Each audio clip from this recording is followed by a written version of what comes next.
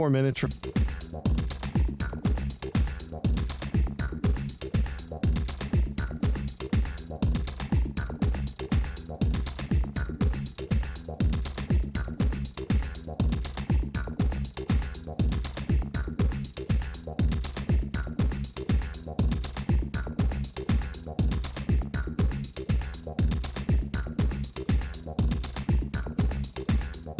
3 minutes, 30 seconds remaining.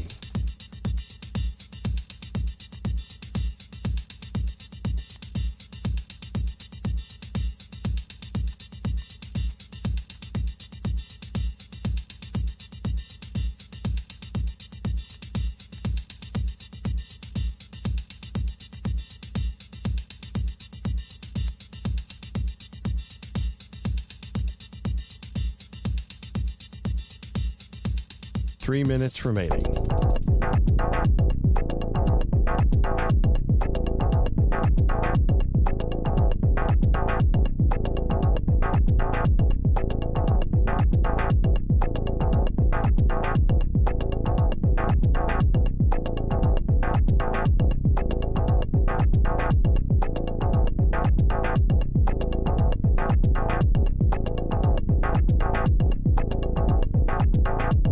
Two minutes, 30 seconds remaining.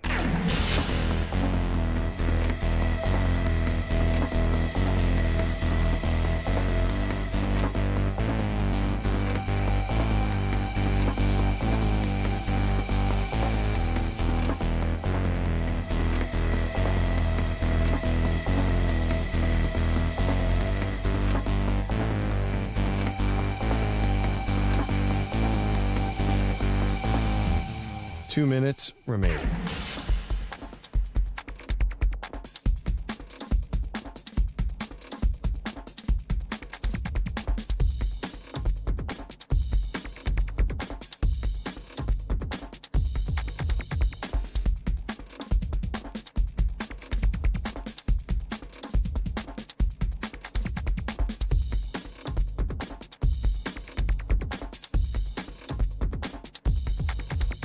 1 minute, 30 seconds remaining.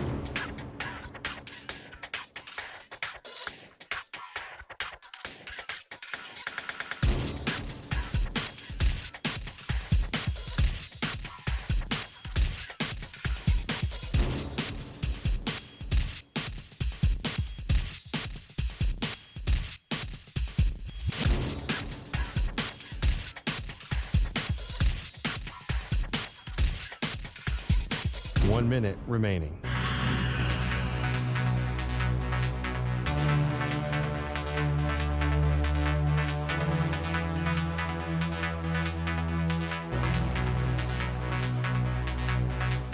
Forty-five seconds remaining.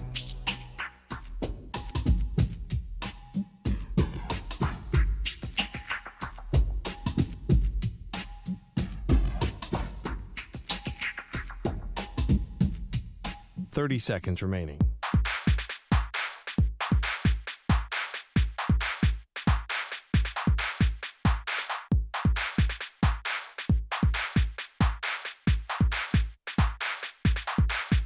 Fifteen seconds.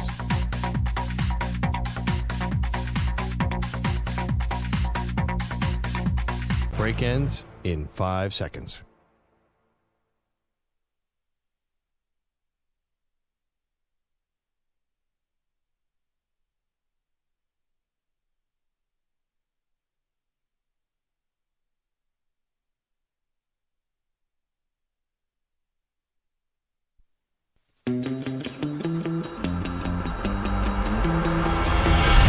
Can run the 40 faster than Tom Brady. He got a perfect score on the Wonderlic. They are Maggie and Perloff on CBS Sports Radio. If you are someone still shaking your head at Dan Campbell's coaching moves in the NFC Championship game, well, get ready for more of it. Welcome to the show. Maggie Gray, Andrew Perloff is still the most controversial thing to come out of the championship weekend, Perloff, and we'll turn our attention to the Super Bowl. We've got a lot of 49ers talk in front of us, so sit tight.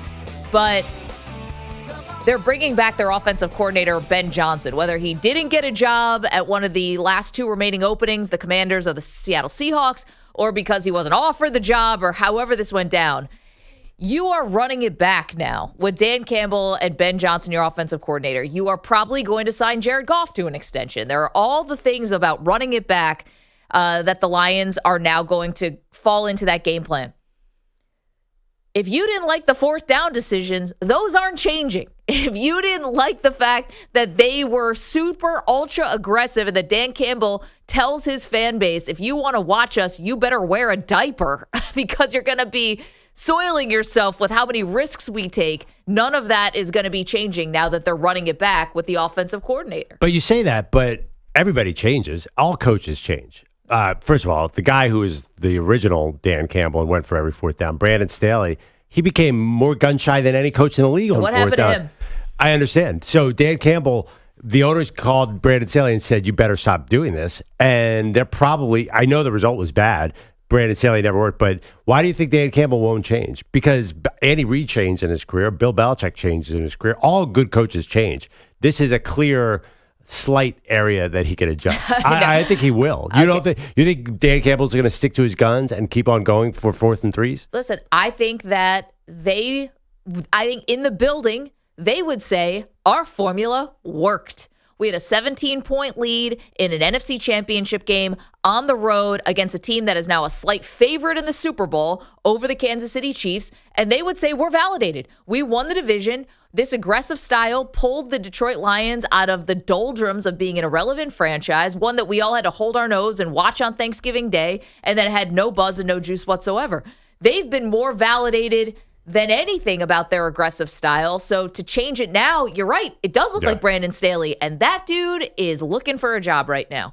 I think that if you had another offensive coordinator come in while you lose the continuity, maybe you get somebody who's got some different kind of ideas. They want to run it back, which is great. You have this great offense.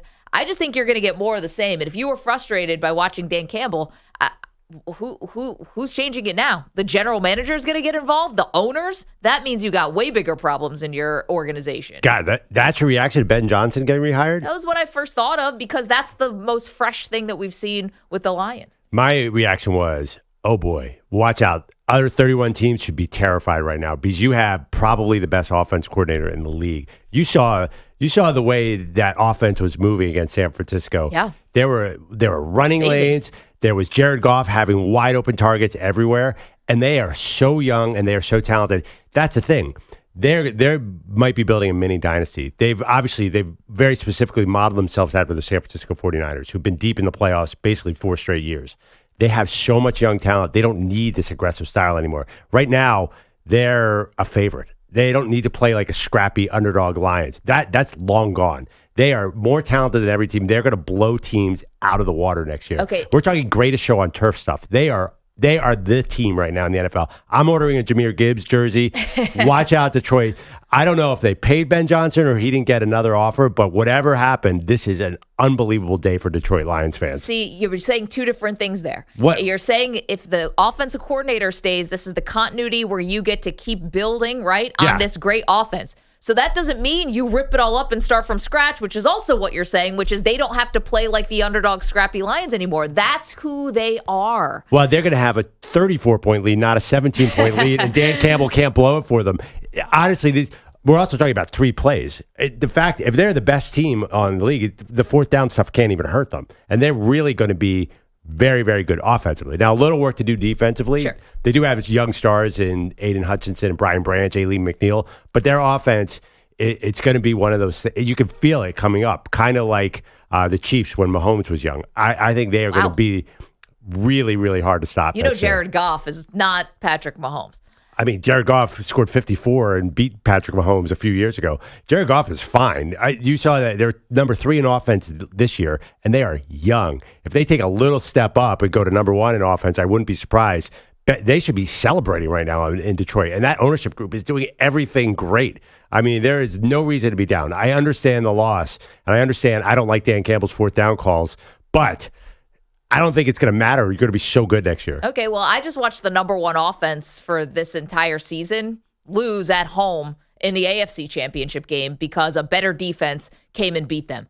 I watched the San Francisco 49ers put together and rebound, to their credit, from a horrible first half defensively and get after Jared Goff in the second half, where Goff made some good plays. Like, it's not like he had a really bad game, but you also saw the limitations where when Goff has to move and has to move around, then he becomes a different quarterback. If he can sit there in a clean pocket, sure, he can throw passes all day. The guy was the number 1 overall pick. He clearly has the talent. But on the second failed fourth down, the 4th and 3, when they got him moving, that play was dead in the water. You could say, oh, they never should have gone for it, but there was a difference between those quarterbacks. Jared Goff was stationary, and Brock Purdy started to use his legs in the second half, and that was one of the big differences for why one team's going home and the other team's going to Vegas. I really think you're looking at isolated plays and not the big picture, because we're talking about a whole season here. And looking at the next season, I'm not disagreeing. Sure. Listen, Jared Goff, I don't want him moving at all. But I still think Jared Goff, I mean, the real number 1 offense in the NFL is clearly Miami, which has a very similar thing. You just need somebody you need someone to distribute to the weapons. But still, they're a blitzkrieg on offense. They just happen to get all hurt. And who knows if they're all healthy. I think that the Lions are going to be that kind of offense. And I think Ben Johnson is elite at play calling. Even the Niners game, they didn't lose because there wasn't enough offensive opportunities. They lost because of a fumble, a fluke catch by Brandon Ayuk. There's nothing wrong with their system in general. I mean, right. I'm thrilled to run this back. Okay, and part of their system, though, is the aggressiveness on fourth down. But I think that's a minor part. And honestly, I think they're going to be so ahead of team. Their schedule gets a lot harder next year, so that's one thing. But I think they're going to be blowing teams out of the water next year. I feel like, not that, honestly, this is Andy Reid, young Mahomes. I think Goff's going to have an MVP-like season next year in the sense that Brock Purdy and Dak Prescott had MVP-like seasons. He's going to have gigantic numbers. I think that their running game is probably the most dynamic, maybe outside of Miami's in the league, and maybe San Francisco. But those teams are all very similar. They are just going to be very, very hard to stop. And if they had lost Ben Johnson, I think the excitement level would have immediately gone away. 855-212-4CBS, 855-212-4227 if you want to weigh in on this story. Again, we'll get to the 49ers and Chiefs and Super Bowl stuff, but wanted to wrap up some news that happened after the show yesterday. There's another read on this that is funny because EJ was talking about this yesterday, and I hadn't thought of this angle, and I want to give you credit for it, which is Ben Johnson still being in the building gives the Lions a coach to go to if they decide they want to move on from Dan Campbell. Okay, I had not thought about that. I think they're building statues for Dan Campbell. I know everyone who hated the fourth down decisions wants this dude run out of town. I think they love Dan Campbell. I think he is the franchise. He's like their Mick Jagger to the Stones. Like there is no this Detroit Lions to me without Dan Campbell. You guys maybe like Ben Johnson a little bit more. That could really create a tough dynamic. You can't have your offensive coordinator outshining your head coach. And again, I don't think that's possible because Dan Campbell is such a big personality. We watched him play. We watched him play in college. Dan Campbell's been in our lives as sports fans a lot longer than Ben Johnson has been. But that is a danger here when you have everyone giving the credit to the offensive coordinator and giving the blame to the head coach, which is exactly what happened after the NFC Championship game. That could set up not a great dynamic, too, especially if, is this true that Ben Johnson wanted $15 million a year to be a head coach? This dude might, I don't know about this dude. If that stuff is real, I don't know where he would come across that number. I understand the logic of this, but just the visual of Big Dan Campbell and mild-mannered Ben Johnson on the sideline, that guy's he's too afraid to stab Dan Campbell in the back. Dan Campbell was 12-5 with the Lions, the Detroit Lions. He's obviously ascending. I'd say he's one of the probably top 5 to 10 coaches in the league right now. They're not letting him walk out the door. Dan Campbell is the franchise now because he's not getting outshined by Goff. They would hire him a 20-year extension right now. They're into Dan Campbell, I think, because of all the good vibes. I understand it's a really good theory, but I don't think this is, let's just eyeballing Ben Johnson and eyeballing Dan Campbell. Dan Campbell's the clear alpha in this entire situation. Right. And Aaron Glenn, the defensive coordinator, and Ben Johnson are outstanding coordinators, but they don't even begin to take any of the shine away from. We've had situations like that, but this is not one of them. This is more like Norv Turner and Jimmy Johnson. Like, Norv was hot, but nobody was questioning Jimmy Johnson. EJ, you think could this set up a tough dynamic? I don't think the dynamic will be tough unless Dan Campbell makes it tough. If he screws up, he makes issues, well, then, yes, there will be questions about whether or not Ben Johnson should be the head guy, right. Which is, I think, something Ben Johnson was thinking about when he looked at the options and saw Seahawks. Not as bad as I think maybe he would have thought. Honestly, they have good skill players, but questions at quarterback, questions about future, and the commander situation is just a rebuild, complete rebuild, in a place that has a lot of pressure. So he looked at that and said, well, I mean, I got to basically, like Perloff said, I agree. Like maybe a budding dynasty here in Detroit. We got great linemen, great receivers, good quarterback. Defense is young, not that great, but getting better. Right. Dan Campbell keeps screwing up the way he screwed up last week. I might be the head man. Sit here and wait. Yeah, and I think that these NFL coaches, they're smart. They're not like they see the landscape too. And it would have made more in a year from now. We could be talking about head coach Ben Johnson of the Detroit Lions. Wait, why wouldn't you guys think? And we're talking about the Detroit Lions and their offensive coordinator, who's like the hot coordinator, hot candidate for this coaching cycle, is going to be back with Detroit. So we're talking about the ramifications there. But like, why wouldn't you think that Campbell and Ben Johnson's fortunes are tied together? I mean, do you think that Ben Johnson is trying to like step in front of the moving train of Dan Campbell, be like, don't go for it on fourth down, man? They're in it together. I mean, if Dan Campbell goes, he goes, doesn't he? But it's going to be a fall guy. And to me, we saw on Sunday, if there's going to be a situation when the Lions screw up, who the fall guy is going to be, we all learned who that is. But again, it's going to be Dan Campbell.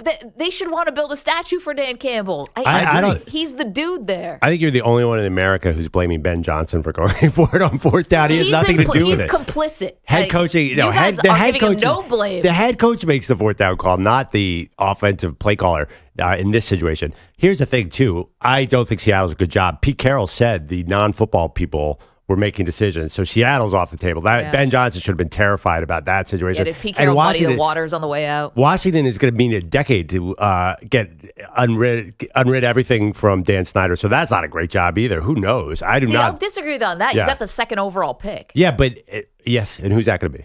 Whoever you want it to be. Yeah, it's not going to be Caleb Williams. His name, whoever it is, it's not Caleb Williams. Okay. So I don't think Drake May or Jaden Daniels. Yeah, I don't think that's enticing you away from the Detroit situation.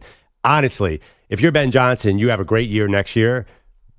What's sitting there for you? It's just sitting there. Dallas Cowboys? The Dallas Cowboys. Why would you leave for a job where you're going to get fired? What's that quarterback situation going to be? Well, the same exact thing as Jared Goff. You have Dak Prescott. They're basically twins.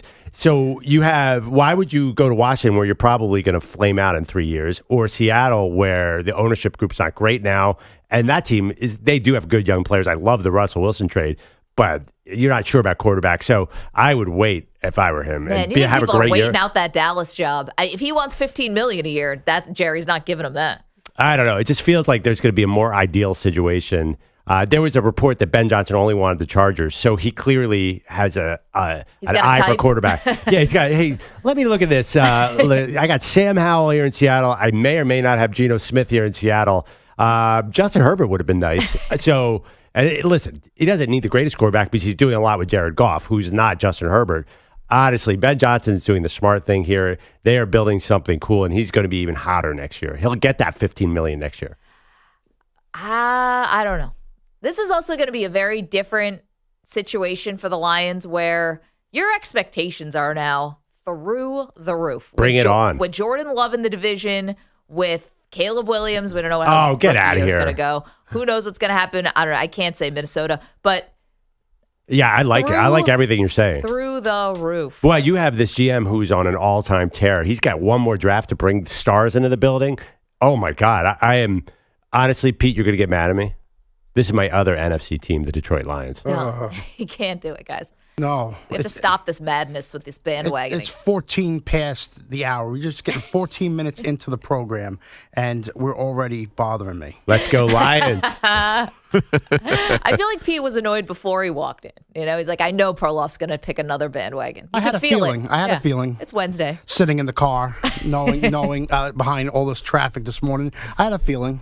I had a feeling something was gonna tick me off. And it did already. It's a day that ends in Y. It means Perloff is taking another bandwagon. I can't, honestly, I was a little shocked that Ben Johnson's going back. I thought our guy Boomer had reported that the Commanders had honed in on him.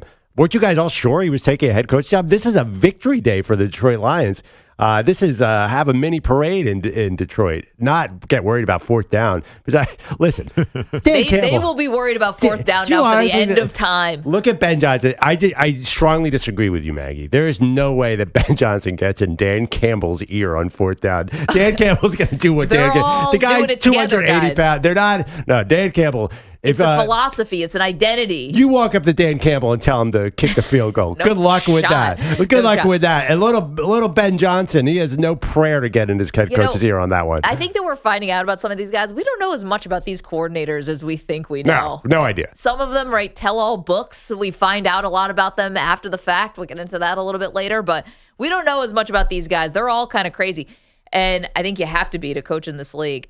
Listen, as somebody who has gone through painful losses being a fan, these things don't just go away. Well, look at San Francisco and Kyle Shanahan. They've had a lot of painful losses, and they keep coming back. It's not a death knell because they blew this game against the Niners. Well, we'll see. They'll be back. 212-4CBS. No, sorry. Let me amend that. Will be back. Oh, gosh. Don't let him do this. Another NFC team to boot, which just but makes they're it NFC North. Even just more cringeworthy because you already root for an NFC team. I kind of like the Packers with Jordan Love, too. Get out of here. That loser hat is coming. I mean, we should be bringing that out today. Oh man, it's in the office. I dare you to find a bigger Cale Williams fan in this room too. And Kirk Cousins. Can I root for the whole NFC North? They have all of a sudden built something special. Let's go. You know, this might elevate from the loser trucker hat to the poop emoji hat. I had to put both on. We'll wear them both. 855-212-4CBS, 855-212-4227. All right, we get into the 49ers. What, if there is going to be an Achilles heel for this team in the Super Bowl matchup with the Chiefs, what is it going to be? We'll get into that next. Maggie and Perloff, CBS Sports Radio. You're in a 5-minute break.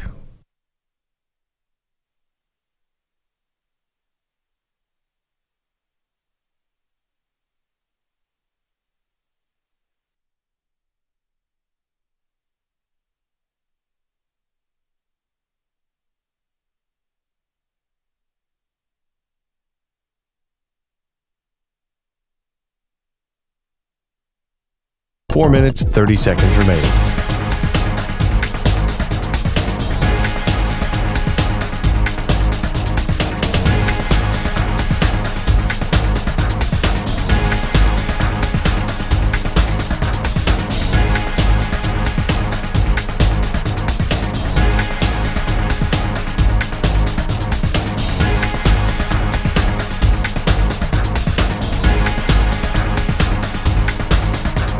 Four minutes remaining.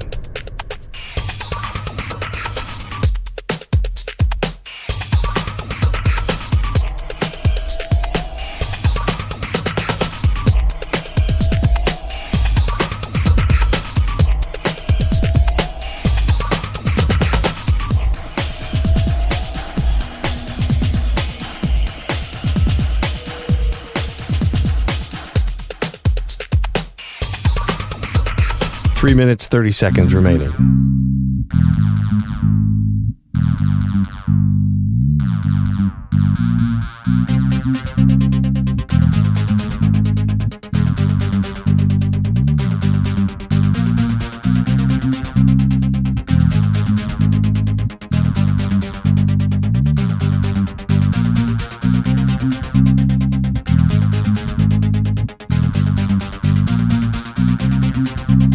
Three minutes remaining.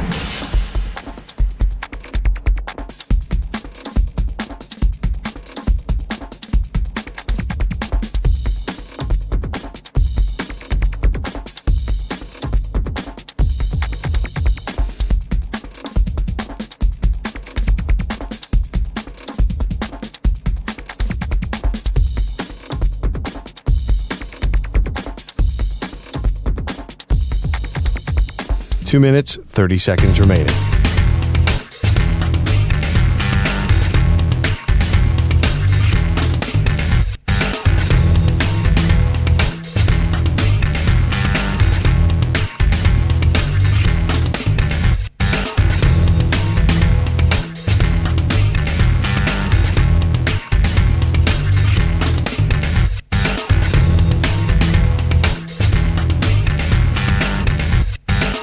2 minutes remaining.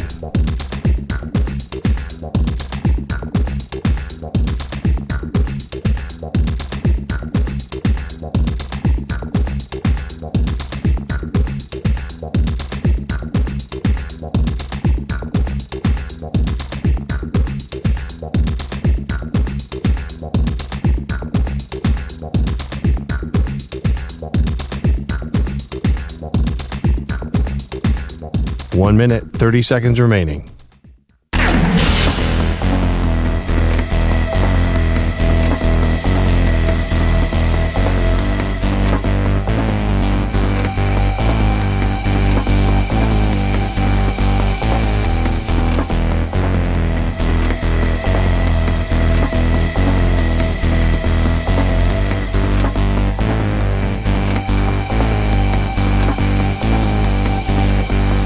One minute remaining.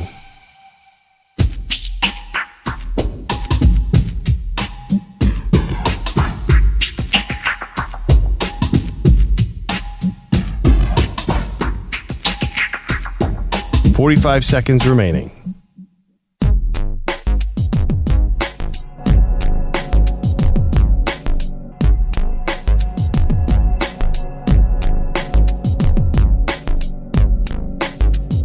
"30 seconds remaining.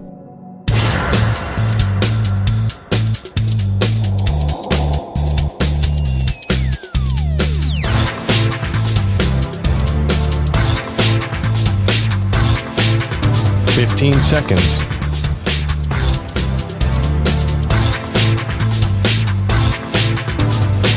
Break ends in 5 seconds.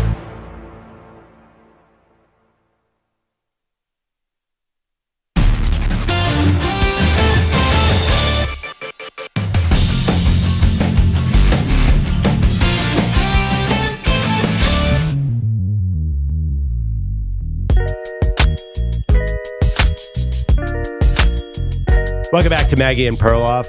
It's pencil right now, but I'm looking at my Lions being the next year's Super Bowl, which where are we? Don't let him do this, America. Oh, come on. Everybody, this is America's team, though, the Detroit Lions, right? They have to be. The little engine that could, I a think little they Motor lost some City. people with the. I think they lost some people with the not kicking the field goal to go up 17. Do you really? You think I do. that? I think that they lost some people. They didn't lose me. I got it. I was expecting them to go for it on both of those fourth downs just because we've been watching Lions games all year. But no, I think they lost a lot of people with those decisions. I don't think so. I think a lot of neutral fans were crushed watching them lose that game and felt like, oh, they have to get redemption. If this was a movie, they have to come back and Dan Campbell has to get the fourth down next time. I think they lost people with Perloff becoming a fan. They see Perloff coming for the bandwagon, they exit. Like, oh no, here we go again. He's jumping to our team. Well, it's not all of Perloff's bandwagons have failed. I mean, the Eagles did win. That's not a bandwagon. I've been on them my whole life. Okay. Any other of your bandwagons ever win? I mean, I don't think the Chiefs is a bandwagon because they have Andy Reid, who obviously is a Philadelphia guy. They have Steve Spagnuolo, a Philadelphia guy. That's basically the Eagles West. So Okay. I get to root for them. You definitely do not get the root. I mean, they beat you in the Super Bowl, so Yeah. I think that probably takes it out. But that was not a contentious beat us in the Super Bowl. Like the Chiefs and the Eagles players all hugged afterwards. That was good. We're fine. They hug after every Super Bowl. You realize that, right? But there was no animosity between the Chiefs and the Eagles players. It's not Ask James Bradbury. Like they have a brawl. James after the Bradbury game. was the one guy in me. He goes, "Oh yeah, I did commit that foul." I'm like, "There's way too many good vibes." Let's go to the phones. Rich is in Chicago. Good morning, Rich. You want to talk about the Lions and Perloff's new bandwagon team? Yeah, I got two things, and I'll be brief. But talk about the Lions and Dan Campbell. And Perloff kind of touched on this, and being embedded in the NFC North, unfortunately, because I'm not from here, know a lot about it. I have to suffer through the Bears and their competitors. But think about this. You've got the youngest team improving in Green Bay. You've got the Vikings, if Cousins comes back, a very legitimate playoff team. And you got the Bears with the biggest draft in the history. And they were improving at the tail end of last year and will only get better. Now, you talk about the Lions' schedule. They're going to have a much more difficult schedule. But how about playing those three teams in your own division? I think the Lions aren't even going to repeat as NFC North champions. Wow. Who do you Rich. like, Green Bay, Rich? Yeah, I like Green Bay. Yeah. I like the Bears. I like the Bears behind Green Bay. Bears? Oh, come on. All right, Rich, show bet. There's no way the Bears with a rookie quarterback are winning that division. Well, you don't know if it's going to be a rookie. That hasn't been determined. Hasn't been determined. I got to tell you something. Trading that first pick and doing something with Fields because he's got 1 year left on the rookie contract. They still could draft a quarterback in the second, third round. They've got 7 of the top 52 picks. Oh, Rich, they've got so many picks, but thanks for the call, bud. They'd be insane to pass on Caleb Williams. And I don't even know if Caleb Williams is going to be good. I'm just talking about the process would be so flawed if you have 2 bites at the apple for the number 1 overall pick and you pass on both of them, trading to Carolina last year and then doing it again. That is a flawed process. Well, except that it worked out beautifully last year by not taking Bryce Young. But you didn't make the playoffs. Yeah, but you have to admit, like that was a stroke of luck. Well, maybe they dodged a bullet, but we don't even know if they would have taken Bryce Young. So if you had the number 1 pick, maybe they take C.J. Stroud, and then what are we talking about? Yeah, but I don't think they really were even looking at quarterback. They probably would have taken Bryce Young. I think most teams would have taken Bryce Young. That being said, Caleb Williams is a surefire star. I mean, there's no doubt. It's a different. I totally agree with you. You can't pass on him. And I actually disagree with Rich, who seems to have a really good sense of where these things are going. They're not keeping Justin Fields, right? They put this tweet out the other day about how great Justin Fields is. Felt to me like a goodbye tweet. They have to bring in Caleb Williams. But one thing about Detroit's schedule, this is uncanny, Maggie. Okay. Listen to they have all their home games, and it is a tough schedule. They hit the road, Green Bay, Chicago, then Minnesota, Arizona, Houston, Indianapolis, San Fran, and Dallas. That's 5 of their 8 road games are in domes. How is that possible? This team is going to play at least 13 dome games. See, I don't love that if I'm the Lions. You want some practice outside? Yes. I mean, look at some of the things that came back to bite teams even in the playoffs. You had Miami not being good in the cold. I know, death taxes, and the Dolphins can't play in the cold weather. You had the Ravens couldn't play from behind because they never had to play from behind the entire season. They were caught totally flat-footed on that. You need experience for these things. You need to go through all the ups and downs of a season just to be prepared for anything in the playoffs. Let me get this straight. So you think the Ravens should have let the other team score some touchdowns early? No, I'm just saying it wasn't their fault. It was their good fortune that they were so good, but they were down 1 score in the first half, and they were playing like they were down 30-0. Yeah, and I mean, listen, they're bottom half of the league passing teams. They don't need to pass because they're the best running team. So that's a good point. Miami would have had home field if everybody didn't get hurt. So I think that's a little different, right? They would not have had to go to the cold game at all. I know, but Miami hasn't had a home playoff game since like the 90s. It was all set up this year. They lost everybody. And it didn't matter if they were playing home or away. Without their top 5 defenders, how are they going to win these games? So to me, that was injury. You think it was the cold? I think that, again, death taxes, Miami Dolphins can't play in the winter or can't play in the cold weather. And everyone's saying, oh, Tua, he's from Hawaii. There's no way he can play in these negative temperatures. I mean, Patrick Mahomes is from like the heart of Texas. I can't imagine it gets very cold where he's from. But the other part is like, how do you make sure that once you walk into a game, you're not at such a disadvantage? A dome team going outside, a warm weather team going to cold weather. Home field. I mean, that's what you got to do. You got to really try and win a lot of it. Well, you said this year the number 1 seed is so important to get to the Super Bowl. It actually, it's not. Well, for the 49ers. For the 49ers, it works out. I mean, first of all, you get that bye, but I think for Miami and Detroit, it's home field. Detroit actually got kind of lucky that the weather was okay in San Francisco, because if it was raining, I'm not sure they get that big lead. We didn't even talk about the crowd. Do you think Detroit loses that game if they're in Detroit? No. Right. And does San Francisco win if they're not at home? I mean, the crowd was a big factor when San Francisco started making their comeback. So Detroit, their schedule does get tougher, but you're right. They have to go all in to try and get home field so they don't have to go to San Francisco again. I mean, really, you look at the NFC, I think you're looking at San Francisco and Detroit at the top and maybe Green Bay floating around. So notice you didn't put the Cowboys in there. I didn't put the Cowboys and I didn't put the Eagles in there because I can see where the wind is blowing. Yeah. We will get more into 49ers and Cowboys. You had Jerry Jones talking at the Senior Bowl yesterday. Lots to do. Peter Schwartz is here doing updates. Good morning, sir. Good morning. We're sponsored by Progressive Insurance. Looking for a career path with flexibility and great pay and benefits? Go to progressive.com/careers and apply online today. We'll start in the NBA as the Warriors hosted the Sixers. Curry now working on Harris. Shows him the dribbles. Shot clock at 5. Got to make a move. Step back off the dribble. 3. Yes! Curry with the triple, 10-1 since Curry came back on the floor. Tim Roy on Warriors Radio. Warriors over the Sixers, 119-107. Curry with 37 points.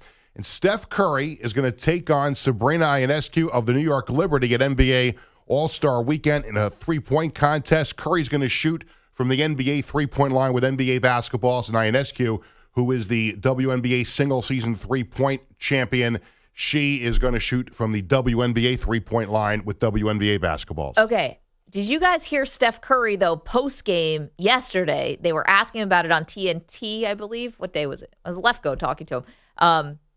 And Curry goes, and I think she's gonna shoot from the NBA three. I was like, oh, Curry. She tweeted that she's gonna shoot from the NBA three. She tweeted, three. said, I just saw it up on the screen. She said, I'll shoot from the NBA three. Let's get it on, or something like that. Right, yeah. But now it's official. She will be shooting for the WNBA three. Well, I'm just reading it from the press release. Say she's going to shoot it from WNBA, but that's up to her. I guess doesn't matter. Well, it definitely matters, but I mean, she's so good. She has unlimited range. What do you think she's practicing from? I'm sure she's practicing from an NBA three. Yeah. Oh, you mean for this competition or I'm just saying in general? Like, I mean, it's like putting a donut on the bat. Well, I mean, I don't think there's a lot of. Honestly, I don't know if there are a lot of courts that have NBA three-point lines. Like, you'd have to find a court that has one. So I play this place called Brooklyn Post in Williamsburg that has all the threes. And I'm pretty good from the normal three-point line. The NBA three-point line is like a half-court shot. You're basically, it's like you're coming down from the like that. Okay. It is. I cannot believe that these guys, that Damian Lillard just flicks it like it's nothing. It's got to be, at EJ, you know this, it feels like it's 70 feet away. Oh, yeah. Yeah, the court, a random court in Queens, a outdoor court, for some reason had an NBA three-point line. And I love playing there because it actually made you work on your jump shot. But yeah, it's ridiculously far. It's a heave. Yeah, it is a big difference. She's obviously cool with it. But doesn't she normally launch a lot of her threes from well beyond the arc anyway? I think it's like her, Caitlin Clark. Like they're unconscious. Caitlin Clark is a logo person for sure.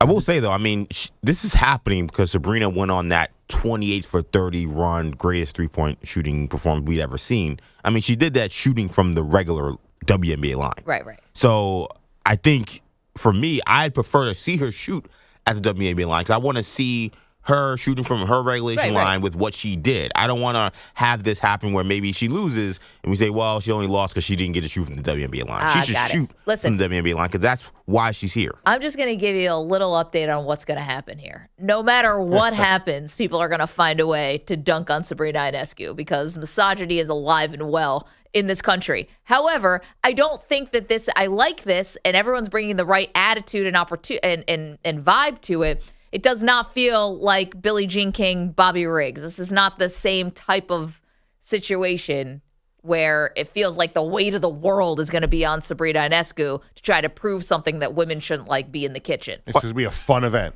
I think everyone's all about that. Also, I think that's in part because Curry's not Bobby Riggs. You know, Bobby Riggs was playing the Lothario, sort of blowhard dude. Back then. That was a lot of theater. Bobby Riggs was trying to make money off that, and he succeeded. I think there was always that conspiracy theory that he had bet on Billie Jean King, right? I mean, there's an underlying issue here that is sort of show-related. EJ is a big Saturday skills guy at a in-season tournament guy. Saturday night, yeah. I like the dunk contest, but the rest of NBA Saturday night has been awful for a long time. And usually, by the way, three-point contest lost interest to me when Larry retired. Like, come on. Oh my that was a while ago. Yeah, 1988. I know. Yeah, that's what I'm saying. I have not thought. Did you even know who won last year's three-point? Karl Anthony Towns. Well, that was 2 years ago. Oh, sorry. Last year, I don't remember. I have no. I'm looking at the list of winners. It's so random. Hold on one second. Wait, Steph won a couple years. What do you mean? I got to be honest, Perloff. If you're going to say haven't watched since Larry Bird retired, you're doing a little back in my day. A little get off my lawn. I'm just saying, I think I'm in a large majority. People do not like the Saturday night skills contest. I think so. Larry Bird's last one was 3 million people watched it. You always do this. 3 million. 3 million. 3 million. What is this like a Panthers Falcons game? And 3 million that's a good number or a bad number? No, that's a lot of people. You say nobody likes it, and then I say, well, 3 million people. Oh, that's not a lot of people. It's like 3 million. It's a terrible sports rating for an event, right? Well, but it's not a game. It's an exhibition. It's not. It's not a game. Why does the Pro Bowl get 10 million? It's football. It's totally different. Why can't they just make the best players participate? Like back in the day when you had Jordan was doing doing it all the time. Make the guys play. If they're gonna take games off during the regular season, then the NBA should say to them, okay, if we're gonna take a random game off on a Tuesday, you're gonna be in the dunk contest. I think you guys underestimate how diverse the NBA audience is and how young it is. Like, yes, I think of the older group. Yes, a lot of people don't care about it, but there are a lot of young folks and a lot of other folks who do watch this thing every year. Listen, I think it also is for younger people. Like, I watch the dunk contest now, and I realize this isn't for me. Yeah. It's not an event. It's like watching Nickelodeon slime TV. Right, I get it. It's good for what it is. It's not for someone who's my age. Hence why Larry Bird was the last time I was interested. I'm actually proving your theory. It was 88. Yeah, I was like, are you kidding me? I just think the NBA All-Star Game keeps reinventing itself to try to get interesting. Like, it just lost something to me. I watched an old dunk contest from 1989 on NBA TV the other day. All the stars were there. It was Dominique versus Jordan versus Drexler. It definitely, like, All-Star Weekend has become much more of a, like, sort of let's all hang out and be together. Well, and it's not the same. There's and we more know ways that. for these guys to showcase themselves. Like, Jordan dunking, that was probably... That was a big thing because a lot of eyeballs on it, and Nike wants him doing it and everything. Now these guys who put out an Instagram post of you working out, it's probably has a similar reach. And I did the 3 million for the views, but if I go and show you the YouTube views for how many people watch Mac McClung's dunks, you'd probably be on the floor. Yeah. How many millions? Well, it's kind of made for social media. Yeah, it's like the way we view sports in terms of the football is the only sport where I think you could look at ratings and say, okay, that's how you measure it. I think NBA, you cannot do that. It's totally different. Okay, I totally understand. And this obviously is the old man get off my lawn take. But you have to admit, back when the stars were the dunk guys, it's a lot better than whatever's in there now. I think that, even 10 years ago, even see Blake Griffin, Griffin's never going to do that again. You're not going to see Zion in the dunk contest. No, we missed those guys. But at the same time, it wasn't like Aaron Gordon, Zach LaVine was 50 years ago. Yeah, and now that was fantastic. It feels like a long time ago because now guys like that are not even doing it. It gets worse every year. They did a mistake. They made a mistake when they took away the Elam ending. The Elam ending is great. They're not. I don't think they're doing it anymore. Well, no, because the guys, they didn't even take to that anymore. So the Elam ending was, instead of just having the clock run out on the quarters, it was you had to get to a certain number of points. Yeah. And it made it a lot more competitive, like first 1 to 21. Except that smart people like me still had trouble wrapping their head around how it worked. They need a better name. Every year we're like, wait, how's that Elam ending work again?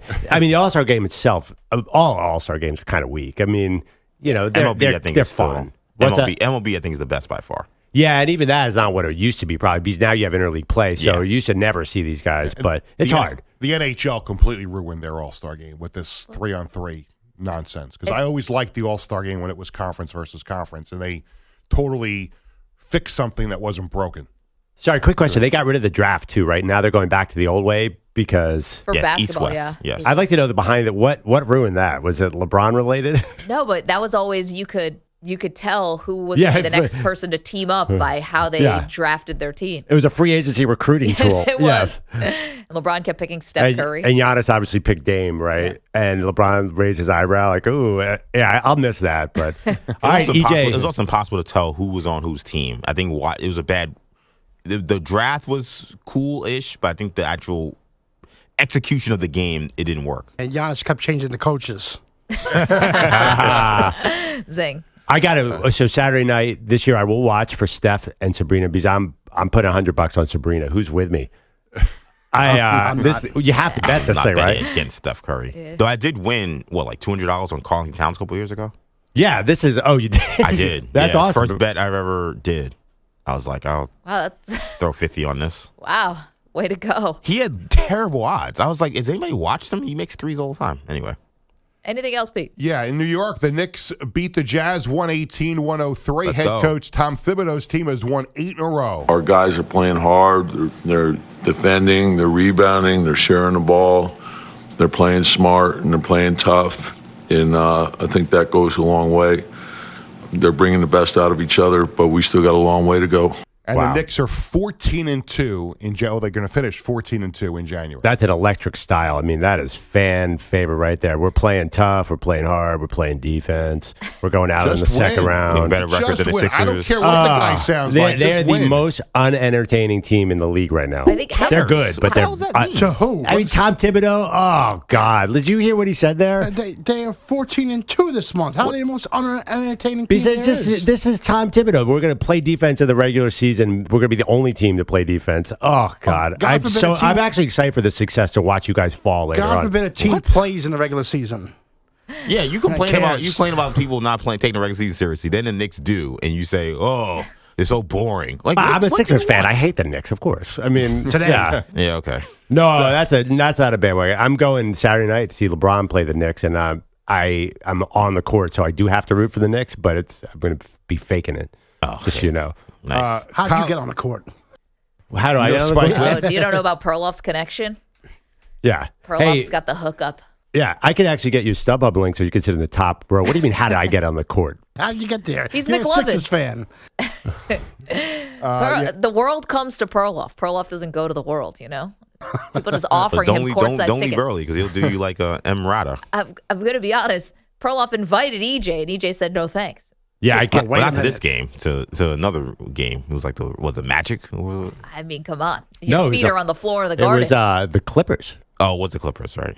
James Harden. Yeah. Well, you got to take that. It was Jets Monday Night Football. The season was still on the line. They were in the playoff EJ, you're race. lucky you won that bet off of Karl Anthony Towns because that showed poor decision making. All right. College basketball, we had an upset in Atlanta last night. Lobbed up to Bacon. Hands off Davis down the left side. Takes a bump. Banks it up. No good. Tapped off the glass. Doesn't fall. Jackets win. Jackets win. Jackets win. The Jackets win. The call on Georgia Tech Radio Network. Georgia Tech upsets number 3 North Carolina 74-73. And it was quite a happy birthday for Tom Izzo. No, not the Tom Izzo that works on this floor, but Michigan State beat Michigan 81-62, giving Spartans head coach Tom Izzo his 700th career win. And it came on his birthday. Izzo glad all of those wins came with Michigan State. What I was going to do in my career, when I was going to quit, if I was going to go to the NBA, if I was doing, and so many coaches have changed, and I've just kind of hung in there, and that's what happens when you hang in there. I mean, 700 wins is pretty impressive even to me, but 700 wins at the same school, that means a lot to me.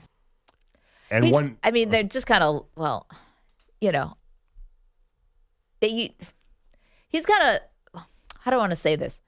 Do we think this record's going to stay? Because we've had Boeheim, we've had others who've had these big time, and then all of a sudden the NCAA comes in, and now they start taking. I'm not saying Izzo's doing anything that would warrant that, but would we bet this number is going to hold? Like Boeheim, yeah. Yes. You think so? I think he's fine. I mean, Izzo's great. He's been awesome to us. Yeah, but listen, Michigan State Athletic Department, there's nothing lower in the. I was going to say. I mean, they've avoided scum of the scum. The Let's be basketball honest. has avoided some of the really bigger, more embarrassing things that have gone on there. Just outright evil things that have happened there with Larry Nassar and all that.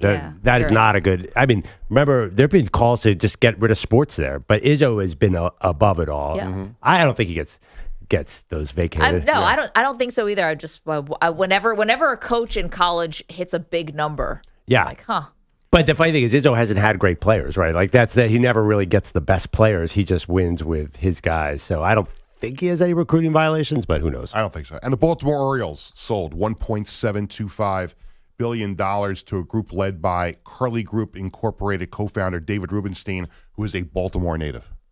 Yeah, what is it? This the Argyle Group or what's it called? Argyle Group. That's good, right? For Orioles fans, Yeah. I saw on Twitter were really happy. And Ripken is involved with this group, too. I mean, how could he not be? You can't sneeze in Baltimore without Cal Ripken giving you the okay. I mean, last year the Baltimore Orioles had one of their best seasons in years, and the only low point besides the playoff loss was Angelo's family wanting to get rid of the play-by-play guy. Remember that? Oh, yeah. For just pointing out like that they hadn't Hey, won. we're winning road games now. Yeah, right. Get that guy out of here. Literally suspended him. Thank you so much, Peter. Appreciate that. See you guys on the phones. We'll get back to you in just a moment. We've got sound from Jerry Jones. We're playing it for you next. Maggie and Perloff, CBS Sports Radio. You're in a 5-minute break.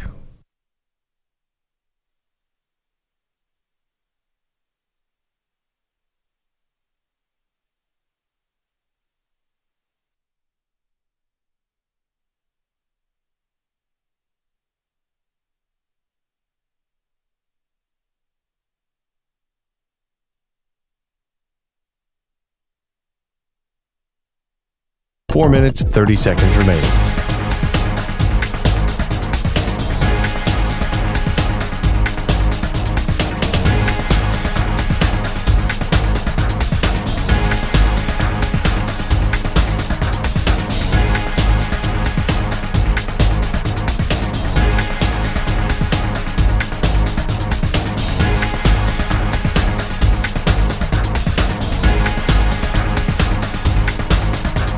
Four minutes remaining.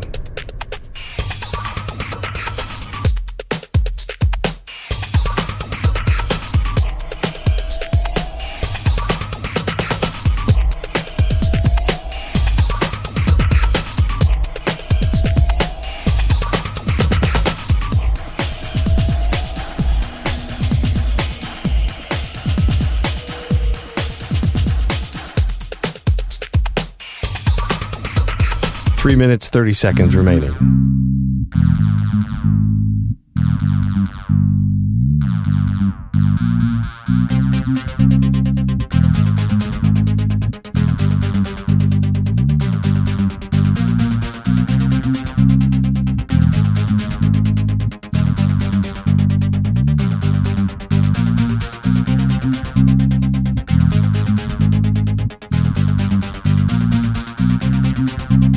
Three minutes remaining.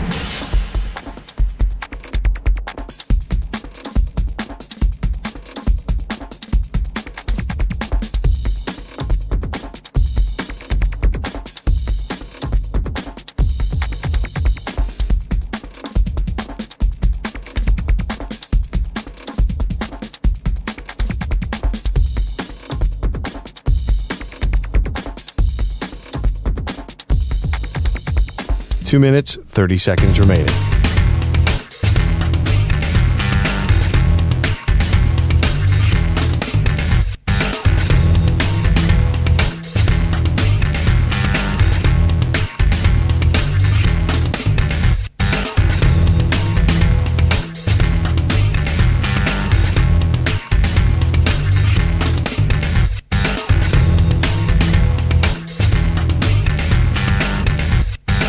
Two minutes remaining.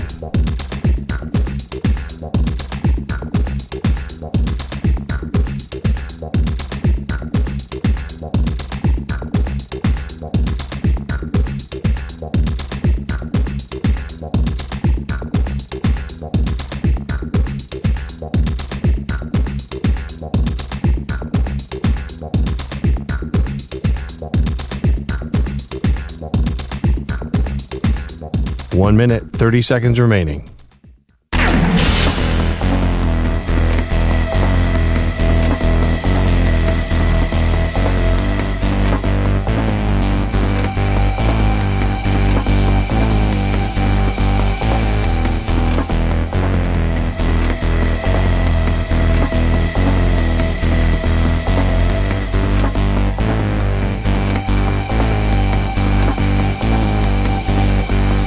One minute remaining.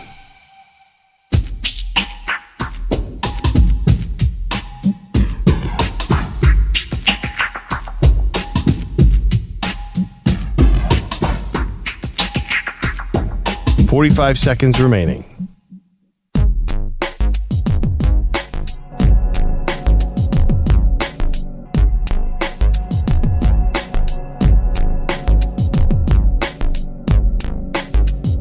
.30 seconds remaining.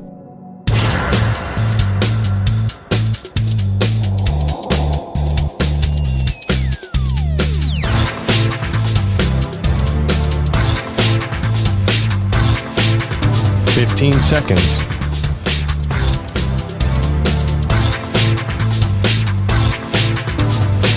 Break ends in 5 seconds.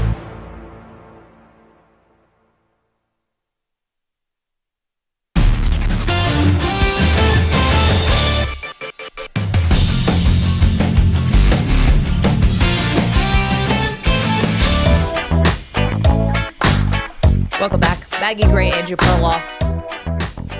You know, big show debate that's going on behind the scenes here, and it's a simple question, doesn't have a simple answer, which is, I just posed to Perloff, are we overthinking all this Super Bowl analysis?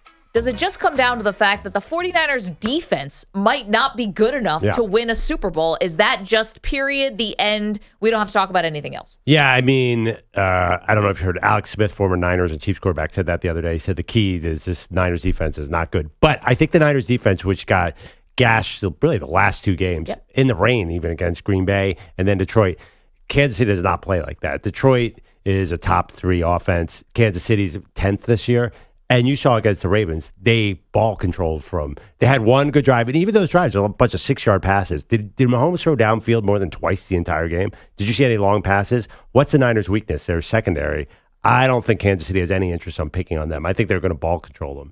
So I think that the Niners are not going to get gashed like they did against Detroit. Okay, I think totally opposite. I think this is going to be a tougher assignment for the 49ers defense playing against the Chiefs for a couple reasons. The way that Mahomes can use the middle of the field with Kelsey. The Lions did that too, right? Well, yeah, but I'm saying they can do that. Like the Lions hurt the 49ers by using the middle of the field with Amon-Ra St. Brown and with Laporta. You can do that if you are the Chiefs, and you have this run game. I mean, does Isaiah Pacheco look like Aaron Jones or look like Jahmyr Gibbs? No, but it doesn't run the same way. But man, he's effective. So you're going to be able to run the ball. And then I give you the upgrade of Mahomes at quarterback, how he's able to keep plays alive, his scrambling ability, all of that stuff. Like the Chiefs don't do anything right now. They're playing in such a clean way that they don't do anything to put themselves behind the sticks. So you're not looking at 3rd and longs where Nick Bosa can tee off and try to get to Mahomes. Right, but Mahomes is not going to – I disagree. They're not going to throw downfield. I mean, the Lions have a much more explosive passing offense than the Chiefs.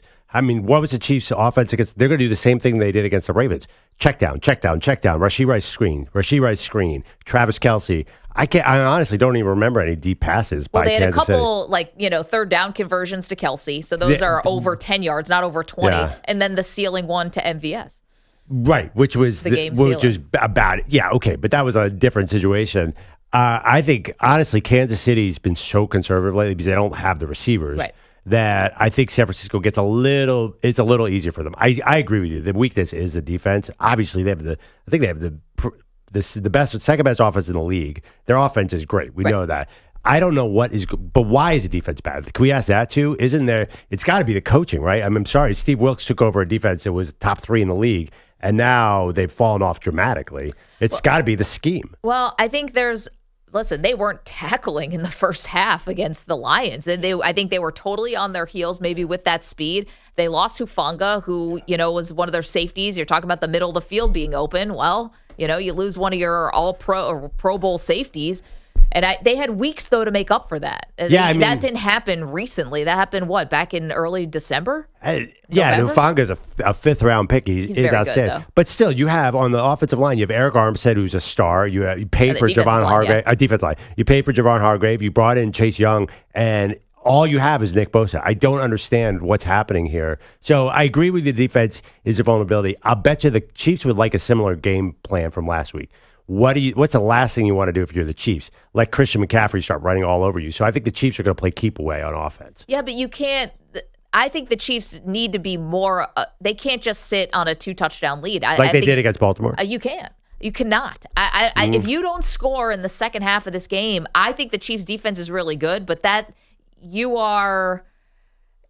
you're taking your life in your hands there if you try to be that conservative. Yeah. I think at times it wasn't just so conservative. The Ravens' defense actually is very good. Definitely. And they just didn't want to give them an inch. Well, I think Mahomes has been so interception averse, though, lately. Why would that change in the Super Bowl? The guy's not putting the ball anywhere near the defense. Yeah. 855-212-4CBS. That's the question. Is the 49ers defense... Is this the real Achilles heel weak link? Can they not win the Super Bowl with this defense? 855-212-4CBS. We get to that Jerry Jones sound that I promised. We'll do that next. Maggie and Perloff.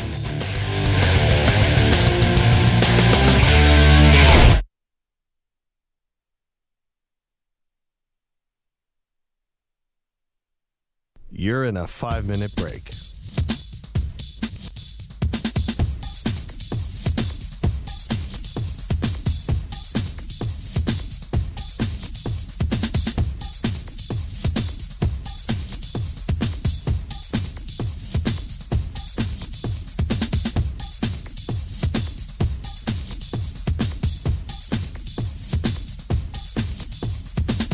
4 minutes, 30 seconds remaining.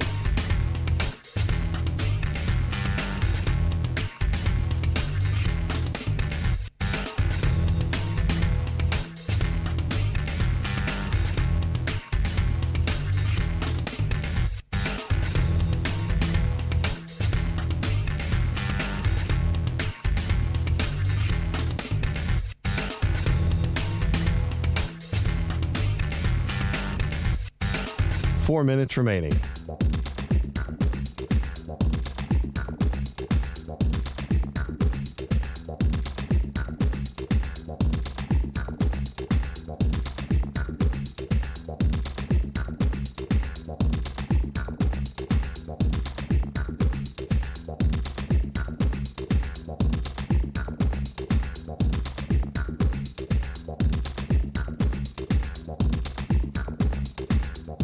Three minutes, 30 seconds remaining.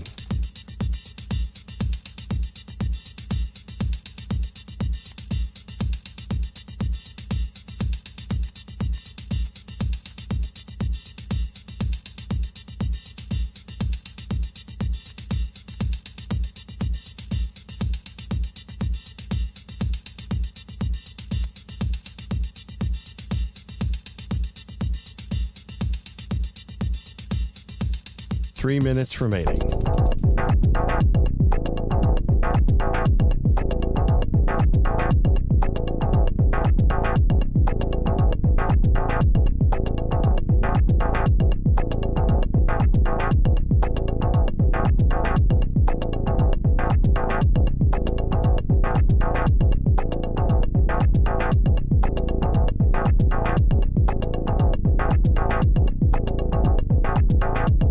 Two minutes, 30 seconds remaining.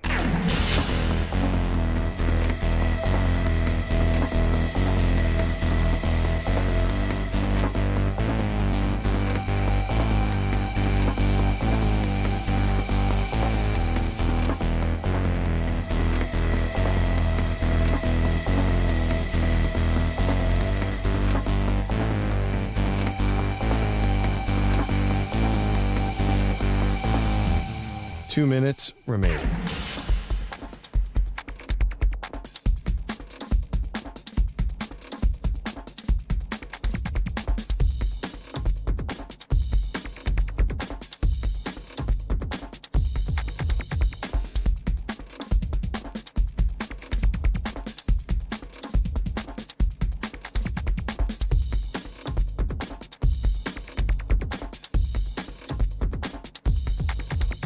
One minute, 30 seconds remaining.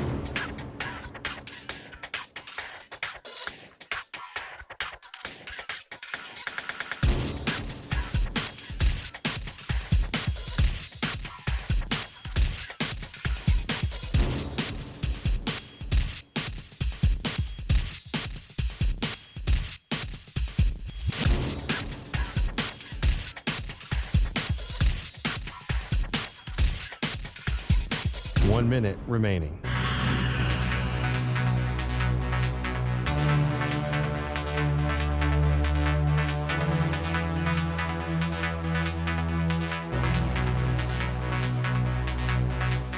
Forty-five seconds remaining.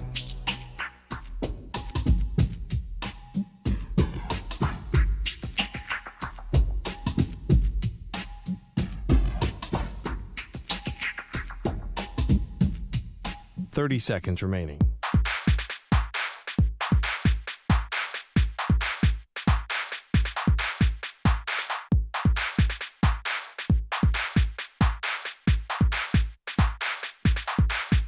Fifteen seconds.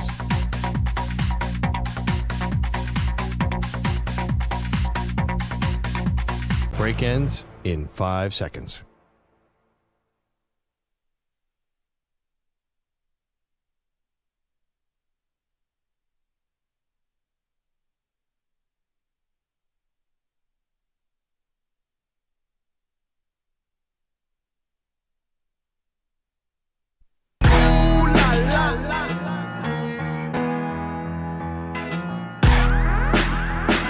He's the reigning Fortnite champion. She's a Call of Duty legend. They are Maggie and Perloff on CBS Sports Radio. Don't fall for it, Cowboy fans. Do not fall for it. I beg you. Welcome to the show, Maggie Gray, Andrew Perloff, Jerry Jones at the Senior Bowl, along with every other team in football. But, of course, Jerry gets the attention. He talked about a lot of things. Talked about Dak Prescott. He talked about Mike McCarthy coming back, and we're going to get to all of it, Perloff. But the big thing that Jerry said is that they are going to be all in. Can we hear from Jerry Jones making this big proclamation? I would anticipate, with looking ahead at our key contracts that we'd like to address, we'll be all in. I would anticipate we'll be all in at the end of this year.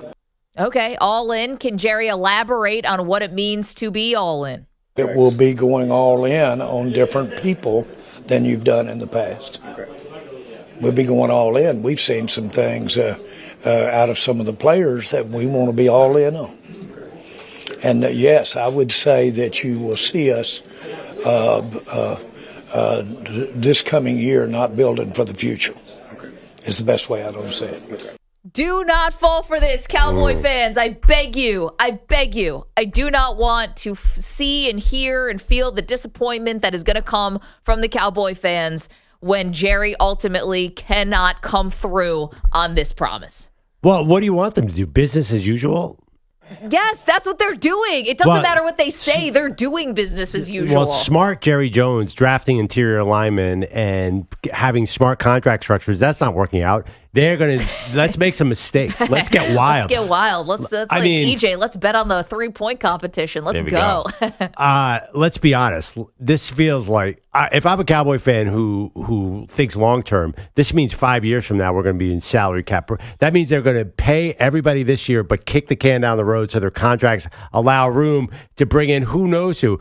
I think I have an idea where they're going. Okay, well, if you can speak Jerry and translate this. They're clearly going to invest in either Saquon Barkley or Derrick Henry. They're going to get a big-name running back in there. And that's what, to Jerry, that's all in. The dude won a Super Bowl with Emmitt Smith, and I'm not saying, listen, I think in 1992. The smart football crowd is not into paying for running backs, but I get a sense like he's basically, let's get wild. Let's make some mistakes. Let's bring in a big name running back. Well, okay. The thing is, in this day and age, you can actually bring in a big name running back and not have to pay them that much money. Yeah. So Saquon Barkley, Derrick Henry could be had. I think you might have to pay Saquon a little bit this time, but $10 million this year with the franchise tag. I think that's, I can tell Jerry. I feel like he has a star in mind, and he to him that's a star. Okay, well, has he checked the books? Because he's $19 million over the cap for this year. So this T. Higgins and trying to go to these free agents, which we're going to talk about all offseason, but I'm really feeling here for the Cowboy fan because I want you to keep the same energy that you had, not the same pain after losing to the Packers at home, but keep that same energy. Where you were frustrated, where you didn't want to fall for any of Jerry's stuff, and he's baiting you into this again. He's trying to sell you on that 4-letter dirty word, hope. They can't come through on this stuff. And you want to know what's going to happen is that this is what they're going to do, and I hate when teams do this. This drives me nuts, is when you re-sign all your own players and say, this was us going all in. It's like, nope, that's you running it back. But he said, I'm not going to do that. He said, I'm going to pay some players that you're not used to. With what money? So that means you're definitely doing an extension with Dak because you have no choice. CeeDee Lamb's not getting paid. Micah Parsons not getting paid. You have to pay those three, okay. But there are a lot of cap cuts. I mean, Gallup will be gone. There's a lot of overpaid players that are gone. How much was he making? He's a huge saver. I saw like $9 million. There's a lot. There's basically there's a lot of guys that are going to get rid of immediately to get underneath that cap space, which is fine. Okay, but that's you and everyone else in the league. I'm looking at a team like the Detroit Lions who have $48 million in cap space. You want to talk about that the Cowboys have drafted well, and they have, but there's other teams out there that are drafting real well. And so you're going to have a lot of competition. Cap space is a myth, first of all. Well, nobody runs out of cap space. Just restructure everybody. Okay. And Jerry's saying, I'm in to my Saints eighth. fans about Jerry's that. saying, I know he's going to be the modern Talk to Saints. Rams fans about that. At Yeah, some point, if you that's don't- what he means, and it worked. Okay, but the Saints won. Rams The Rams fans are won. thrilled. I know, but the Cowboys haven't won, and what's the evidence that they're going to? Well, they do Rams, where basically all their contracts, the big hits are going to be in 5 years when Jerry is not really going to be there, and that's Steven's problem. I think he's saying, I'm going to structure everything to allow to bring in. Here's my name. I'll go off the one you will not expect. How about they trade for Joey Bosa and his giant contract? I don't know how you're going to do it. So you're going to play a guy who's played, 13 games in the last 2 years? Yes. That's not what I would be excited about. By definition, well, you wouldn't be excited if Joey Bosa was there. He can get after the quarterback, and they need somebody who can get after the quarterback, and it's also good against the run because that's their main. I think they got to make some big swings, take on some big contracts, kick the salary cap down the road. They need to be all in when they build this team this year and say, you know what, we're going to stink in 3 years, but that's okay because being a consistently good team is not working. Jerry Jones will tell you over and over again, if you listen to him, which we have to do a lot around here because the Cowboys have the most fans and the fans are spread out all over the country. We have to listen to Jerry a lot. And he tells you and says the quiet part out loud, which says, as long as they're talking about us, we've done our job, which he said 2 days ago. And yesterday he said, we just want to be around the rim. We want to be around the rim. We're using the basketball analogy that if you're around the rim, eventually the ball's going to go through the hoop. Well, it hasn't, and it's been nearly 3 decades. So hanging around the rim hasn't done it. And where I'll disagree with you is I just don't think they will do this. They have not been, for as flashy as the Dallas Cowboys are with the star, they're not a big free agency team. Yeah. They don't do that. That's what he's saying. He's saying they're going to reverse plans. And I don't know why. I'm an idiot. I believe him. I think they're going to do something stupid. Oh, I don't think it's time to get wild. So the other part, too, is none of this makes sense on another level because you have a lame duck coach in Mike McCarthy. Now, Jerry said he did not need to be swayed in bringing back Mike McCarthy.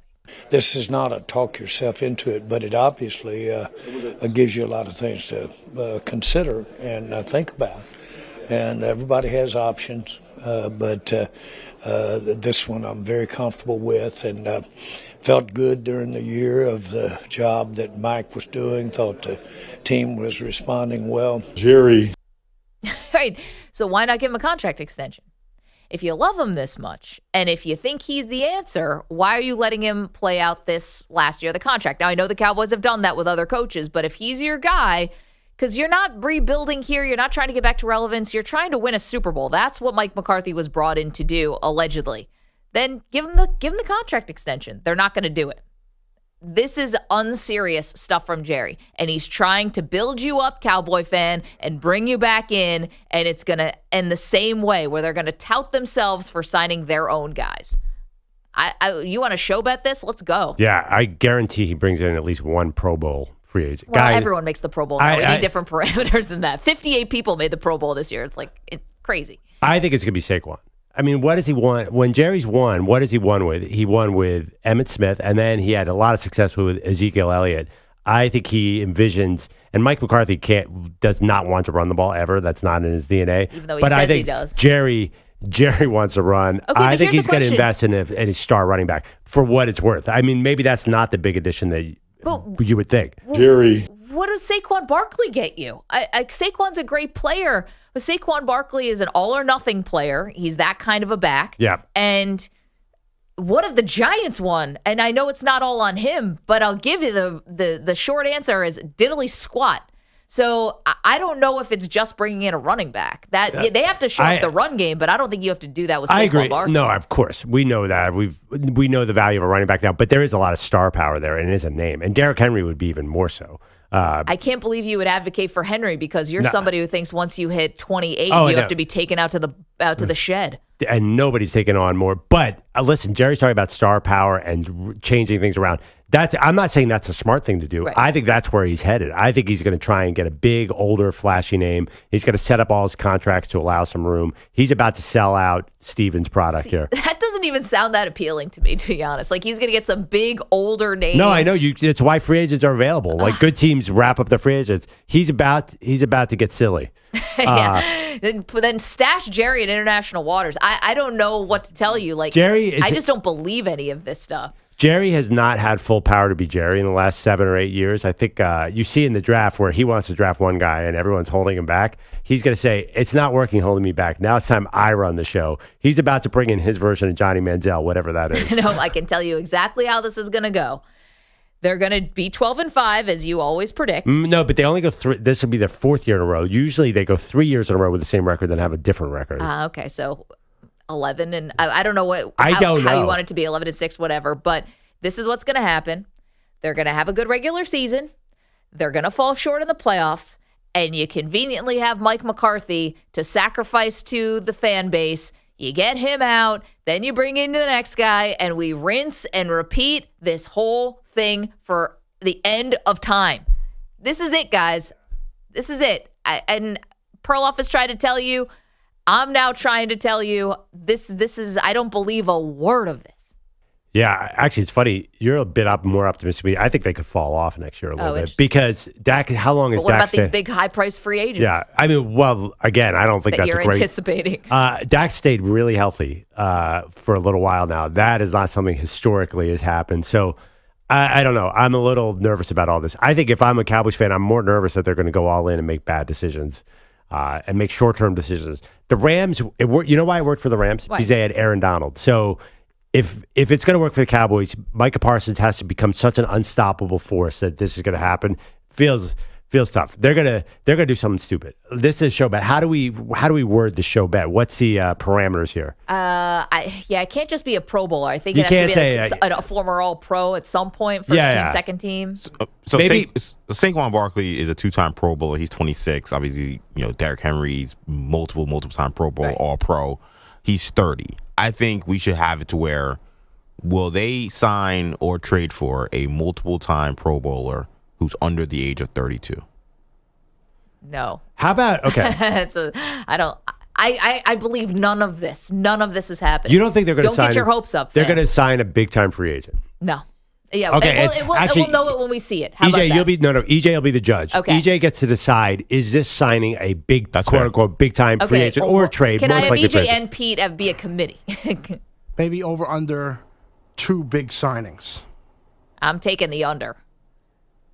That's And good. you know It's what? going to be hard to get Again, two guys. it's kind of like porn. You're going to know and you see it. Is it a big-time free agent signing or is it not? I think we're smart enough sports fans that we'll be able to come to a consensus. Okay, over under 1.5.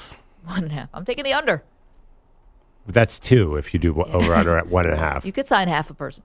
Well, Maggie's saying there's going to be. I mean, we can do Just the top half. because Maggie's saying that there's going to be none, right? You're saying that there will be Nothing.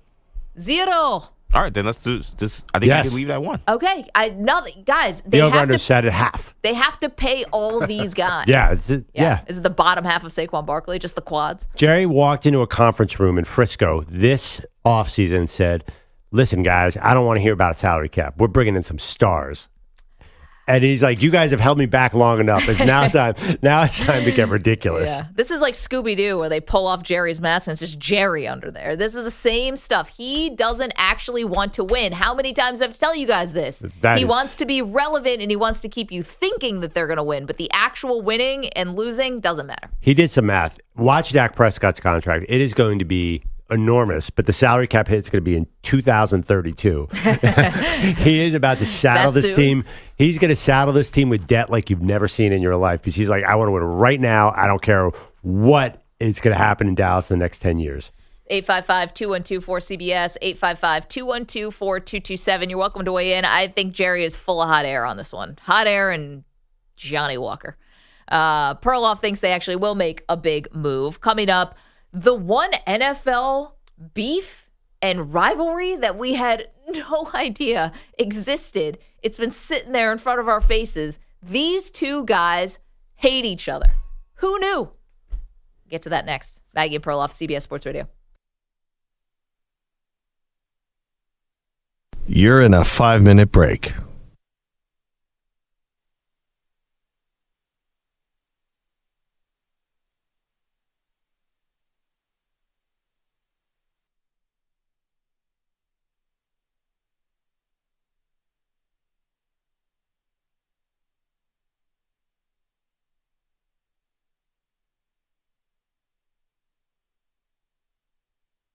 4 minutes, 30 seconds remaining.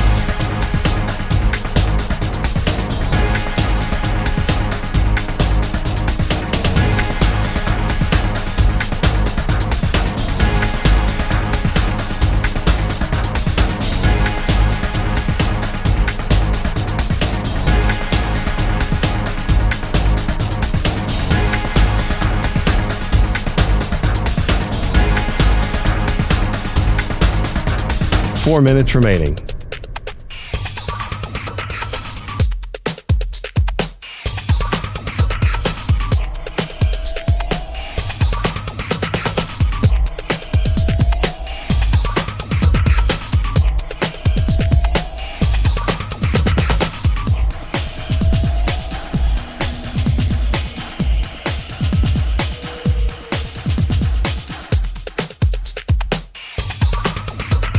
Three minutes, 30 seconds remaining.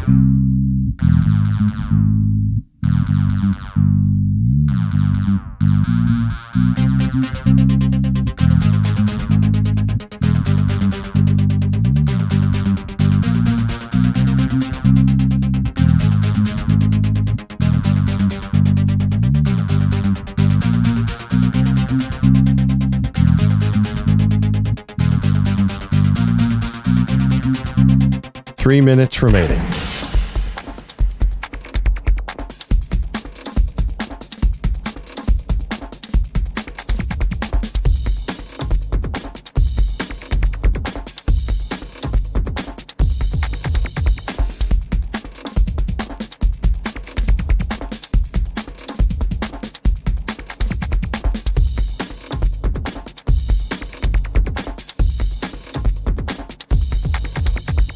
Two minutes, 30 seconds remaining.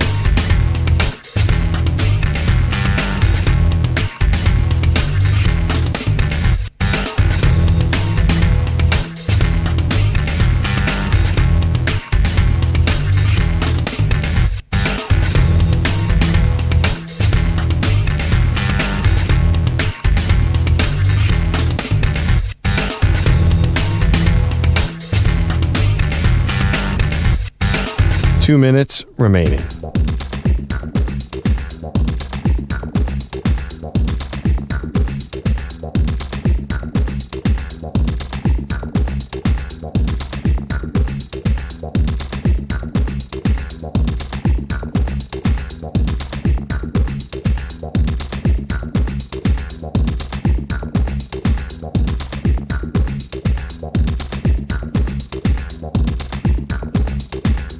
1 minute, 30 seconds remaining.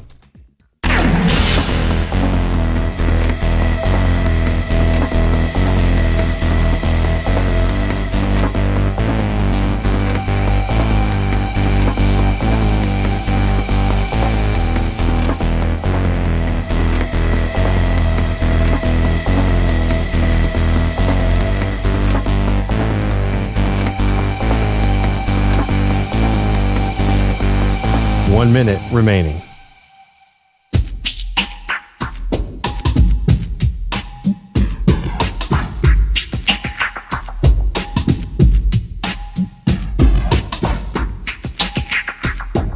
.45 seconds remaining.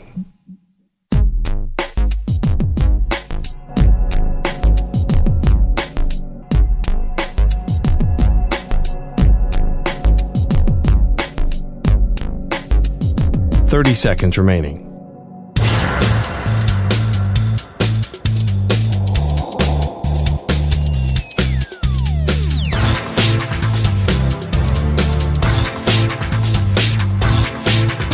.15 seconds.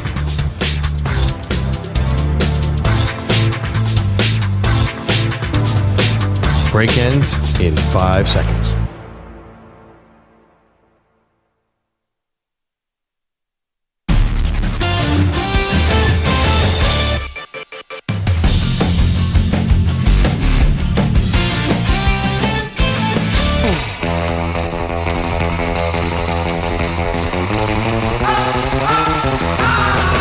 Maggie and Perloff. Can I tell you the weirdest thing, Maggie, about the Super Bowl? Sure.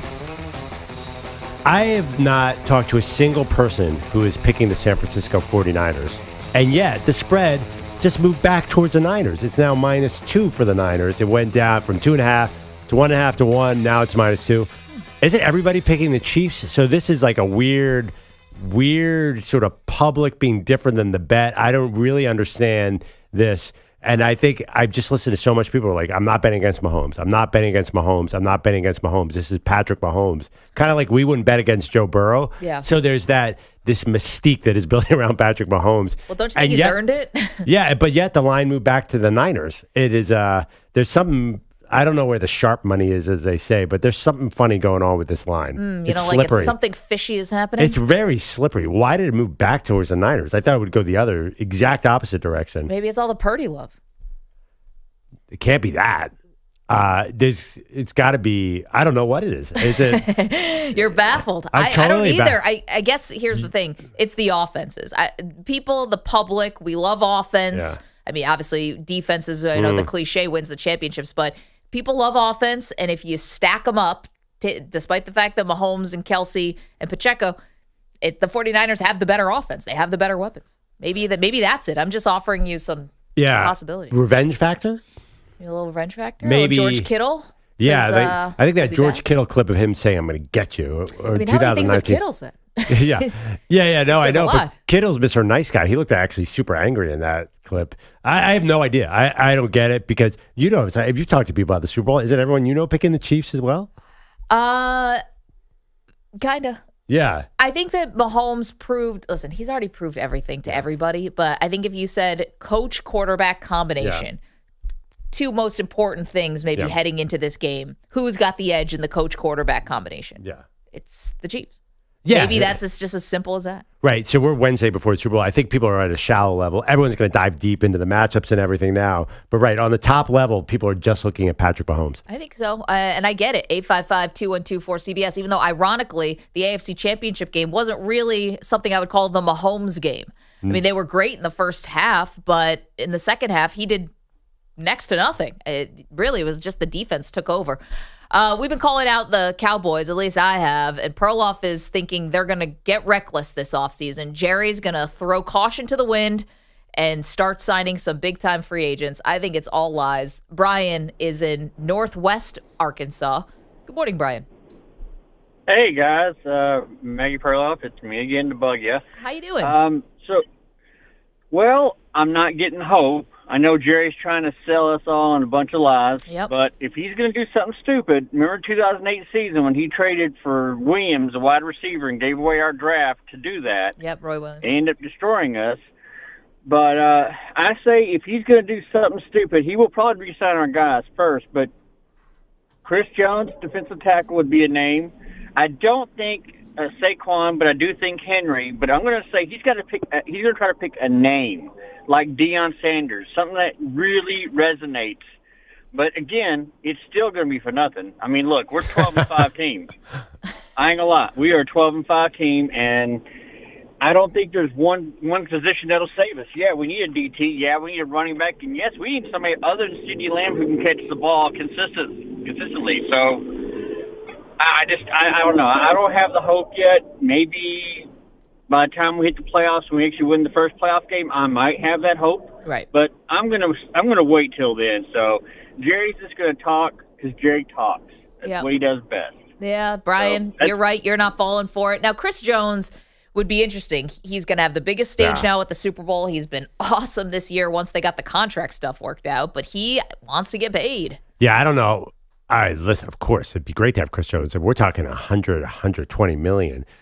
I told you Jerry could cut some cap guys, but I don't know how he's going to fit that in. If he can do that, that's amazing, and pay all his own guys. I'm not sure. I didn't totally understand why not Saquon Barkley, because he's not going to kill you. Why Derrick Henry? But listen, Jerry had success. He brought in Amari Cooper. That trade worked. That guy mentioned, I think, the Roy Williams trade, or one of the Williams. Amari Cooper helped the team enormously. So Jerry's had success with bringing in a star wide receiver and with star running backs. I think Jerry's got skill positions on mine. He's like a fantasy owner right now. It's like, that doesn't make Cowboy fans feel any better. They've done this both ways with his tenure with the Cowboys. They've done it the big way where they've made mistakes and big decisions, and it hasn't worked out. I mean, it has, a Herschel Walker trade, but like, they've done it both ways, and none of them are working. You could make an argument that getting a Derrick Henry or a Saquon Barkley, they could play a little more ball control offense, protect the defense. They got all out of whack this year. We're too pass heavy, so maybe that helps. I don't know. Listen, what do you want, Maggie? How are you going to feel better as a Cowboys fan? What do you want to hear? Well, I know I've got some ideas on how to fix the Cowboys, but we'll get into that in a little bit. Let's get to a new segment we're calling the Super Bowl Bulletin. Okay, so now you guys know we love to do things every day, repeatable things. Every day at this time, we're going to give you an update on something having to do with the Super Bowl. So today, we bring you the beef that we never knew existed. This is worthy of like some kind of rap battle or something. I mean, this is how much these guys don't like each other. Patrick Mahomes versus Justin Tucker. Now, this won't pertain to the Super Bowl necessarily, but we learn a little bit more about Mahomes and this blood feud with the Ravens kicker. Now, we know that Justin Tucker didn't appreciate it when the Chiefs came over and kicked his kicking stand out of the way. Here's Patrick Mahomes. Let's hear cut 8 first, Pete. He said Tucker was unwilling to move his stuff out of the way. Asked him to move his stuff, and he got up and moved it, I think, 2 inches, but didn't move it out of the way. And I was going to kind of let it slide, but Travis kind of got it and moved it for me, and then after that, I wasn't going to let him put it back down. So it's something that we move on. I mean, I have a lot of respect for him as a player and as a kicker. One of the best kickers of all time, probably the best kicker of all time. But at the same time, you got to have respect for each team, and we all share the field, and we try to do that in a respectful way. All right. Well, little did we know this has been brouhahaing for quite some time.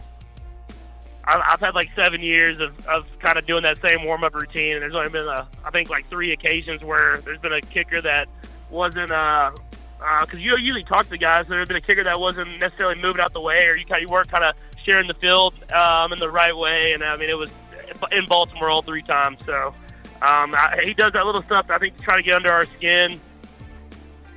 There you go. Wow. Do we get a Patrick Mahomes, Travis Kelce v. Jake Moody in the Super Bowl? I'm not sure. I mean, that was Clubber Lang Rocky stuff right there. That's your blood feud? All 3 of the instances have been in Baltimore, basically saying Justin Tucker is the one guy who won't move his stuff out of the way. He's not sharing the field like he should be. I guess you're changing the bar for what's trash talk because it's Patrick Mahomes. He's such a nice guy. This is big. He's aggro. I mean, he is the greatest kicker of all time, and that's not trash. That's a blood feud. You got to throw the platitudes at the end just because you don't want to make a headline. But yeah, read between the lines there. They're ticked off. Ticked off. I feel like he's a slight annoyance. I'm telling you, I think that if I were Jake Moody, I don't think I would poke the bear in that way. I'd probably just stay out of the way. Wow. Kickers are a little strange, though. I think anybody who's around football would admit that kickers are a little strange. So maybe he just rubbed Patrick the wrong way. Well, I think actually Patrick Mahomes probably loves Jake Moody because Jake Moody gives his team a better chance of winning the Super Bowl on Sunday. Definitely going to. I don't think he's going to. Yeah, but let's get Jake Moody out there. The more, the merrier on this guy. Hey, Jake, you want to warm up right here? Please go ahead. Yeah, we'll move out of the way. Oh, this is all yours. Yeah, okay. Because I had not heard the sound, so I was expecting some real like a rap battle. Like that was. Listen, this is what you get. Quarterback versus I have kicker. A lot of respect for him, but he didn't move his tee. Here's a question. Peter Schwartz just said that kickers are kind of odd. They are people. Yeah. Of all the positions in sports, I would say the biggest oddball people I think are 2. Hockey goalies are out of their brain, and I think that's probably soccer goalies too. You got to be nuts to do that. Totally nuts agree. Is a good word. Yeah. And I think the second is probably closers. I think if you're a baseball closer, you kind of get carte blanche within the law to be as weird as humanly possible. Don't you think? Yeah, definitely. Everyone's like, let him do whatever he needs to do. Just be the weirdest person on the roster. Yeah, definitely. If you can close out a game, it's all good. I mean, closer, you're a little bit defined by you come up and you have a crazy fastball that managers can tell that ain't going to last. So, if you're a starter, you could tell, I guess, oh, man, he's going to be hurt in 2 days, so let's move him to the bullpen. But, yeah, I mean, it comes back to Bull Durham, right? I mean, it's such a mental position that you have to be great. Kicker the same way. You're right. It's all in your head. See, I think kickers, I don't know if they're crazy. I think they've got to be really superstitious or something. Yeah. They must be, right? 100%. But that's why, by the way, I heard an interesting thing that Michael Badgley on the Lions was on fire coming into that game, that he had hit all his field goals and his confidence was at an all-time high, which makes because people are pulling this analytic. That was inside, though. Yeah, but still, he had hit. I heard he hit 12 of his last 13 field goals. It was these analytics were old. So I think how many from 45 plus? all of them. Oh, I don't know. Yeah, I think we got to look at those numbers. I've been hearing some revisiting that Michael Badgley had found his stride because it's all, you got to get in the zone, right? So that's what we're talking about here. You have to get into the right mental place. Anyway, kickers, Jake Moody. If I'm betting the Niners, I do not want to come down. Say it's a 2-point game and Jake Moody's out there. Is there any player you have less faith in on this field, Maggie? You think Dan Campbell was going for it on fourth downs, but it took Kyle Shanahan. You cannot put the Super Bowl in Jake Moody's leg. But Shanahan's not a big go for it on fourth down, is he? No, he's definitely not. Maybe you try to get the misses out of the way in the first quarter. Just let him go out there and miss one, just get it over with. That's what happened in the NFC Championship game. Yeah. Okay.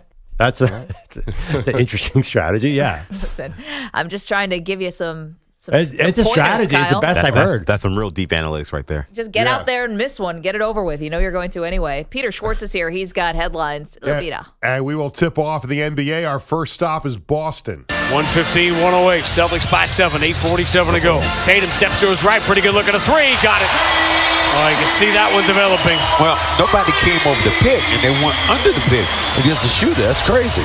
Sean Grandy and Cedric Maxwell on Celtics Radio. Celtics over the Pacers, 129-124. Jason Tatum with 30 points. Not in New York. DiVincenzo again. Another three-pointer. 9 for 14 tonight. Isolating, devastating that time in the corner.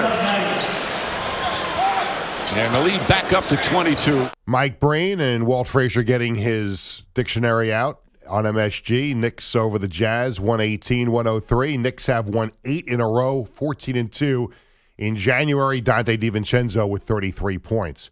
You had the Warriors over the Sixers, 119-107. Steph Curry, 37 points. Sixers star Joel Embiid left this game in the fourth quarter with a left knee injury. Head coach Nick Nurse providing an update after the game. So, he obviously got landed on, so they're going to do an MRI tonight or tomorrow.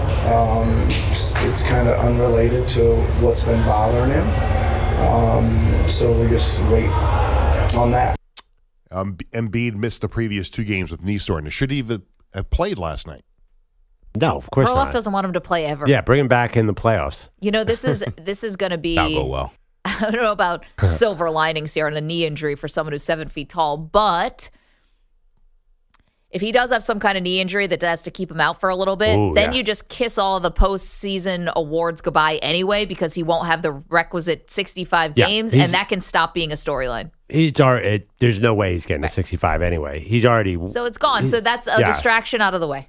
Yeah, exactly. The thing with Embiid, it could give him a great month of rest, which is good if you're resting Kawhi Leonard, but will Embiid put on a lot like that's what I'm worried about, and fitness. I know EJ. Get him in that zero-G pool or something. It's just this idea that he'll be better for the playoffs by not getting himself in shape and physically ready for the playoffs. It's just asinine to me. Well, no, bring him back a month before, play himself back into shape. But this guy's got to stop being on the ground so much. That's what happened last night. He's on the ground, and who is it? Yeah. Who fell on him? I don't remember. It was Kuminga. Kuminga. Get up. No, he can't help it. He just loves to go to the ground. But I mean, if you're a Lakers fan, don't you want LeBron to take a month off? Lakers are in a lot of trouble. I don't know what's going on. The Lakers, I think, clearly are only thinking about the postseason, which happens if you have LeBron who's almost 40. Did you see that he tweeted out last night the hourglass out of time? Yeah. Not some sand on the top and some sand in the bottom, only sand in the bottom. By the way, this team had what we thought was like maybe a season-changing win over the weekend against those Warriors, and now all of a sudden you got Jared Vanderbilt going crazy, LeBron James going. Everybody's lost their minds since that one win that we thought actually may turn things around. AD's hurt again, like it's falling apart. Yep. LeBron thinking about bringing that NBA team to Las Vegas. Maybe he's like. Yeah, I mean, the guy talks in hieroglyphics. He belongs in ancient Egypt What does that mean? I saw the GM was trending last night. I knew it couldn't have been good for the Lakers. I wasn't sure. I'm like, does Darvin Ham just pack his bags every time LeBron tweets out something? Maybe. Just keep the bag packed. College basketball, number 3, North Carolina led Georgia Tech by a point in the final second. George rocks it between his legs. At 10 now. At 9. Skips with it to the right. He draws Baycott on the switch. Takes it to the rack. Down the left side with the scoop. He got it! 7.7 seconds left. That was the call on Georgia Tech radio, and Georgia Tech upsets number 3, North Carolina, 74-73. Also, Michigan State beat Michigan 81-62. That's 700 career wins for Spartans head coach Tom Izzo, and he's not done yet. I am really, really honored, proud, and feel good. And like I said, we're not dead yet. We got some more wins. We got some more years to go, and just going to keep fighting the fight. Still It's going. inspiring. We're not dead yet. Not dead yet. I wonder how close did Tom Izzo ever get to going to the NBA? It was the Pistons that offered him, right? Yeah, it does feel like that's been out there. Yeah. I was thinking if there had been a team that would have been like a little bit better than the Pistons, would he have ever gone? Or was there literally no temptation to ever leave Michigan State? I don't know. He made the right choice, 700 wins. You got that right. Later this week, Dave Canales will have his introductory press conference with the Carolina Panthers, and I'm sure there's going to be some interesting questions now from the assembled media as Canales and his wife had a book published in 2022. The book is called This Marriage, The Question That Changed Everything. In the book, Canales admits to having multiple affairs earlier in his life. A portion of the book concerning his sexual infidelity mentions that the couple worked their way through it partly with counseling, and they worked their way back to a Christian-based marriage. It's crazy that we didn't know about this book at all, but Dave Canales is now the new head coach of the Carolina Panthers. They said they knew all about this, and it's really putting yourself out there. Now, listen, it could help a lot of people. He talks about also, having trouble with alcohol and stuff like that. It's a great redemption story, but you are putting a lot about your personal life out just as you're stepping into a brand new spotlight that he had not had. When you go from a coordinator to head coach, it's a real step up in weight class in terms of fame. So, sorry, go ahead, bro. Mike McDonald with the Dolphins, similar thing. I don't think he wrote a book about it, though. Well, yeah, but he's pretty open about the fact that quitting alcohol changed his entire life. So I think in this recovery, there's obviously Steve Sarkisian is pretty open about it. There's a guy, Jim Montgomery in the NHL, who's very open about it. Like, that's a new thing. A lot of coaches have a lot of lifestyle problems. We know that. Yep. So I think everyone's attitude has changed about being open about this stuff. I don't think it's as big a problem. No, I just think, I don't think it's going to be a problem at all. I think on the flip side, it could be something that he's going to be praised for. It's just putting you're really introducing yourself to the world in a way that's like, wow, and we get to see that, you had a porn addiction. I mean, you're putting a lot of your personal stuff out there. I think for Mike McDaniel. Mike McDaniel. I said Mike McDaniel. Yeah, Mike McDaniel. Mike McDaniel would get hired today, by the way. From the Dolphins. He didn't put that out there. I think people found it and started asking about it. I don't think it was definitely part not shy about it. He talks about it all the time. And nor should he be. But that was something that he didn't write a book. That's what I'm saying. Like, people found that story about him. And it is also what makes this unique to me is this is someone that was, in theory, rising up in the coaching ranks. Like, usually when you're rising up in any field, you want to make sure your resume is ironclad. You wipe anything on the internet that makes you look bad. I mean, here, this is a guy who, like you said, is putting himself out in the forefront. This isn't Bill Belichick with 7 rings saying, hey, by the way, I had this issue that I had to overcome. This is a guy who, in theory, maybe 10, 15 years ago, did something that destroys his career, and he put himself on the line, and now he's going to be NFL head coach. Maybe I think this shows how far we've gone. I think it's a trend. People lead with their recovery stories. They don't hide them. They are actually putting them out as a badge of honor more. I think you can be more vulnerable in this day and age than maybe you could. And even in the most macho sports that we have, like football and others, like you can say, hey, I had this pitfall and I overcame it. To EJ's point, I think 15 years ago, I don't think you can say that. Yeah, I mean, you have to maybe suffer in silence a little more. You think of the trends, like what's the big word? This is a buzzword now, grit. Like people are judged by their ability to overcome adversity. That is more important than just being awesome all along. Sure. I think people love this stuff. The irony, though, is yes, people have grit overcoming things. Yet we also live in like an Instagram world where gloss you're not really a lot of times you're not getting the full story, and only your best stuff is making it out there. It's kind of just a yin and a yang. But I think when he has this press conference, I think the football writers are going to talk to him about football. I think it's the other media in town that will show up, because I remember covering the Rex Ryan foot fetish press conference at the Jets facility, and the beat writer, none of the football people asked him anything. It was all like, Inside Edition. Right. All the other people came. I think that's the concern that the Panthers will have is letting in the entertainment people that are going to want to talk about. Trying to make it salacious. Yeah. To be fair, though, to Rex, he's never said he had a problem that he was trying to overcome. No. If anything, he leans just into didn't want the to foot talk fetish. about it. Yeah, no, that's his thing. He's like, his kink is out there, and he's loving every minute of it. Yep. He'll tell you. Yeah. He pokes fun at himself all the time about it. There's no overcoming here. He's reveling in it. And baseball, John Angelos reportedly agreed to sell the Baltimore Orioles to a group led by Carlyle Group Incorporated co-founder David Rubenstein, a group that includes Cal Ripken Jr. $1.725 billion is the valuation that has been given to the Orioles, and Rubenstein is a Baltimore native. He'll reportedly be the team's controlling owner. Is that a lot of money? Isn't that kind of cheap for a franchise? Well, considering what do the Broncos go for and the Commanders? 4.5, but that's the NFL. Even the NBA is going for way more than that. How much did the Mets get sold for? Was that 2.2 and the Dodgers like 2.1? Yeah, like 2. Yeah, around there, maybe 3. Yep.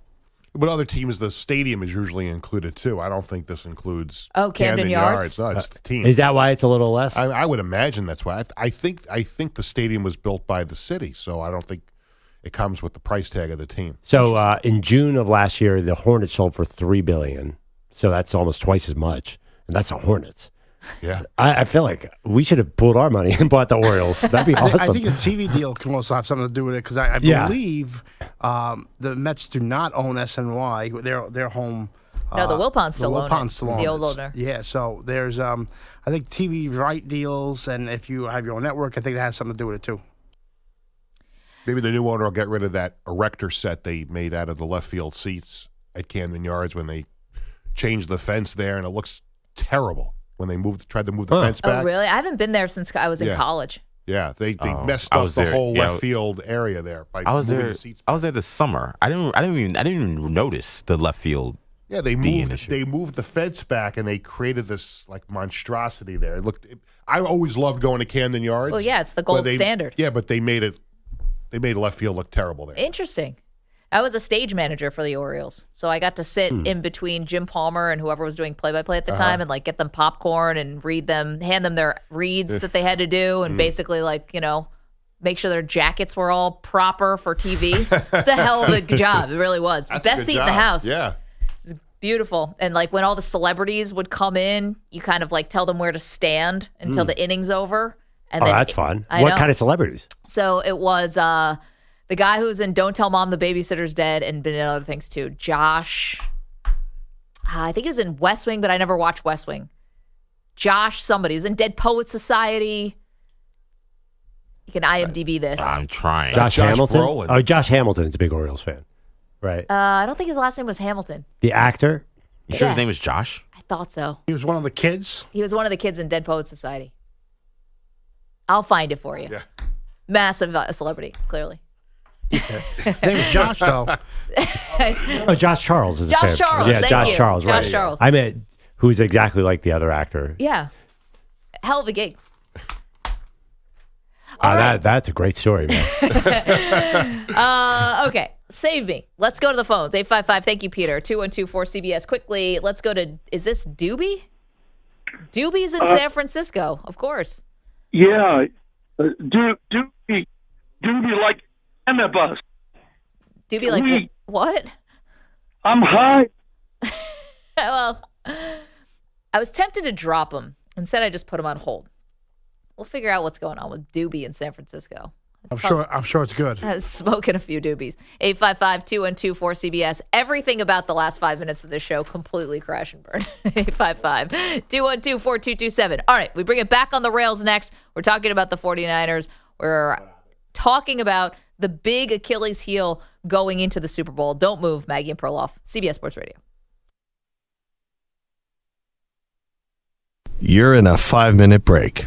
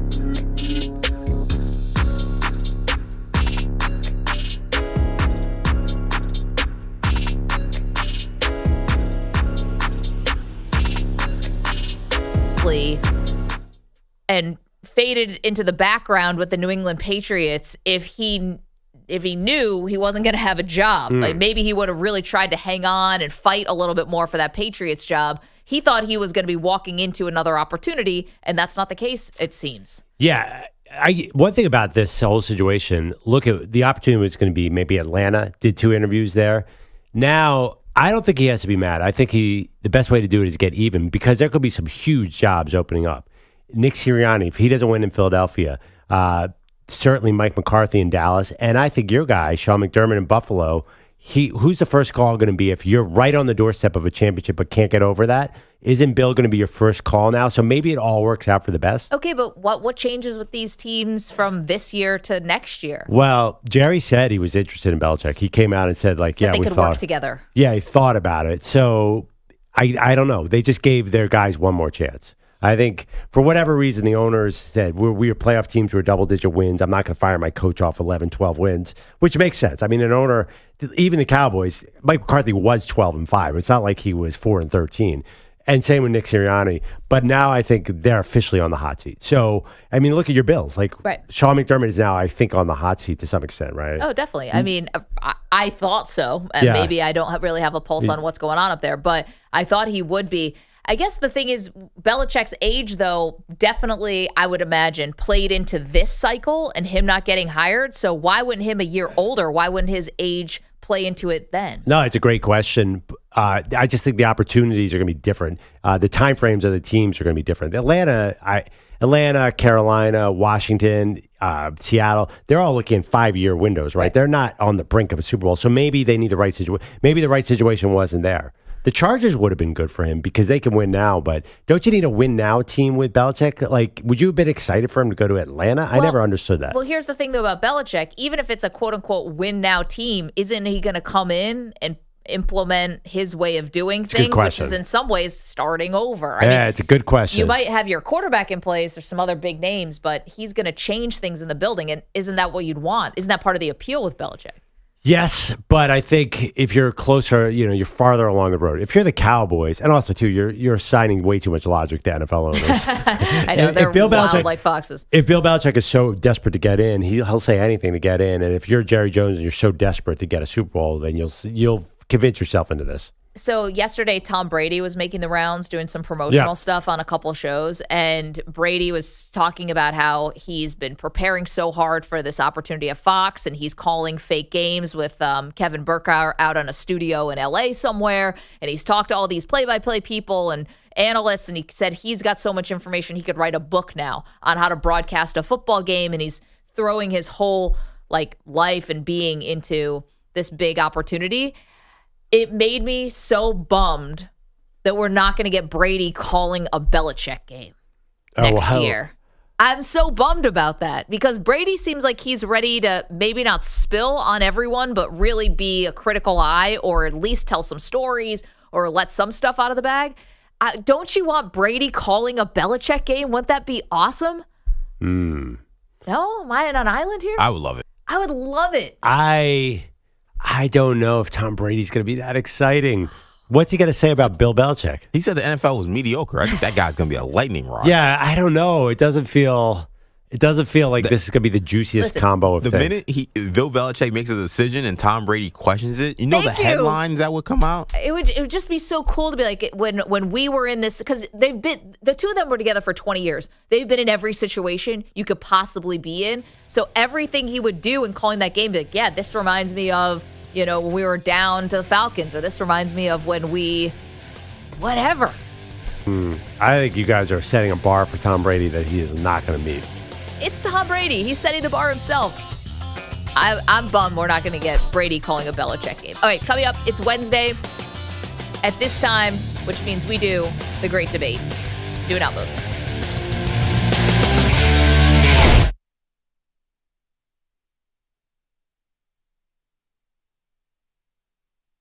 You're in a 5-minute break.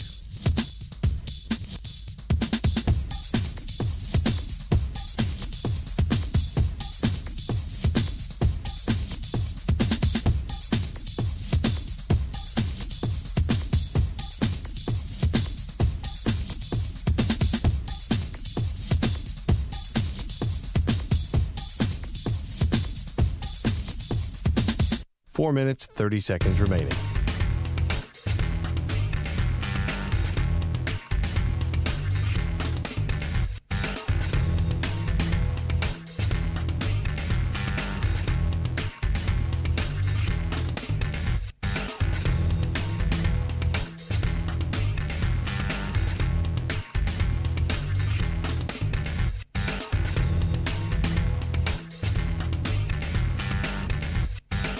Four minutes remaining.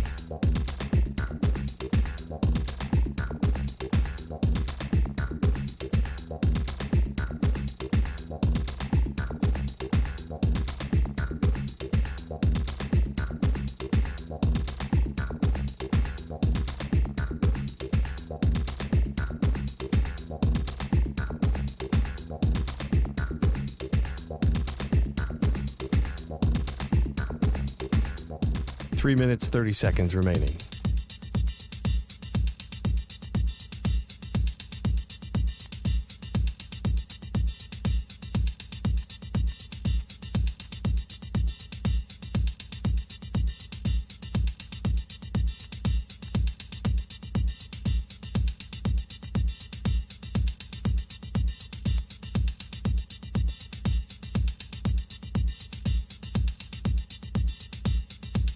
Three minutes remaining.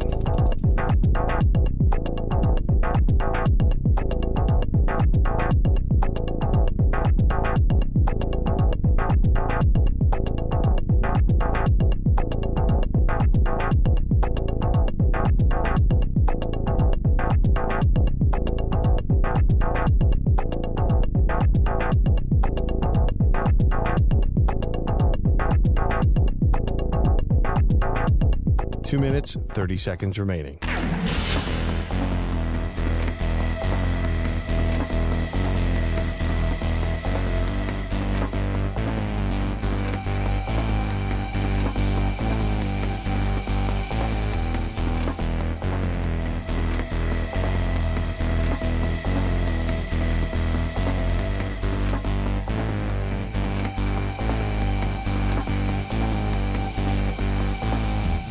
Two minutes remaining.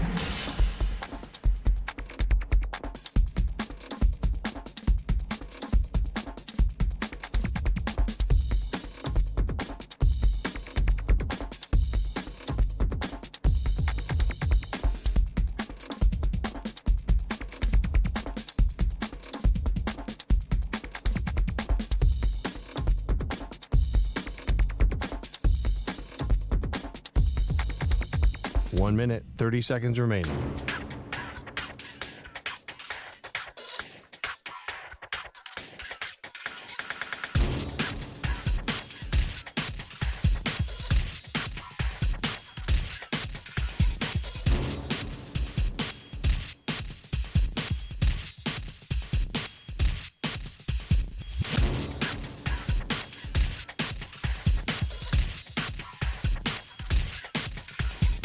One minute remaining.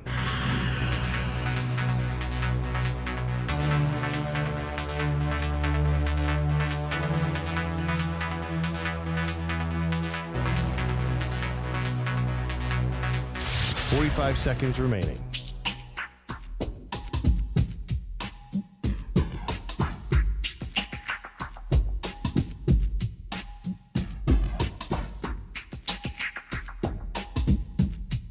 Thirty seconds remaining.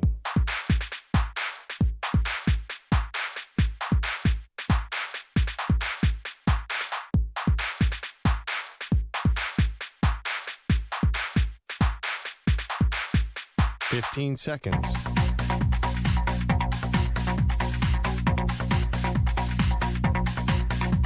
Break ends in 5 seconds.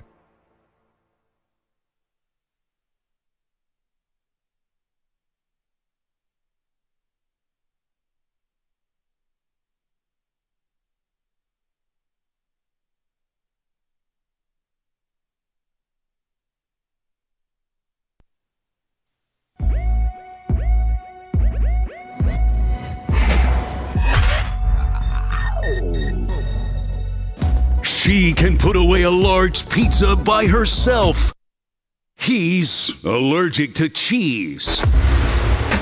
They are Maggie and Perloff on CBS Sports Radio. Wednesdays around here, we do something called the Great Debate Series, which is loosely based on the news. Welcome to the show, Maggie Gray, Andrew Perloff. We love Wednesdays around here, where other people call them slow news days. We revel in these opportunities. That's what's different about this show. So today is loosely based on the Super Bowl as a topic. Right. I guess about the Kansas City Chiefs, right? Well, a little bit different. Right. The fact that they could be on the doorstep of a dynasty. Right. And if they win this Super Bowl, it would be 3 in 5 years. We would definitely call them a dynasty. They'd be back-to-back champs. It would fill the definitions in every sense of the word. Yeah, especially a modern era, because it's really, really hard to have a dynasty in the salary cap era. Feels like it's impossible. So today's great debate, based on the idea of dynasties, what NFL team that won one Super Bowl should have won more? Who should have been the dynasty or on their way to a dynasty that never got to realize their full potential? The dynasty that did not happen. Let's hit it.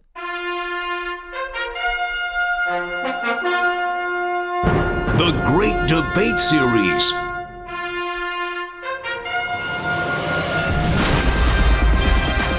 A team that won one Super Bowl that should have won more. The dynasties that never were. Yeah. That should have been.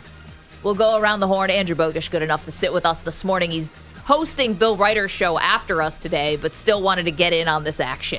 Yeah, by the way, thank you guys in advance for letting me have an easy W in this one. Oh, Because wow. I, by so far and away, have the front runner. Okay, well, go for it. Competing. I thought Maggie wins always. Yes, that's Well, true. You have the same one. Is that why you're winning too? What this is basically, I almost think that this team should not even be in this conversation because it's so obvious. The 1985 Bears are so far ahead of everybody else as the one and done Super Bowl team. They are probably the most important football team that ever played the game. That one season. That's going to be a different great debate, but go ahead. 1985, if you think about when did the NFL pass MLB? It was in the mid-'80s into the 90s, and there was no more famous team than the Chicago Bears with Walter Payton, Jim McMahon, the 46 defense, Buddy Ryan, Mike Ditka, and they won one Super Bowl. It's actually incredible when you think about it. They were 15-1 in 85, had an all-star team on both sides of the ball. Of course they were going to, and this was in the salary cap era. People repeated back then. Right. Now, and somehow, they completely fell apart and dramatically fell apart. Buddy Ryan left to go take over the Philadelphia Eagles. Jim McMahon got hurt on the famous, infamous getting thrown down by the Packers the next season. Jim McMahon never stayed healthy again. Not only did they not win, the other thing, too, is it's not like they got back to the Super Bowl and just lost. They never even got close again. Right. They went from the best team maybe ever to nothing in a matter of 2 years. They had playoff runs, but they were never close to the Super Bowl. There is no team that cut short a dynasty. And the way they did it, with all these characters, everybody burned out immediately. The success costs all of them dearly, which is the classic story of America. Once you get successful, you want a lot of things, and everybody wanted to be the star, and everyone wanted to be famous, and everyone wanted money. And it all very, very... very dramatically blew apart. Yeah. It was the worst failure of a team ever. There's no team that was this talented that did not win another Super Bowl. No one even close. It's a good one. We're talking today, great debate series, the team that won one Super Bowl but should have been a dynasty, should have won more. And I'm actually going to another team that had an all-time great defense that sort of imploded also rather spectacularly. It wasn't as quickly maybe as the Bears, but I have to go with the Legion of Boom, Seattle Seahawks. You led the league in fewest points allowed from 2012 to 2015. I mean, that is a window of having this all-time great defense, and it was built on the idea that the internal competition was going to be greater than anything you faced outside of the building. So we make ourselves as strong as humanly possible, and that way we're impervious to anyone else trying to come for us. And it was... If you want to read reports or listen to Richard Sherman, it was too much for Russell Wilson. And the team had to treat him in a different way than they treated the Legion of Boom. And that the team decided, we want to build around a young quarterback, and the Legion of Boom ended up getting a little bit old, and it just never came to fruition. And there's why I picked the Legion of Boom as the one team that has won Super Bowl that should have been more, is you can trace it to one play. You can trace it to one play. They destroyed the Broncos and Peyton Manning's Broncos in Super Bowl in 2012. And then the next year, they're back and they're at the goal line. And instead of handing off to Marshawn Lynch, actually 2013, they of course Malcolm Butler intercepts the pass at the goal line. The team was never the same. And the infighting and the idea that Russell Wilson was getting treated differently than everyone else when that was so not the ethos of what made the team great ultimately led to their a little slower demise. Yeah. They probably should have given the ball to Marshawn. You think so? By the way, if you want to do one dramatic moment in this whole debate, then you win that one. Yeah, so we're talking about teams that won one Super Bowl that should have won more is our great debate series. EJ? So I think you guys are missing something. Both of you guys went to the wrong side of the ball. You guys went to defense. And look, defense is great, and we love defense, but I'm looking at offense, okay? And when we think about teams that won just one Super Bowl, the 1996 Green Bay Packers, because not only were they great offensively, they were also great defensively. Right. 1996, number one ranked offense, number one ranked defense. Then when you talk about going to the Super Bowl, yes, Maggie's Seahawks lost on one last play, but that was a nip and tuck, toss-up kind of game. Right. The Packers were 11-point favorites in the Super Bowl up against the Denver Broncos. They blew that game because they couldn't stop Terrell Davis. And when you think about Brett Favre, you think about Mike Holmgren, all the great coaches that came out of that system, out of that coaching tree, the fact that Packers team couldn't get that second one, to me, is just unfathomable. You got Reggie White on defense, Gilbert Brown, Leroy Butler, a young Darren Sharper, studs all around. I think one of the more underrated teams and teams we forget about in the history of the NFL because John Elway and the Broncos stole their thunder and won that Super Bowl in San Diego. Yeah. So 1996 Packers should have been the team that got to. Pete Bellotti, we're talking about the teams that won one Super Bowl but should have been dynasties. Who do you have? By the way, edit Darren Sharper out of that last name. You might not want to mention. Not a great guy. But he was a great Sitting in a jail cell right now. I will go to the 2000 Ravens and how they dominated on defense in that Super Bowl against the Giants. That team should have ended up winning more than one Super Bowl, but they couldn't figure it out on offense. From that 2000 Super Bowl, it all fell apart. They couldn't find a quarterback. They went through Elvis Gerbach. They went through Chris Redman. They went through Kyle Bowler, all under Brian Billick. And then Billick gets bounced for John Harbaugh, and now it's consistency across the board. So I'm going to say the 2000 Ravens. Don't you feel like them getting rid of Trent Dilfer immediately and bringing in Elvis Gerbach? That was a death nail. That is that's bad omen to do that. You can't cut your quarterback after he won a Super Bowl, right? They never made a conference championship after that under Billick. Okay, we're talking about the teams that won one Super Bowl that should have won more and should have been a dynasty. Andrew Bogish, what do you have, sir? I've got the other Packers of recent memory, the 2010 Super Bowl champs. Yep. Still had Aaron Rodgers the next year. Ryan Grant and James Starks were together a good running back. Still Greg Jennings, still Jordy Nelson, still Jermichael Finley. They won 15 games the year after that. Lost the Giants in their first playoff game. That team should have at least gotten back to a Super Bowl, but surely should have won one as well. Yeah, it's a great one because it's still like the one blemish that's there on Rodgers' resume and, quite frankly, McCarthy's resume. How could you only have won one with that much talent? I got to tell you, though, I think if we're judging the debates, the two Packers teams are almost the same story. They're both equally annoying to Packers fans, so I think they might cancel each other out. And isn't it amazing? They're very similar. Both those teams should have won at least two. So now we know Jordan Love's going to win one Super Bowl and should have won more. The moral of the story is really enjoy that one Jordan Love Super Bowl because it's probably going to be the only one you get. If Love's in a second Super Bowl, bet against him. Fade Love. All right, there you go. That's our great debate series question for today. The team that won one Super Bowl that should have been a dynasty. Yeah. Put it on Twitter, too. So we're all clear. Patrick Mahomes' Chiefs easily could have been on this list if they didn't call that holding on James Bradbury. Then he would have been one. But they did, so yeah. Well, yeah. Now, there's a couple others. There could have been some also receiving votes here. And seeing a little bit of this in the chat. I'm kind of surprised considering the makeup of this show that nobody went with the New York Jets of the Joe Namath Jets. No, it's different though. Were they so great that they were supposed to get back? I mean, I know they were underdogs. underdogs, and that was a great story. But I'm seeing big underdogs in that Super Bowl. Yeah, that's what made the guarantee so famous. Greatest show on turf. Rams probably should have won a couple. They had they had classic infighting where Falk wanted money. Anyway, yeah.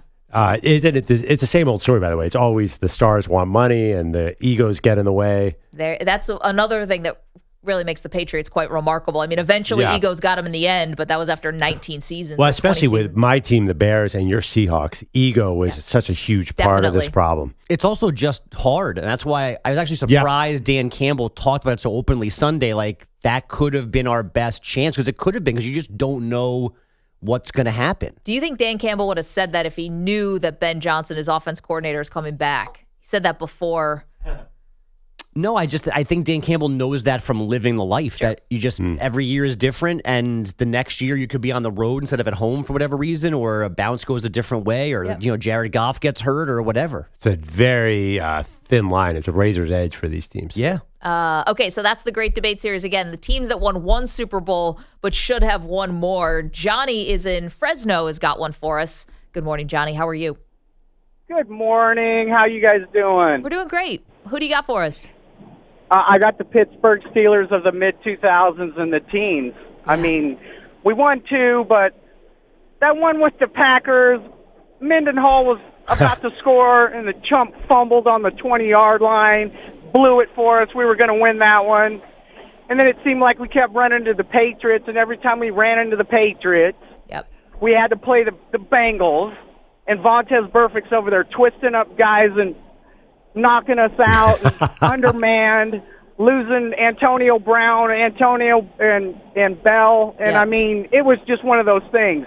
We could have easily had 5 Super Bowls. But, Johnny, you got 2. You can't complain. The format was I'm a one. Fan.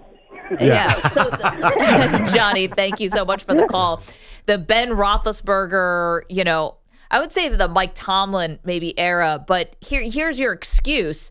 Is the AFC is loaded with quarterbacks. You did have Brady. You weren't trying to get through Peyton Manning. That was kind of stacked. Like, the reason why I love the Seahawks for this is even in their own division, if you're talking about the Legion of Boom and why they should have been a dynasty, Arizona had Bruce Arians, but they couldn't get a quarterback situation worked out. The Rams were still rolling with Jeff Fisher at that time. And you had San Francisco with Harbaugh was about to exit, and they were about to go on this crazy downturn where they were having 2-win seasons and 4-win seasons. Well, I think I don't think that's exactly. I think the Steelers got old on defense. Like, they had this really strong core of leaders, and eventually, 2005 eventually you can't reinvent yourself unless you're the Patriots. So I don't think. Do you know Steelers fans are mad about that era? I don't think so. I think they're mad about what's going on right now. Right now is annoying, but when the owner comes out and says we got to start winning playoff games, it's like, no kidding. That's what we've been screaming about. Dick is in Indianapolis. Good morning, sir. Who do you have for us? I got the Peyton Manning Colts. Manning, as you well know, back in the heyday, he sliced and diced every team. Rarely got picked off. I mean, this is after his career got going. Every time they'd play the Patriots, all of a sudden he'd be throwing interceptions to unknown linebackers, this and that. And Spygate and Deflategate are nothing. Peyton Manning once said that he had to take his offensive team out of the locker room to talk to them because he knew that the room was bugged. Yeah.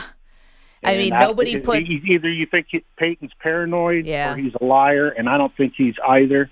I think the reason they were so good with those average defenses back then is they knew what plays were coming. Look at that Super Bowl against Seattle. You don't think Malcolm Butler knew that play was coming? Well, he said he knew did. It was coming. He said he knew just from what they saw on tape. But thank you so much for the call. And I think nobody instills paranoia like Bill Belichick. I think Peyton Manning might have been onto something, but I think Peyton was paranoid, and I think Bill created that fear. I would use the word perceptive, not paranoid.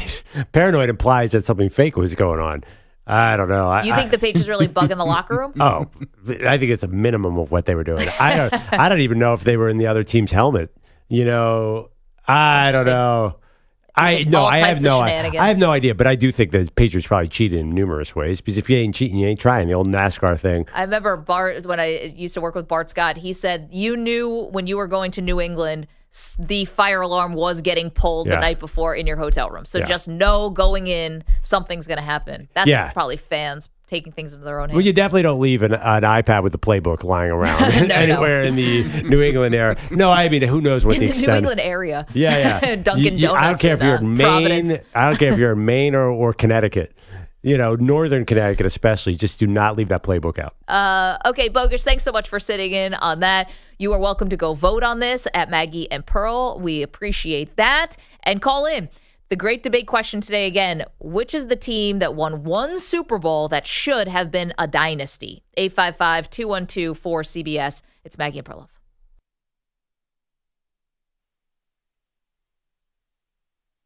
You're in a 5-minute break.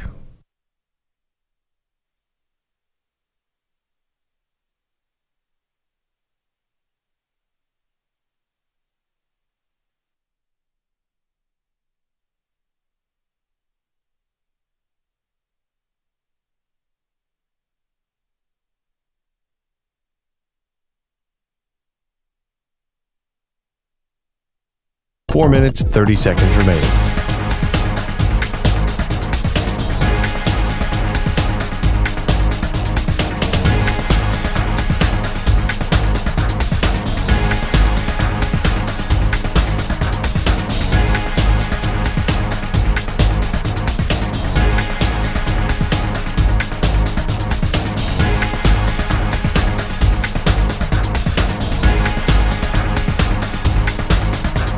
Four minutes remaining.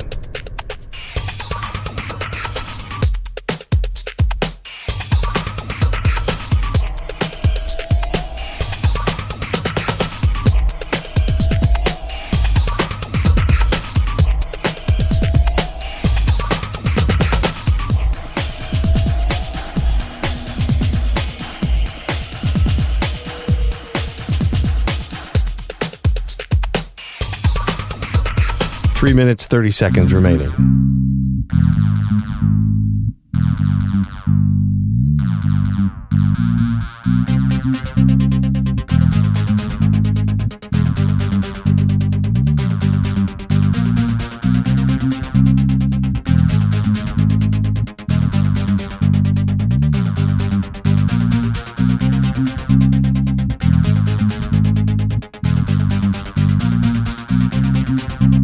Three minutes remaining.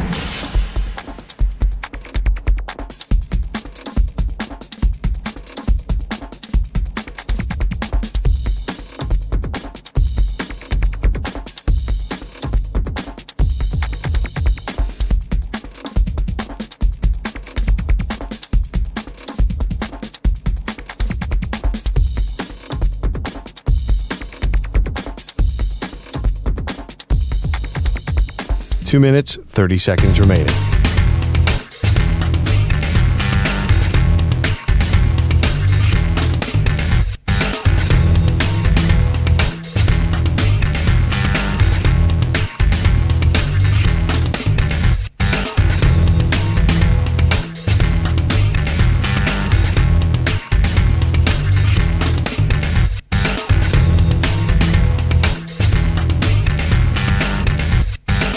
Two minutes remaining.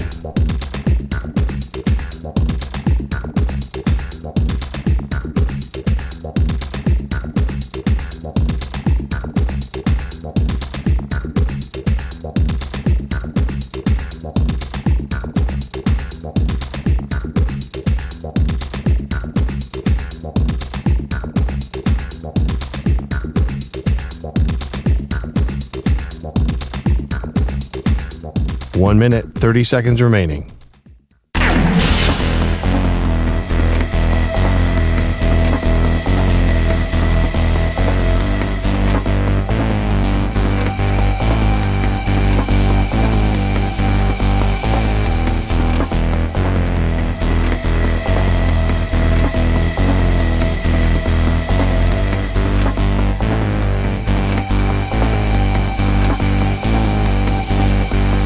One minute remaining.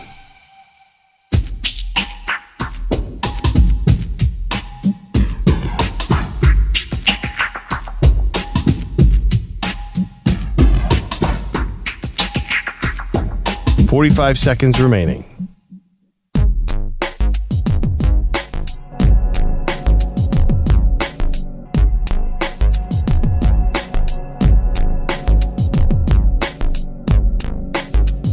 Thirty seconds remaining.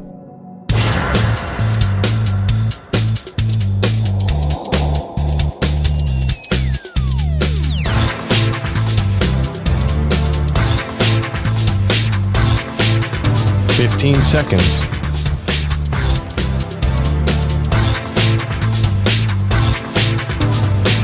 Break ends in 5 seconds.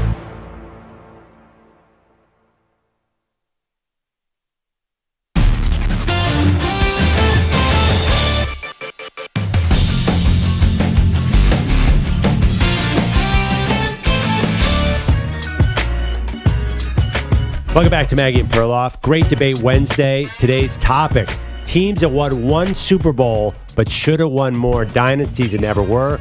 I went with the 1985 Chicago Bears. Yeah, Maggie? so famous. I went with the Seattle Seahawks, Legion of Boom. Heartbreaking. Should have had 2 Super Bowls. EJ? 96 Packers, number 1 ranked offense, number 1 ranked defense, stars all around, and lost despite having an 11-point favorite game going into the Super Bowl against the Broncos. Pete? The 2000 Ravens, they never made a conference championship under Brian Bilk again. And Andrew Bogusch isn't here, but he picked the 2010 Green Bay Packers. Just more heartbreak for the Packers. At least you got those one, but how the Packers never got back to another Super Bowl, not even losing one, Perloff. They never got back. It's wild. And now, obviously, McCarthy's in Dallas trying to win another one, and Aaron Rodgers recovering from the Achilles. We want to hear from you, the dynasties that never were. 855-212-4CBS. Jay is in Tampa. Hey, Jay, good morning. Good morning, Maggie. Good morning, Perloff. I'm going to make this quick. Late 90s, early 2000s Bucks. If they had a quarterback outside of Sean King, Trent Dilfer, they definitely would have won more than the one. The Bert Emanuel rule, just a lot of unfortunate teams back in those late 90s. Jay, they were lucky to get one. They should have lost to the vet. Yeah, right. No, I'm totally kidding. But you're right. They're a lot like the Seahawks. Their defense was, that's Hall of Famer after Hall of Famer, right? Totally agree. Jay, thank you so much. The one thing about that is New England was really they were really kind of feeling the height of their power, no? Of the early part of the New England dynasty. No, well, I think it's a little bit. Because it was New England, then Tampa, then New England, then New England. They didn't have a quarterback. Right. And obviously, looking back on Gruden now, I'm not sure he was the wonderkin coach we thought he was. Well, and the Bill Callahan is always accused that he didn't change the plays, and maybe there's been and that Gruden knew what was coming, and there's also some revisionist history there. The Raiders were a mess because of Bear Robbins and everything. Yeah. So anyway, I'm not sure I totally agree with that because the truth is they didn't have the quarterback. At least your Seahawks had Russell Wilson. Love him or hate him, he was good enough to get you there. Brad Johnson wasn't winning multiple Super Bowls. Let's go to our pal Adrian's in Maryland. Hey, Adrian, good morning. Hey, good morning, guys. I got 2. I got the 72 Dolphins. Yeah. Larry Zonka, Bob Greasy, undefeated, and they get one championship throughout all these things. And then wait. Didn't they win back-to-back, though? Yeah, they won another one. Didn't they? They won 72 and 73. They beat the Vikings. Oh, yeah, you're right. I'm sorry. I apologize Go for ahead. that. I got the greatest show on turf, 99, Kurt Warner and Vic Vermeil and those guys. You know what, Adrian, it's a great one. Perloff was just talking about that one, too. And thanks for the phone call. Good to hear from you. That team, again, runs into the Patriots. It's going to be a common theme around here. But that was an all-time team. All that talent on offense. What was the spread of that Patriots-Rams, the second Super Bowl? It was huge, right? So I have to get that, but I think that might have been the biggest upset. Isn't that the biggest upset in Super Bowl history, or it's close to it? I don't know. Well, who was the 11-point favorite that you were talking about? The Packers, right? The Packers were 11-point favorite against those Broncos. Yep. I think I don't remember the spreads on that one. Let's keep going. Bills in San Francisco. Good morning, Bill. Sorry, 14 points. Yeah, they were. Was it the biggest? Yeah, that is the biggest. Hey, Bill, what's up, dude? Hey, hi, guys. Hey, the Niners and fight Super Bowl. They lost 2 Super Bowls. Bill, I'm sorry. Your phone's kind of cutting out there. Maybe try to get to a better line, and we can try to have you back on. Ernie is in Albuquerque. Hey, Ernie, what's up? Well, I got to tell you, the Green Bay Packers in the entire decade, starting with the first Super Bowl that Aaron Rodgers won. I know. I couldn't. I am jaded by it. I mean, every time. No, I'm serious. It's so hard to accept it. And even this year, I think we could have won the Super Bowl. I don't know what it is about the Packers playing really good and then not, and then losing to San Francisco like this year. But under Aaron Rodgers, 4 MVPs, and he can produce one. Like you said, only one time he went to the Super Bowl. I know. It's wild. Yeah. Ernie, I'm sorry. No one's going to be shedding tears necessarily for the Packers because at least you've seen some, like talk to Lions fans, talk to other Vikings fans, Bills fans. But yeah, it does seem unfathomable, especially the amount of number one seeds that you had in the home field advantage. I mean, to lose to the Giants twice. How about the cold weather loss to the Niners, who we didn't even think were that good at the time? The 13-10 loss when Rodgers I'm just picturing him walking out of the field there just so depressed because he knew he should have won that, should have probably beaten the Bucs. Yeah, no, it is interesting. For sure. Listen, I know there were no fans in the stands. That's a shame because it was during COVID. But Tom Brady threw 3 second-half picks in that game. Well, how do you not win that game? Brady essentially handed it to you. Well, he threw 3 interceptions in the second half. You should absolutely win that game. Did the Packers ever get the lead, though? I don't know. Can't lose a game with a quarterback those 3 second-half interceptions. It was never a blowout. I don't know what the halftime score was, but that was a wild one. Rob is in Oklahoma City. He's got another one. Hey, Rob. Hey, how's it going? I don't know. I was just thinking about the Drew Brees and Sean Payton Saints. They're in the mid-2000s. I mean, they beat the Colts, and they come right back next year. They play a 7-9 Charlie Whitehurst Seahawks, and Marshawn Lynch concussed the entire defense on one run. Oh, man. And then you got the Stephon Diggs reception in Minnesota, and then the bad pass interference call against the Rams. I mean, they could have very easily. They were set up for a couple more at least. Well, thank you, Roger Goodell, for suspending everybody at the height of their powers.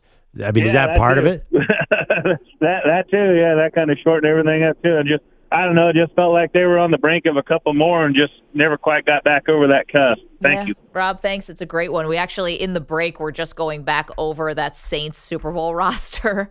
It's loaded. I mean, the fact that the onside kick is basically the thing that gets remembered, maybe not the most, but, about this sort of trick play. But that Saints team that won the Super Bowl was awesome. Was it? Yeah, it really was. I mean, they were. What was the spread on that one? The Colts had to be big favorites. Well, I don't have all that information sitting right in front of me, but I don't think of that Saints team as awesome. Honestly, like Bountygate was a big part of that. They were dirty hitting guys left to right. They took out a much better Vikings team. I think that Vikings team with Favre was better. I mean, you're just looking at Vilma, Roman Harper, Darren Sharper. You had Malcolm Jenkins on this team. Scott Fujita was on this team. Will Smith was on this team. Anthony Hargrove was on this team. There was just a lot of good guys. Defense. Colts, by the way, were a 4.5-point favorite in that game. They were. Okay, what was it? I thought that the Favre Vikings team should have beaten them. And obviously, if Favre's decision to throw against his body at the end. Pick. That team was super loaded as well. It's hard to get back. I don't think it's all those names you just named. That's not exactly the Legion of Boom. Scott Fujita. I'm just saying, these guys, they were good. They were a good team. They could have definitely won another one. Plus, you had the quarterback. Plus, you had the coach. 13-3. Yeah, I mean, certainly Bountygate plays a role in that. There's no way to argue against that. And that was stupid. That was one of the dumbest penalties. We're on the same page. Did they overreact to Bountygate? Yeah, they definitely did. So this is the question for today. Great debate. That's what we do on Wednesdays around this time, which is which team that won one Super Bowl should have been a dynasty? Who should have won more? Peter Schwartz is here with headlines. Hello, Peter. Hello. We will start with the NBA, and we'll begin with the Lakers and the Hawks in Atlanta. DeJounte now makes a move into the lane again. He spins, he turns, fires it out. They go in the corner. Jalen Johnson, a three. He's got it. Jalen Johnson hits a three. And now it's 123 to 107. That was the call on Hawks Radio. Hawks over the Lakers, 138-122. Trae Young had 26 points. You had the Warriors over the Sixers, 119-107. Steph Curry with 37. The Sixers star Joel Embiid left this game in the fourth quarter with a left knee injury. Embiid had missed the previous 2 games with knee soreness. So head coach Nick Nurse asked about his decision to let Embiid play last night. Obviously, medical cleared him. Joel obviously is a big part of that. He said he was feeling good.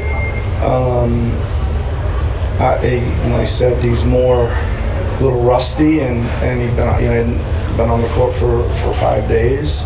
But he said he felt good. And now, did Nick Nurse fall down a well? Where was he doing that from? Sounds like he was underwater a little bit.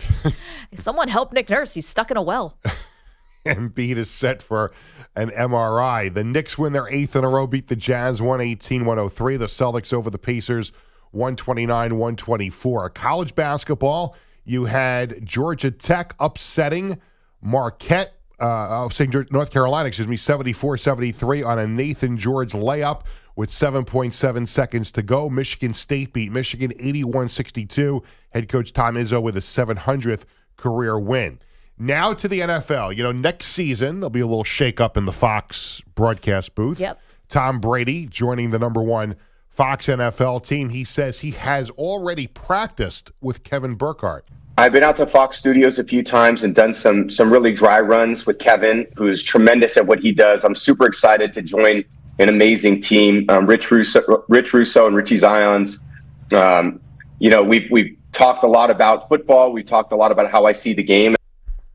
What about current number one analyst Greg Olsen? What does Brady think of him? Greg's done an incredible job. I have so much respect for him, how he approaches his job. He's super prepared in what he does. I think he does an incredible job every time he's on. I love listening to him. And I'm just going to go in there and do the best I can do with my own perspective. Right. You love him so Great much, job you're taking his job. Get the hell out of here, Greg Olsen. There's no way they'll do a 3-man booth. There's just too Why would too they? much. Brady's too good for that. That's you're not respecting Brady if you put him in a 3-man booth. I think. Yeah, I think the voices of Brady and there's not enough variety between Olsen and Brady. They bring a recently retired player. They bring the same angle. You'd have to at least put a coach in there. Bring in Belichick, and then I'll do a 3-man booth. That would be cool. Yeah. Bill and Tom just fighting it out over what they should call on 3rd and 13. Even in that, I'm a little bit worried that Tom Brady's going to be he's such a good student. He's such a hard worker. These do not necessarily make for entertaining television. Well, you're right about that. Sometimes there is a looseness that you need to have in these games that are very structured. You've got producers in your ear. You've got, ad reads that have to get in. You're trying to react to replays and crowd shots and everything. You got a statistician next to you. You've got spotters. It's you got to be natural in a very unnatural position. So I love Greg Olsen. That team was so good, and I think it's just terrible that they're getting broken up. And I hope Olsen winds up landing with a good spot. I'm sure he'll be fine. I mean, I'm so excited for Tom Brady. Am I setting myself up for disappointment here? I think he's going to be good, and he's taking it super seriously. This isn't someone else who tends to sound like he's phoning it in every once in a while. I watch Red Zone. I don't care who's calling any of the non-standalone. You know you're going to glean it. If you why do you like Greg Olsen? Because you feel like you learned something about the game. I do, and I think he brings an excitement level to it. I think he knows the game, obviously, and I think he works well with Kevin. I think, listen, as someone who's done play-by-play, you want to be able to work well with your partner, and I just think the two of them have just displayed tremendous chemistry. They started. The first thing they did together was the XFL, and listening to a couple of those games, boy, they got something going on there, and they've been fantastic. And you're going to break that up? Okay, but I just think the people who love Greg Olsen because you think you learned something from him, what do you think Tom Brady's going to be like? He's not going to be up there yucking it up like John Gruden. If it ain't broke, don't fix it. So Fox didn't have any confidence that those two were going to be as well received as they have, and feel they had to go spend all that money to go bring Tom Brady in. And someone was talking about on Twitter yesterday, but do you really tune in to NFL? If you're an NFL fan, are you really tuning in for the announcer? I mean, there was two announcers in my life that I've ever tuned in to hear do. It was Summerall and Madden. Yeah, that's it. I would bet you the analytics say that there is 0% difference in who the announcer is. Right, because that's also because we love the NFL and we'll watch it. But if you ask people, do you have a preference on who you'd like to hear call the game? College football fans, I think, would have a big say in this, and definitely NFL. And for all sports, if you gave me a preference, I would take one. It's not like I'm immune to the broadcasting team. But it would never change your viewing habits. So I think that's significant. No, but it might change whether I have the sound up. They just don't have that kind of metric. A bad announced team will change your focus on what you're looking at in the game, at least for me. I mean, I just put it down. There's certain ones I just don't. I just will not listen to the audio. There is, maybe I'm being an idiot here, but there is a certain quality to a character in the booth. Like John Gruden, right. He didn't seem like he had prepared at all. Right. It was just throwing out weird things, but it was funny, and we all laugh at the water cooler the next day. Did you see what Gruden said? This, and guess what? ESPN is like, here's $8 million. Go out there and be a character. Characters can work, and Tom Brady's not going to be a character. That's what I'm saying. Romo's a character. It's interesting. Is a character. He's interesting. What a day. Martin Luther King Jr. deserves to have a day named after him. Love it. I once did so it. Interesting. When I worked in arena football, I did a game with a color guy that never prepared at all. Right. And we're in Chicago, and the game starts, and we go on the air 15 minutes before the game. And he's not there. He's not in the building. Like, I know he's in Chicago because he was on the plane with me. Oh, my gosh. Right? And he's not. So you start the broadcast just the Peter Schwartz show? Well, 5 minutes before we go on the air. He walks in. He's walking up because the press broadcast area was in the middle of the stands in Chicago. And he walks up. He was not in good shape from the night before. And he says, do you have an extra roster? Do you have an extra stat sheet? And he did the game. Wow. 3 sheets to the win. Yeah, you gotta and somehow got his way through it with some personality, but did zero preparation. But that's what I'm talking about. Like, you have to have a team. A good team will be on the same page. They'll go out to dinner the night before. They'll work well together. And it's like, Kevin and Greg had that for a few years here, and it's going to be a shame to see that get broken up. Yeah, but he'll do the B game, which will be great too. What's the difference? I mean, you'll still get both. Now you have both. More to the party. Can we guess who this person is? If you give me 10 guesses, would I be able to? I did one season with him. I had another partner that was a longtime partner with me doing the games for the New York franchise, but there was 1 year this guy. Can I guess who it is? You could guess who it is. Will I? Can I get offensive side of the ball or defensive side of the ball, or was he a coach? Oh, he was not a player at all. He was a New York sports radio personality at the time. You were looking at like Mike Tomczak or something? I was like, I don't know. What's Jim Tom Sewell been up to? It was a New York radio personality. New York sports radio personality at the time. Steve Summers. No. Steve doesn't leave New York. He's not going to Chicago. Can't smoke on airplanes either. No way Steve's leaving. Let's put another quick thing about that trip. So, in a couple of weeks in advance, I realized the Knicks were playing the Bulls the night before our football game, and I was working for the other sports radio station in town. So I'm like, I don't have to take a day off for my full-time job to travel. I'll just cover the Knicks game that night. And this person says, hey, when we go to Chicago, we're going to, my best friend, he's a millionaire, he lives in Chicago. He's going to take us around to all these bars and everything. I'm like, oh, God, I don't want to do this. I got to find something else to do. And I covered the Knicks-Bulls game instead. And then the next morning, sure enough, like 5 minutes before we go on the air, this guy's stumbling up the steps. Look what the cat dragged in. See, I can't guess now. Because you get in trouble. I'm going to defame somebody who I might know. I'll tell you off the air after the update. Do you think our audience would appreciate this? I think he has a little bit of a national following. Yeah, I would think so. Give it up. We got to do it. No, I'm not saying I'm not going to. If you guess it, I would say yes or no. Are they older or younger? Right around the same age as you. As me. Okay. You is in that ballpark. Okay. Wink Martindale. I have no idea. I could see definitely Wink Martindale. Game show host, I mean. And I'll put it this: he is still on the air. Still on the air, and has turned his life around. We talked last hour about great stories of coming back. Dave and he has really turned his life around and is very, very successful now. So I don't want to make too much fun of him because he's a friend of mine. Yeah, right. Well, maybe we should do it off air, but there's one person who famously turned their life around, but you said a minor New York character. He was a major New York sports radio personality. We said a minor national following. With a minor national following.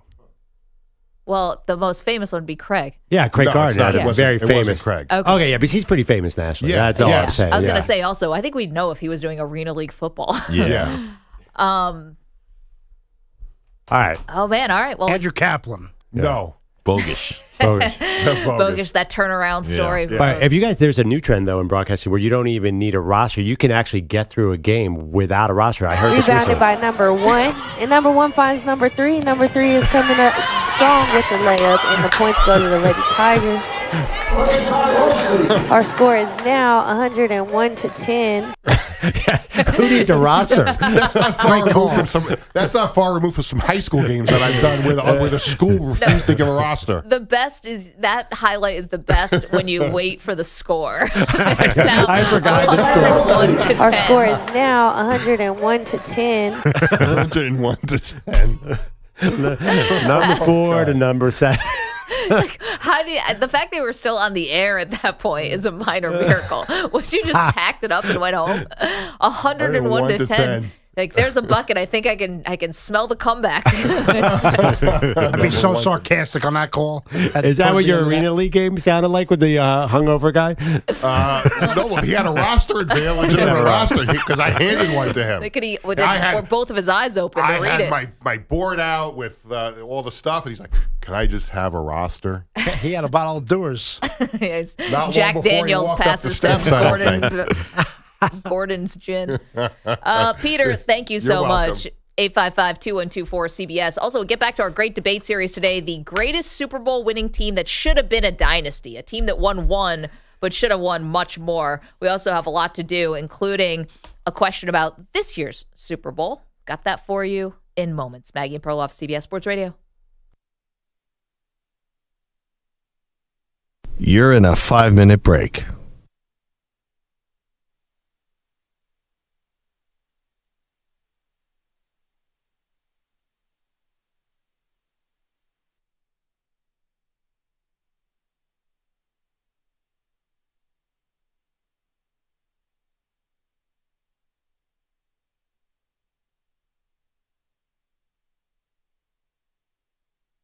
Four minutes, 30 seconds remaining.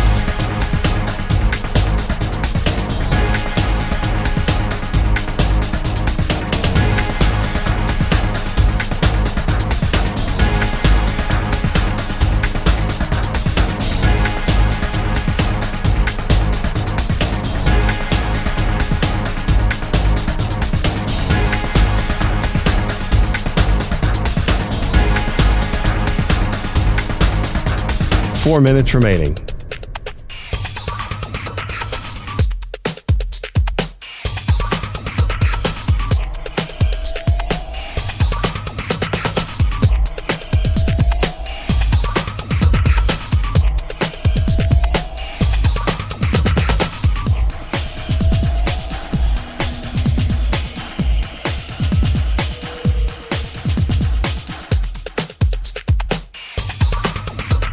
Three minutes, 30 seconds remaining.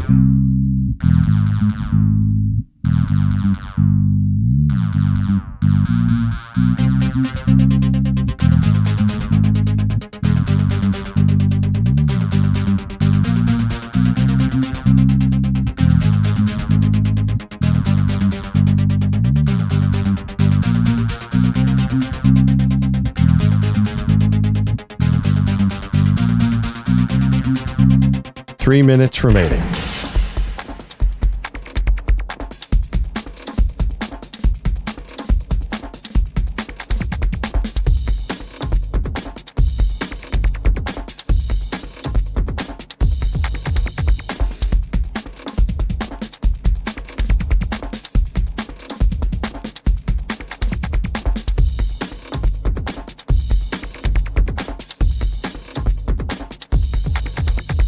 Two minutes, 30 seconds remaining.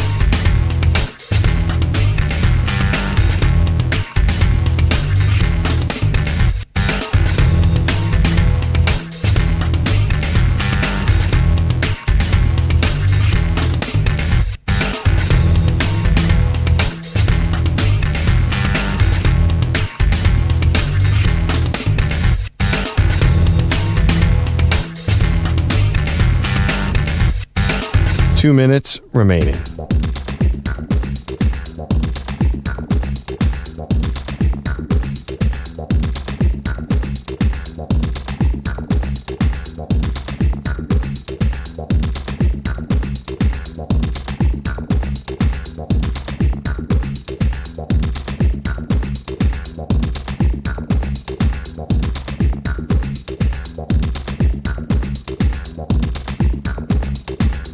1 minute, 30 seconds remaining.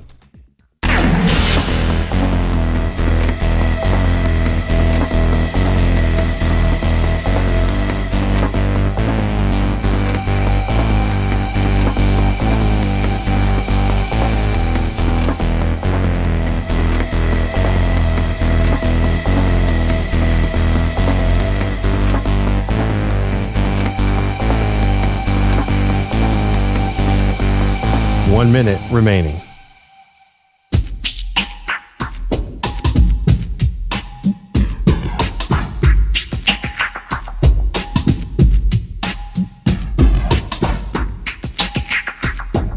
$45 seconds remaining.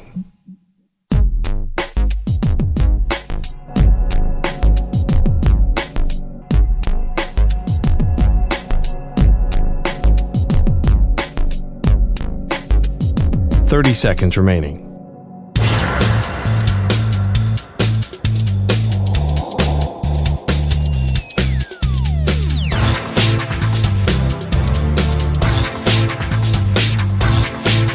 $15 seconds.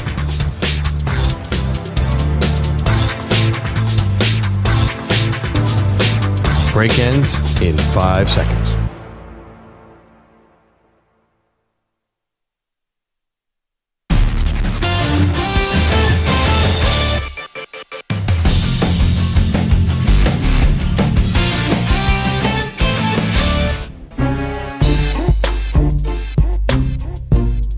Welcome back. Maggie Gray, Andrew Perloff. Great debate Wednesday around here. Today we're talking about the greatest one-win Super Bowl team that should have been a dynasty. A team that did bring home one Lombardi trophy, but it should have been much, much more. Yeah, and I guess some people call it with 2 Super Bowl winning teams. Well, yes, we got the Steelers. I think you could do dynasty derailed is a topic. But in this day and age, if you get 2 rings, you cannot complain about anything. Not at all. John is in Arkansas, has got one for us. Good morning, John. Hey, good morning. So the Manning Broncos won one Super Bowl, went to another against the Seahawks. Yep. But they could have been to another one and had that blow-up game against the Ravens and didn't make it to the Super Bowl that year. So I would say that Broncos team that had Manning. Well, John, yeah, I get it. We're talking about, was it the Jacoby Jones pass from the Ravens? Yeah, it was the Raheem Moore pass interference, right? Or something happened. So the one thing about that Broncos team, though, they were really getting by. I mean, Manning was at the end. That Seahawks team killed that Denver Bronco team. It was never even a game. The game started with a safety. Well, the problem was, too, if you look after they won that one Super Bowl, Peyton was done. So I think they had to start over. That was by definition. They were an older, expensive team. So I think of it, when you're right, he has a good point. 2013, 14, 15, maybe get 2 out of that ring. But after 15, that dynasty was done. Right. But, Manning did win another MVP when he was in Denver. Did he win 1 or 2 with Denver? Right. I'm saying after the Super Bowl. Like, he was done. Yes. I mean, he had 9 touchdowns and 17 picks this year. So they weren't going to be able to build on that. I don't even know. Did they make the playoffs the next year? No, they were 9-7 the next season with Trevor Siemian. When you talk about Trevor Siemian was their quarterback. Wow. Yeah. When you talk about that 2015 Broncos, you're talking about basically the years before that they screwed up, because they obviously lost one Super Bowl, but they lost twice in the divisional round with Peyton Manning. All of these seasons they had at least 12 wins. Right. So they were not head and shoulders above the other teams in the conference, in my opinion. But you still had the Patriots looming around. So to me, that didn't feel like a wasted opportunity. I'm glad they got one. Did you feel like they should have?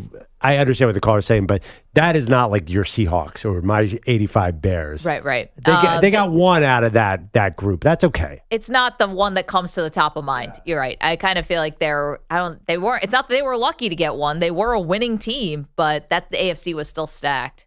Yeah, and they had that great offense with Peyton Manning. Then they paid and built that defense, and the two just didn't meet at the same spot. Okay, so keep them coming on the Super Bowl dynasties that never were. Quickly about before we get back to this year's Super Bowl 58. We got the news yesterday that Ben Johnson, the Lions offensive coordinator, is going to be returning, not going to be taking one of the open NFL head coaching jobs. So if I were to ask you, who do you think will return to the at least championship round, but who could get to a Super Bowl faster, the Lions or the Ravens, the two teams that lost in the championship game? Who do you think has a quicker path back to the Super Bowl? I love both teams. Honestly, I'm all about the Lions. The Ravens took this punch this year, and I'm sure they're going to learn from this. I am sure they're going to improve. I think the biggest difference with I think the Ravens will be back very soon. And here's why. Lamar Jackson has so transformed his body and found a way to keep healthy. I think they learned a lot in this Chiefs game, and this is what they needed, and I think they're going to make changes, and I think they're back.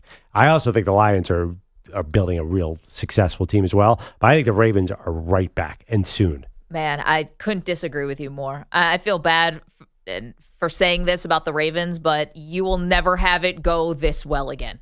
It's just why you're the best drafting team out there. No, because you had almost unprecedented health this year, which has not been something that's been associated with the Ravens, especially with Lamar. You actually got Mark Andrews back in this game, so you even got an addition before the championship game, and you had a home game, and this was probably one of the lowest octane offenses that the Chiefs will ever field with Patrick Mahomes and Andy Reid. This was the perfect setup, and you couldn't do it. I think the Lions probably have a better shot of getting back. If they can get themselves off the mat after the devastation of losing a 17-point lead. But again, they were not favored. They were 7.5-point underdog. They were on the road. Have your coordinator back. I think that the Lions, you're going through the NFC, which maybe is a little bit more give. I think the Lions are going to be back sooner. Well, the Lions are going to be back, but they're babies. They're so young. Laporta, Gibbs, Amon-Ra, St. Brown, they're all 23, 24.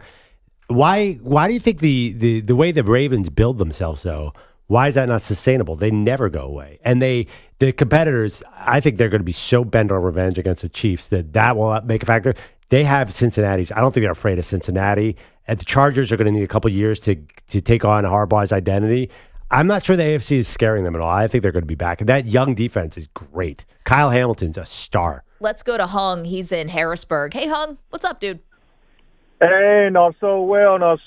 I'm still upset from the Baltimore, my team. I had the Baltimore win Super Bowl from beginning, from last year. You a Cowboy. You had the money on the Cowboy. Yeah. Me had money on the Raven. What I'm really upset right now, I don't understand why Mark Andrews, 89, mess up, go in there, mess up the game plan. The team chemistry, we're doing so well with Isaiah, number 80, tight end, Isaiah Liley. He's the moneymaker. He's so fast and quick, and you know what I mean? He can do a lot of stuff that Mark Andrews cannot do. Yeah, but Hung, I mean, I thought it was a boon to get back Mark Andrews, but the other part is, wasn't the pick that Lamar threw in the end zone, wasn't that to Likely, that he threw through the triple coverage? He was still trying to target him. Yeah, but you know what? The offense is not the same. The whole season, we doing so well, and all of a sudden, Andrew come in and mash up the game plan. You know, Andrew's so slow. I mean, I love him as a player, but compared to the offensive, all the weapons we have, it's the chemistry. The team, we doing so well. Hung, here's the question. Why did it take until the middle of the fourth quarter to get Odell Beckham the ball for the first time? That's what I don't understand, because I want Aguilar and Odell to be in there as well. Well, Aguilar. I mean, listen, Aguilar had one nice catch, run down the sideline. That was big. Dropped his first pass. I thought there were way too many Aguilar targets. I couldn't understand that at all. You know, my money, they messed with my money. Oh, Hung, sorry for you, pal. Wait, Hung is not a Ravens fan. Massive Ravens fan. A Ravens fan. Okay. So he's been back in Ravens all year. Okay. Yeah, I mean, that's an interesting point. That's against the grain. I like it. They were hurt by Mark Andrews' return. Go Hung. We have the biggest question facing the 49ers in the Super Bowl next.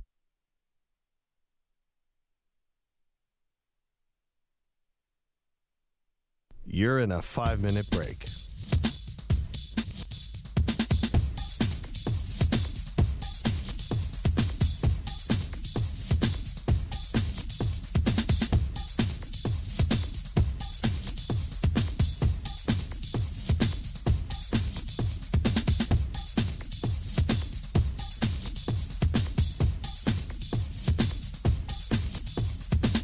4 minutes, 30 seconds remaining.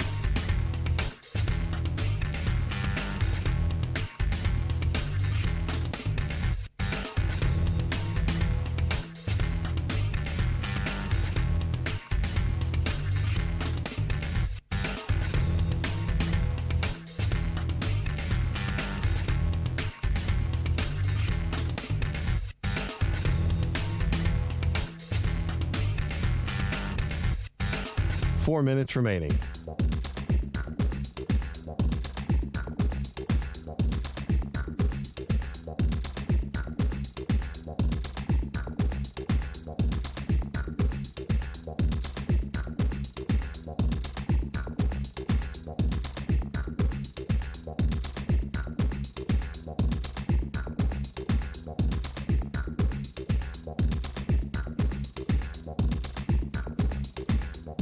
Three minutes, 30 seconds remaining.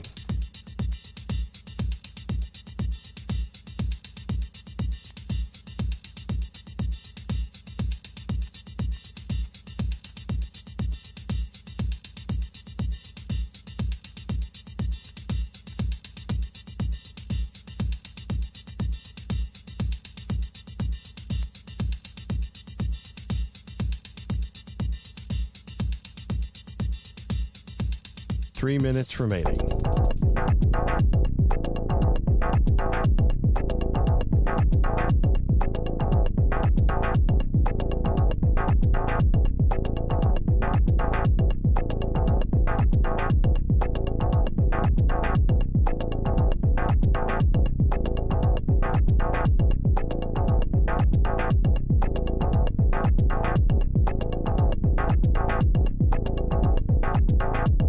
Two minutes, 30 seconds remaining.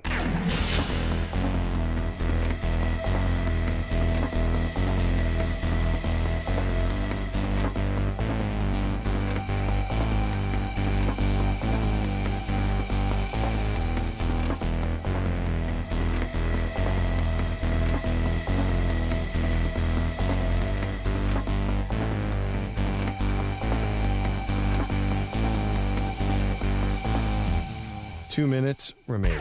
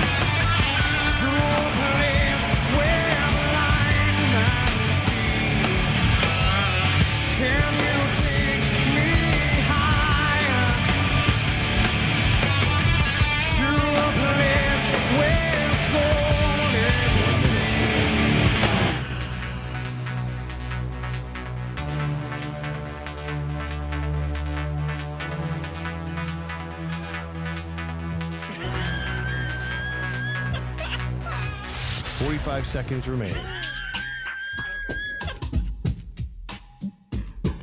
Well, a tortoise. That's the other problem. She'll figure Trust me, I fantasize a lot about this. How are you going to kill it? You have to drown it, right? Oh my gosh. Drown a tortoise? 30 seconds remaining. It's amphibious. Google, how do I kill a So tortoise? I was thinking, I live in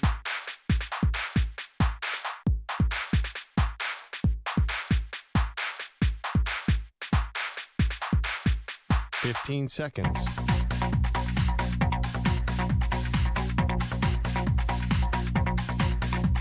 Break ends in 5 seconds.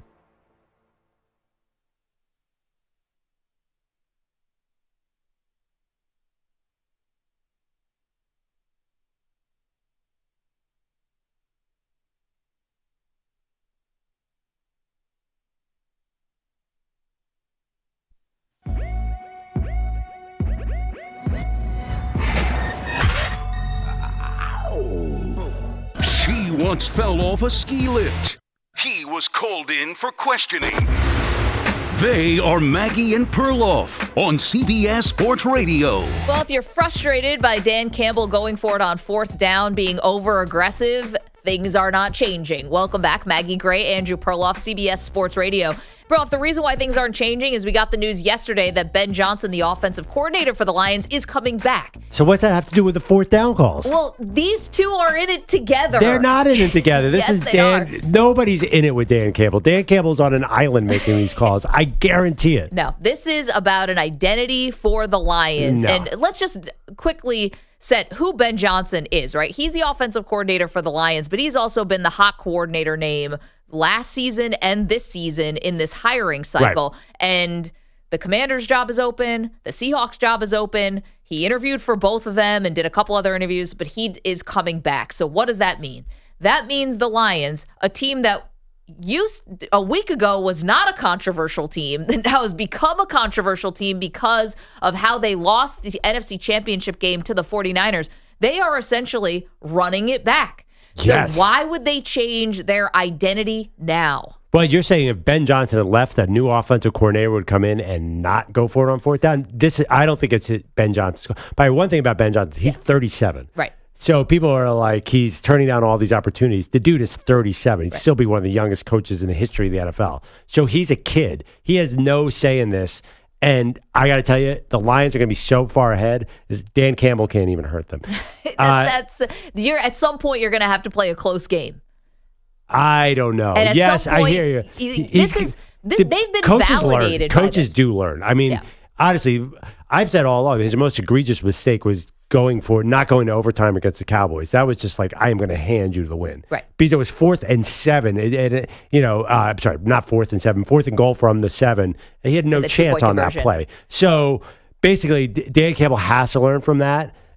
He's not an idiot. I mean, but that set the stage for the backlash against Dan Campbell because it felt like it was almost impetuous or, it was reckless is how someone put it. Right. Stubborn is a good way to put it. The fact that you would still go for the 2-point conversion when you're on the road, you have a chance to go to overtime against the Cowboys. If that didn't show you who Dan Campbell is, well, then it got hammered home in the NFC Championship game. And to me, that's not going to change. I think it's the opposite. I think Dan Campbell's probably kicking himself that he kicked a field goal at the end of the first half. I don't know if you dial this part back because in so many ways, their way, the Lions' way, has been validated because this Lion team hasn't won jack and they just got to the NFC Championship game. Like they've proved more than anyone could have hoped for.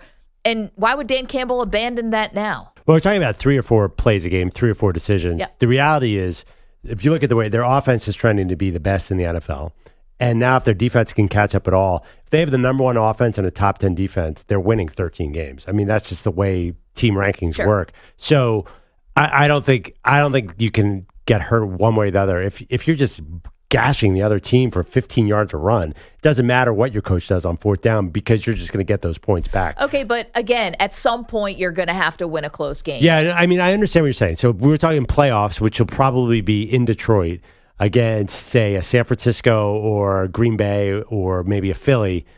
I do think that I just have this feeling if they're the better team, they're going to come away with a win. I think Dan Campbell will learn from this and play more conservative, maybe secure your kicker position a little bit more, have a little more confidence in that.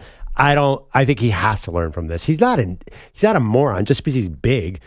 No, the opposite. I think people look at him, and again, we're talking about Dan Campbell, the fact that they are bringing and keeping, rather, their OC, Ben Johnson, who had been a hot coordinator candidate for a head coaching job. The news yesterday is he's coming back. So essentially, you are running this back with the Lions.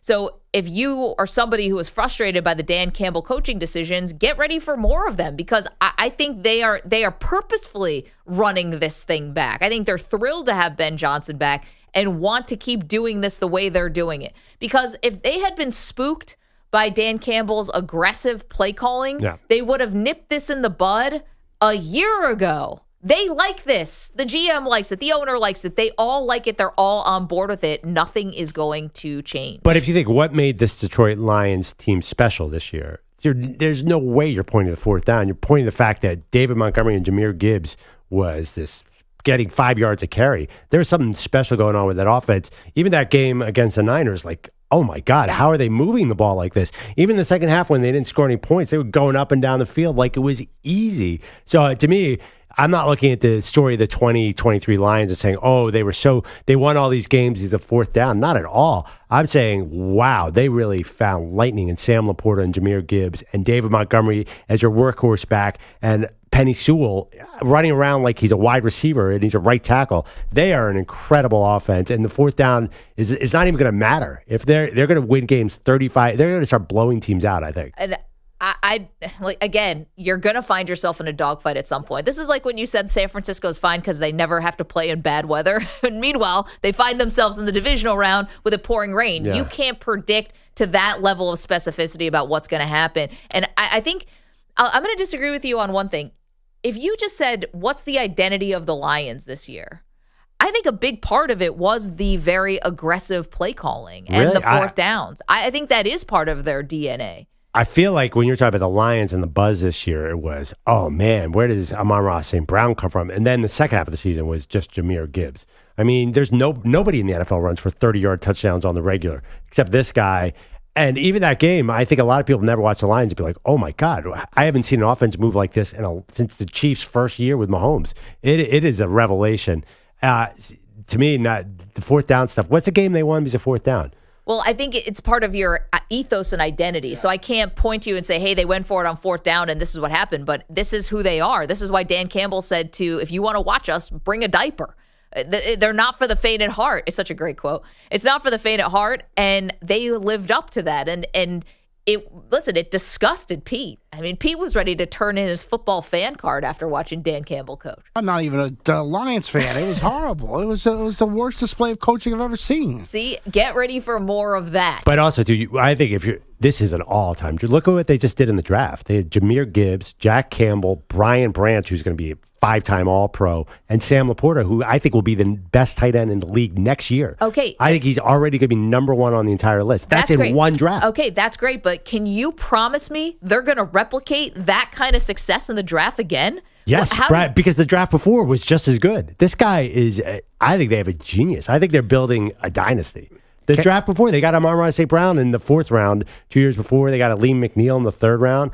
They're in a heater. I mean, they did get a lot of assets from the Stafford trade, but they're really good right now. Can you promise me they're going to get to the NFC Championship again? I think they have a great chance. We just had a topic about teams that didn't win another Super Bowl. Yeah. It's so hard, and for the Lions to get there is a big deal. And what he did in that game, if I was a Lion fan, I really would think about it. Yeah, because you're still not over it. That was horrible. Yeah, I have never seen anything like that in my life. And what Pete is alluding to is on Wednesdays we do something called the Great Debate Series. We did it at the 8:00 Eastern hour, every 8:00 Eastern hour on Wednesdays. And today's question was, which team that won one Super Bowl should have won more? Which of the dynasties that never were? And so Pete's is saying, wow, we talked about all these great teams that couldn't even win two. It is hard. And Dan Campbell said himself, we're probably not getting back here. Now, I don't know.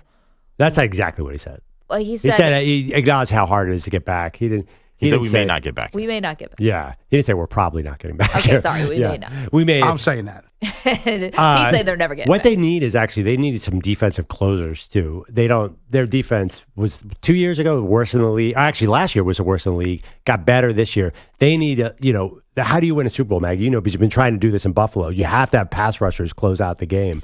So they need to add one more. And that was a little disappointing, I thought, from Aiden Hutchinson on Sunday. Because, he's a young player. He's only in his second year. Maybe he develops into that. But I kind of was waiting for him to turn the tide in that game. He just couldn't. I assume they did not hear his name called a lot. They probably chipped him on every play. I mean, I was watching. There were times where he was just one-on-one. He wasn't getting to the quarterback. He wasn't getting home. Yeah. I'd like to see the PFF grade on Aiden Hutchinson. I felt like he was – I heard his name. He was there. What if you had a defensive end on the other side? You have $61 million in cap space. What if you had one more big stud on the defensive line? Couldn't hurt. Chris Jones destination? You guys got to get on board with this. Listen, we got to be a Lions team. They are America's team. I'm the only one defending Dan Campbell. Maggie's wearing the Hawaiian blue as well. Honolulu blue. That was not up by design, but just what was clean at 3:00 in the morning. But I think that Well, I believe that the Lions could end up getting back. I want people to understand what they're doing here. This is a run-it-back situation where they are going to be the same team. This is not Brandon Staley, who was an aggressive guy on fourth down, then abandoned it the next year and became a joke and is out of the league. Not a head coach. Not out of the league, but not that is not a way to characterize the story that Ben Johnson's saying in Detroit. The way to characterize the story is the Lions just had the win of the offseason. That their genius offensive play caller is not leaving. I mean, you have to be thrilled in Detroit right now. I mean, your reaction, there's no mixed about this. This is a great day. And I secretly wonder, did they throw a ton of money at him? Like, what's going on here, really? There's got to be a mystery. Like, why is he staying? Nobody turns down head coaching offers. Yeah, so the fact that he's staying there says to me, okay, this is something special. Well, there's two things. There was a rumor that his agent was asking for $15 million a year, which, by the way, is what Jim Harbaugh's got getting. 16, yeah. So I don't think they're going to give that to a first-time head coach, but maybe. The other is, how good are these jobs that were open? You know, the Commanders' job and the Seahawks' job. So I actually think these are two very good jobs. I know that Pete Carroll just said that there aren't football people making football decisions. That also may have been the person who had to tell Pete Carroll the bad news. You know, maybe John Schneider, the general manager, just didn't give Pete Carroll the news and blamed it on somebody else. How often do we do that in business? Hey, I wanted to keep you, but it's, Bill in accounting. He's the real jerk here. I think they passed the buck to people who were not football people, and they actually just wanted a change. That happens. We have to acknowledge that. And the Commanders, Dan Snyder's out. You got the second overall pick. Mm-hmm. This is not a terrible job. I like that DC Maybe job. Ben Johnson was just being very, very specific about, I want a known quantity at quarterback. Okay, well, the Chargers with Justin Herbert, those opportunities don't come around very often. Usually you're looking for a new head coach because your team sucks. Okay, let me put this hypothetical to you. Yeah. You can win a Super Bowl in Detroit as the offensive coordinator. You have a chance. You have no chance. You can risk having 3 losing seasons in Washington and getting fired. There might be a really cold, calculated reason that Ben Johnson did this, because we see a lot of guys get these jobs and they immediately flame out. I mean, do you honestly think Dave Canales has a chance in Carolina with that roster? It feels like a really hard assignment. Okay, it does, but Dave Canales is 38? Yep. Okay, if he gets hired by the Panthers, and however this goes, what ends up happening? You go be a coordinator for a while, and then you get back and get another job. How many second chance guys do we see? Well, is just that hired in this cycle alone? Is that a better path than being the play caller on this sort of all-star team in Detroit and playing almost all your games indoor? It's not like Ben Johnson's not going to have any trouble moving the ball next year. They're going to be on as long as their quarterback stays healthy, and even if he doesn't stay healthy, I think he's going to have a great year. He'll have every offer next year. Is there any chance that he doesn't get 5 offers next year? Maybe, but a lot can happen. I thought Byron Leftwich was going to get a lot of offers when coming off of Tampa Bay. He didn't take the Jags job, and he has not been a candidate again. I think that's different, though, because Byron Leftwich succeeded with Tom Brady. I mean, that's not exactly. Josh McDaniels has gotten 3 offers to be a head coach, took 2 of them in the last 15 years. I mean, guys who have coached Tom Brady have gotten jobs. Guys who have coached Peyton Manning have gotten jobs. I'm just saying that Ben Johnson, I think, is a little more impressive of a candidate than because he did Byron it with Goff. Because he did it with Goff. He took a team that was a 3-win team. Their offense was terrible before he got there. I think they were 25th in the league before he got there. They were nothing. And he just created this thing out of nothing. I think he would have got $15 million. I'll bet you teams are going to pay that next year. Is there a chance that he may be a better head coach by taking this time to be a coordinator again? Because, look, this is a guy, he was never a coordinator before he became the coordinator for the Lions. This is the only guy in his second year of being an offensive coordinator. And, look, he's done a fantastic job, so I understand why anybody would want him. I'd want him with the Jets for sure. But I do wonder if taking a year off for him may actually help him because he can continue to learn in what kind of head coach he wants to be. Listen, I think that sounds great, and that if that's really what's happening, it might be the best thing for him. Then what was up with the report that his agent's asking for $15 million? Because that sounds like somebody who's got a ton of confidence in themselves. My theory is that he was trying to scare off the Panthers. Because the early word was that the Panthers really wanted him badly. They were going to do anything to get him. And that was around the time we heard he had a $15 million price tag. David Tepper can't come and kidnap him. I mean, you can always just turn it down.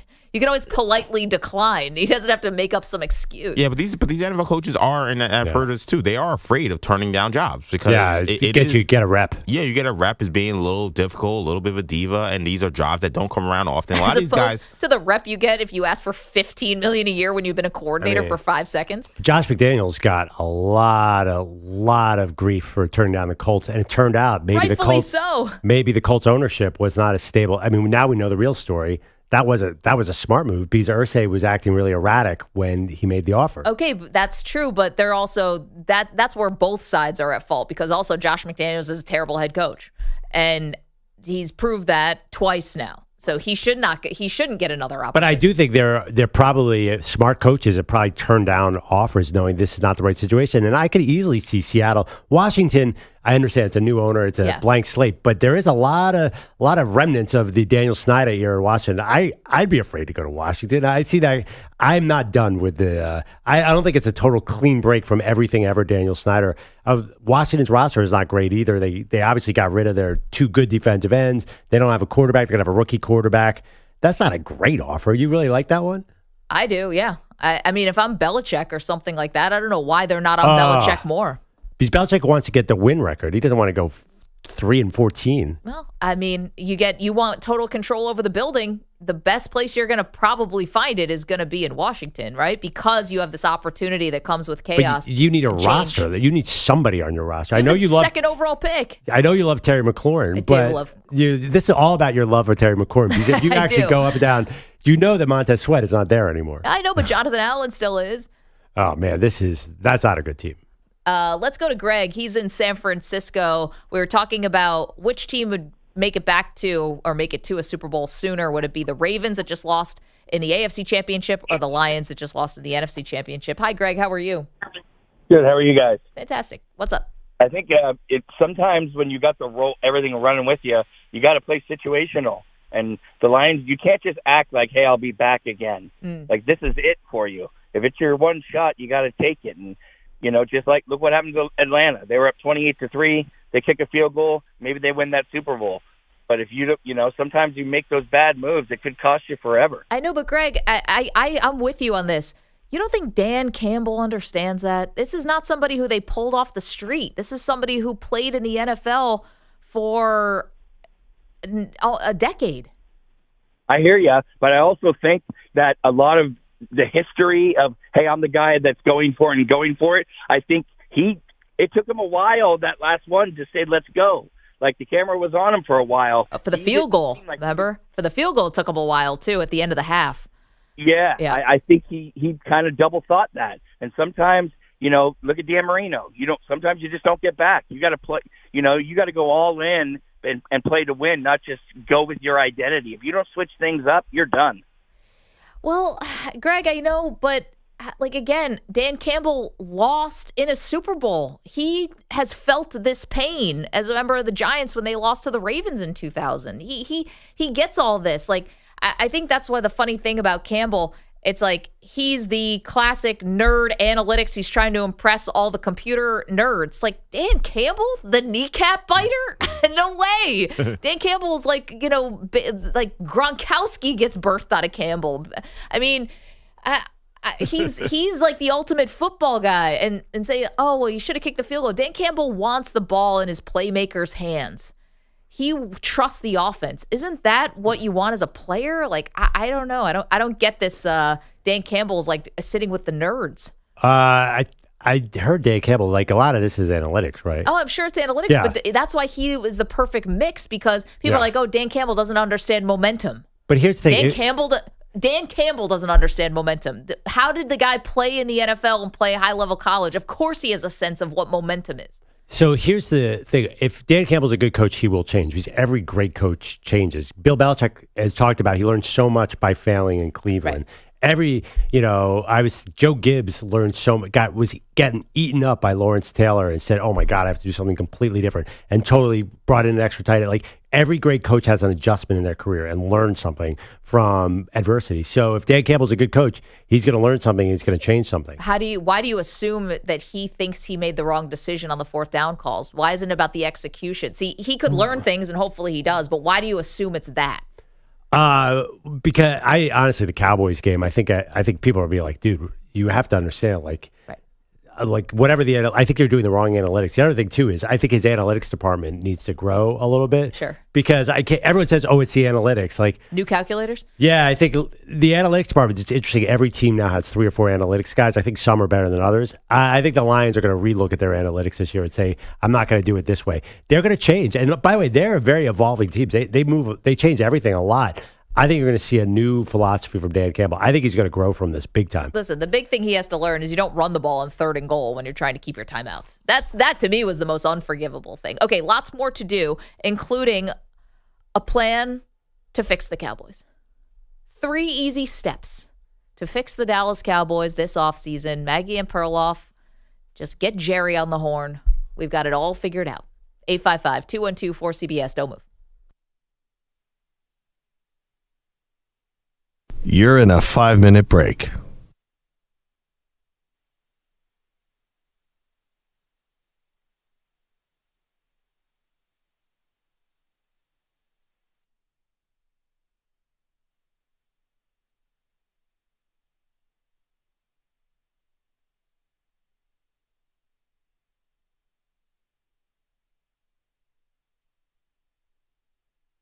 Four minutes, 30 seconds remaining.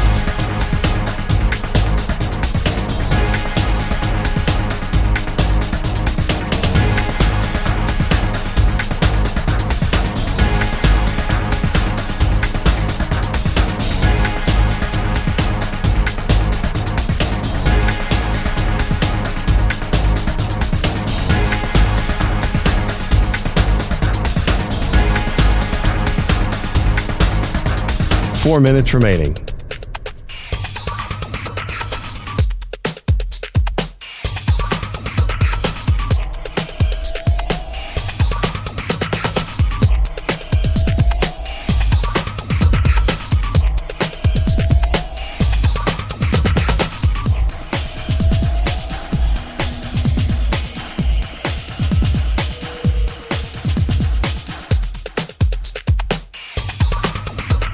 Three minutes, 30 seconds remaining.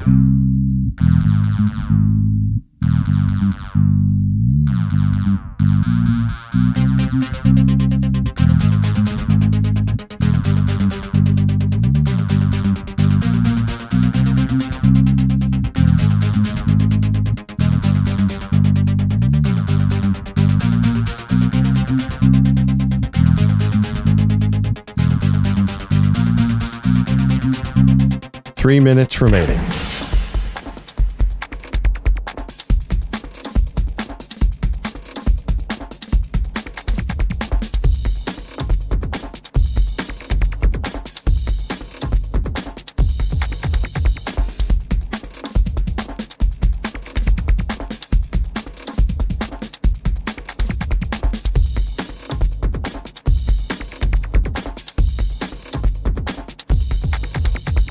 Two minutes, 30 seconds remaining.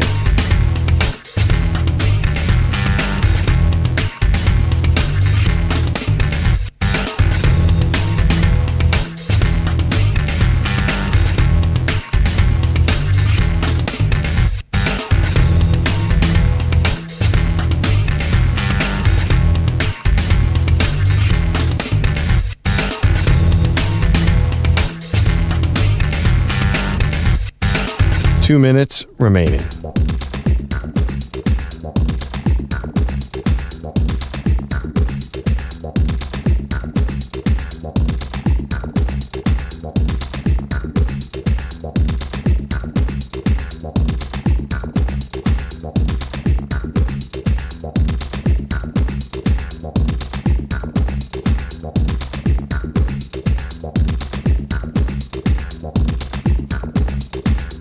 One minute, 30 seconds remaining.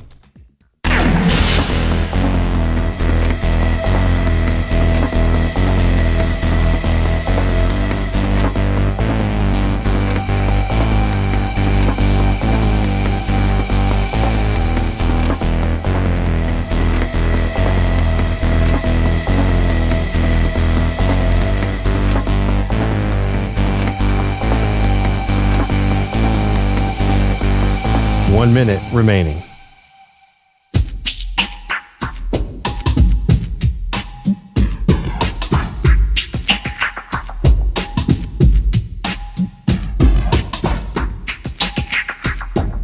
45 seconds remaining.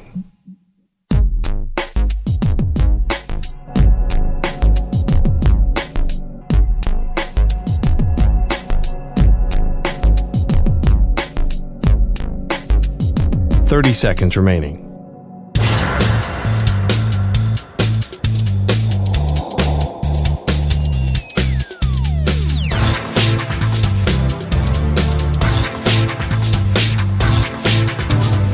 Seconds.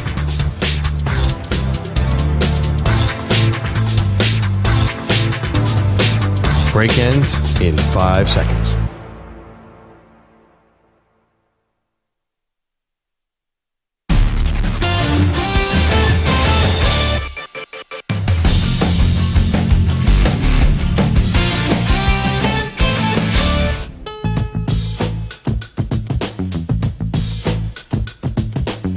All right, Maggie, we have a tough assignment here on the Maggie and Perloff show. Yep. Maybe the toughest assignment in all of sports. They'll roll up the sleeves. Yes, we need to take the Dallas Cowboys over the top and help Jerry Jones get another ring and win one without Jimmy. Finally, Maggie. Okay. Are you ready for this? Three-step plan. Three-step plan. Maggie and Perloff's three-step plan to help the Cowboys. You have your 3 steps and I have my 3 steps? I have my 3 steps and you have your 3 steps. I have a feeling yours are going to be a little weirder, and I'm curious to hear them. So why don't you go first? Okay. Step 1, or maybe I'll go 3, 2, 1 here. Third is going to be pretty obvious, which is you've got to find something with the run game. And this is not expensive. See, that's the cool thing about where the Cowboys are. Yeah. You need to fix the run game. That's going to be one of the cheaper positions now to fill. Obviously, Tony Pollard was playing on the franchise tag, so you have a decision to make about him.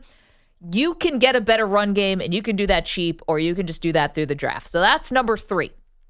Number 2, you just got to hire Bill Belichick already. Can we just cut to the chase here with the Mike McCarthy on the hot seat, and it's going to be dangling his job over his head with every single loss?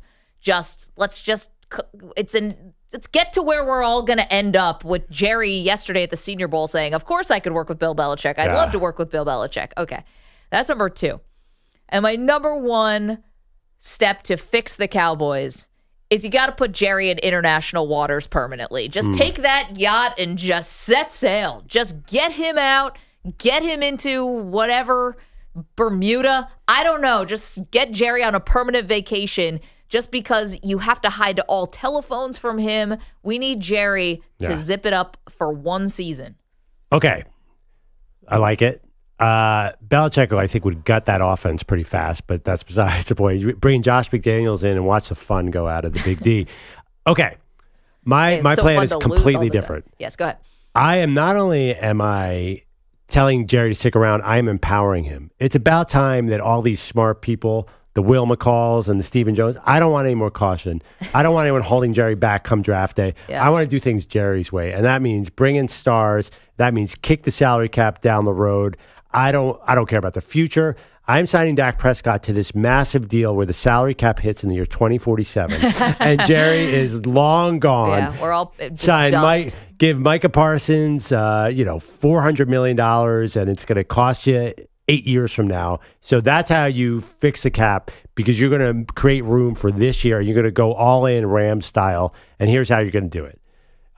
First of all, I agree. You're going to fix the run game, but you're going to do it in the stupidest Jerry way possible. Okay. You're going to bring in a 30-year-old running back in Derrick Henry. Okay. Because I am an analytics guy, and I know 30-year-old running backs do not work, but how cool would Derrick Henry look with the star on his helmet? And can you just imagine him going through a hole? That is going to be awesome. That's 3. Number 2, obviously you need a linebacker because they can't stop anybody on the run. That's a good point. So I was looking at the list of free agent guys. So we got Patrick Queen in Baltimore. He's going to be super expensive. Levante David's older than me. He's been around since the 1980s. How about Frankie Louvu from Carolina, who the Bills had been targeting after Milano got hurt? Bring him in. He's a really good player. Yep. But the number 1 splash move, this is what's going to make the difference. This is what is finally bringing Jerry back to the Super Bowl.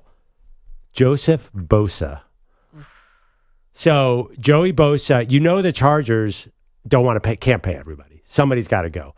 Joey Bosa is extremely expensive. How the Cowboys are going to fit him, I have no idea. So Okay. Jim Harbaugh, figure it out. Jim Harbaugh needs to clear out the old guys so he can bring in his guys and put his imprint on the Chargers. And that does not mean Joey Bosa. He's got to either have to get rid of Mack or Bosa. Can you imagine if you were lining up against the Cowboys and the reason that Micah Parsons isn't blowing up every single play is he's got 3 guys on him. You cannot do that if you have another superstar. And I don't mean DeMarcus Lawrence. I mean an unstoppable pass rushing force, and that is Joey Bosa. All right, he's going to look really good when he's in street clothes on the sideline. The guy cannot stay healthy. Well, you're going to have to take that risk. When you go all in, there's an amount of risk you have to be comfortable with, Maggie. Yeah, do you understand? If you just throw caution to the wind and follow everything that Jerry Jones says, you're going to end up in some kind of Tijuana prison. Well, I mean, this is not a recipe for good decision making. Well, the last 8 years, I mean, listen, he wanted Johnny Manziel, and they took future Hall of Famer Zach Martin. Who also needs to get paid. Yeah, they've been doing nothing but smart things. And guess what? It's gotten them 12. They drafted a defensive tackle last year. Yeah, and it wasn't very good. Well, he could. Yeah, we will see. He's young. Yeah. I'm saying that's not a Jerry Jones move. Drafting a defensive tackle, drafting a guard. Let's get in some skill position players. Let's treat this like a fantasy football team. Let's go. That's what all in means, Maggie. All in. So forget all this team building. I want to see stars with the star in their helmet. I want to put everything into the 2024 bucket. I don't care if they're 2-15 in 2025. This is the year. Give me Bosa. Give me Henry. Give me Levante David. Yeah. I want to go old, injury prone, and just go for it. You want a much more expensive 42-10 loss to the San Francisco 49ers. Well, yeah, it's better than building a better culture with Bill Belichick and hoping to go 10-7 with your mediocre offensive talent. I would much rather go this sort of Rams bleep those picks. Okay. All right. Well, there you go. 3 easy steps-ish to fix the Dallas Cowboys. Peter Schwartz is here with headlines. Yo. Good morning. Let's start with the NBA. The Warriors playing host to the Sixers. Curry now working on Harris. Shows him the dribbles. Shot clock at 5. Got to make the move. Step back off the dribble. 3. Yes!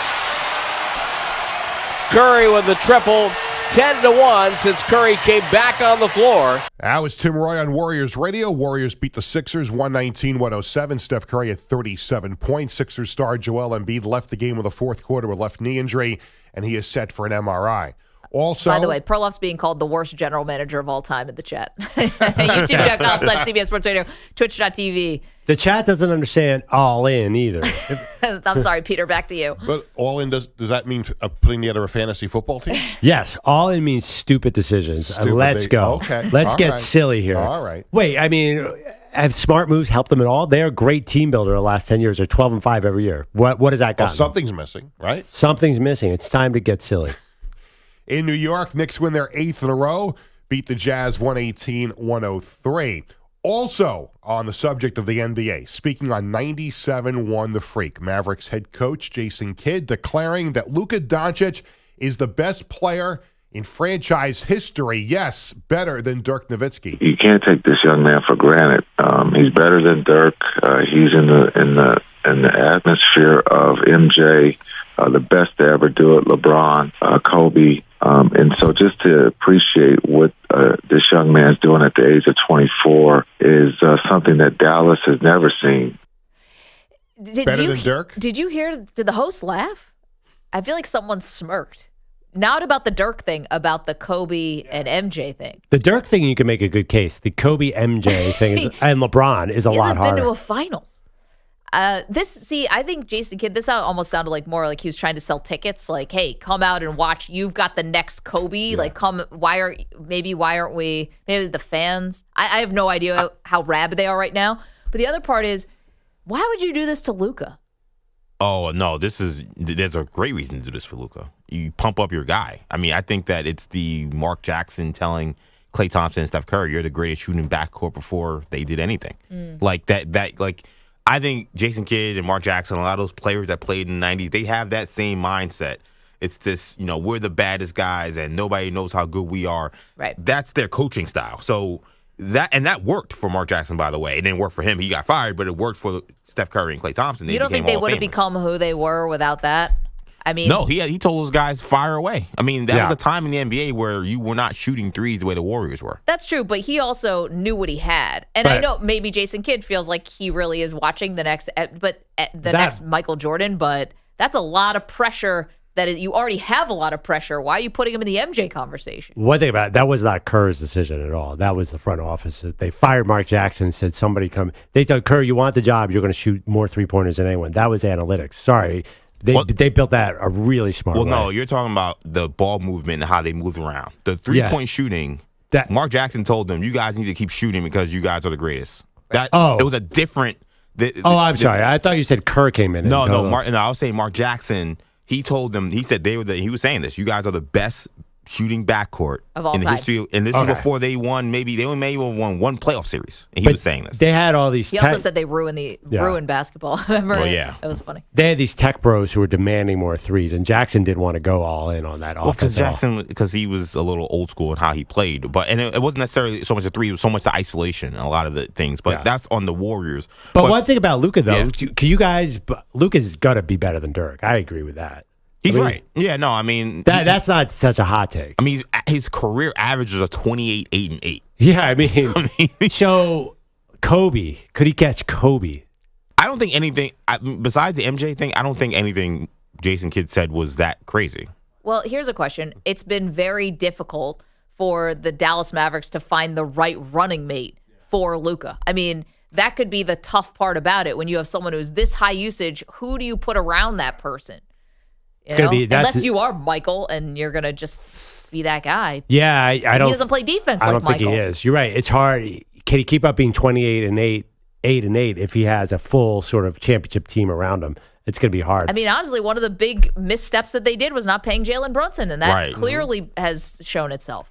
Yeah, but even with Jalen Brunson, was that a championship team? Who knows? I don't know, but Jalen Brunson has now blossomed into, this what he is for the Knicks and a leader and all that stuff. So I mean, Kobe got to 81 and Luka did 73 the other night. So that comparison is I'm going to pick Kobe every time, but still, I think he's in that ballpark at least. But Kobe needed Shaq for the first three. Absolutely. Right. So who's going to be the Shaq to Luka? Like he needs another star, and I think it's hard to figure out who that person is. Or at least give me a Gasol. Well, Kidd says that in the interview. He says that, he's as good as the greats. Now it's about building a championship around him. There's more from Kidd on why Doncic is the best ever. He is better than Dirk. He does things that Dirk could never do. And now it's, the opportunity of getting the right people around him to ultimately win a championship. Yeah. I mean, it's been tough so far. It feels like Luka's been in the league for a long time. I know he's only 24. Dallas needs to get lucky in the draft at some point because the problem is they haven't done a great job with their cap space and some of the moves. They've built good teams, but not championship teams, and they never seem to have money to bring in a real superstar, which is why they went all in on Kyrie Irving because they were like, look, nobody wants him. Like, this is a guy we can trade for 25 cents on the dollar. Right.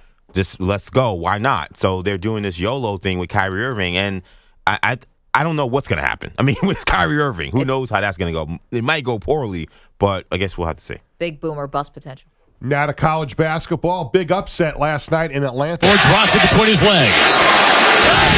At 10 now. At 9. Skips with it to the right. He draws Baycott on the switch.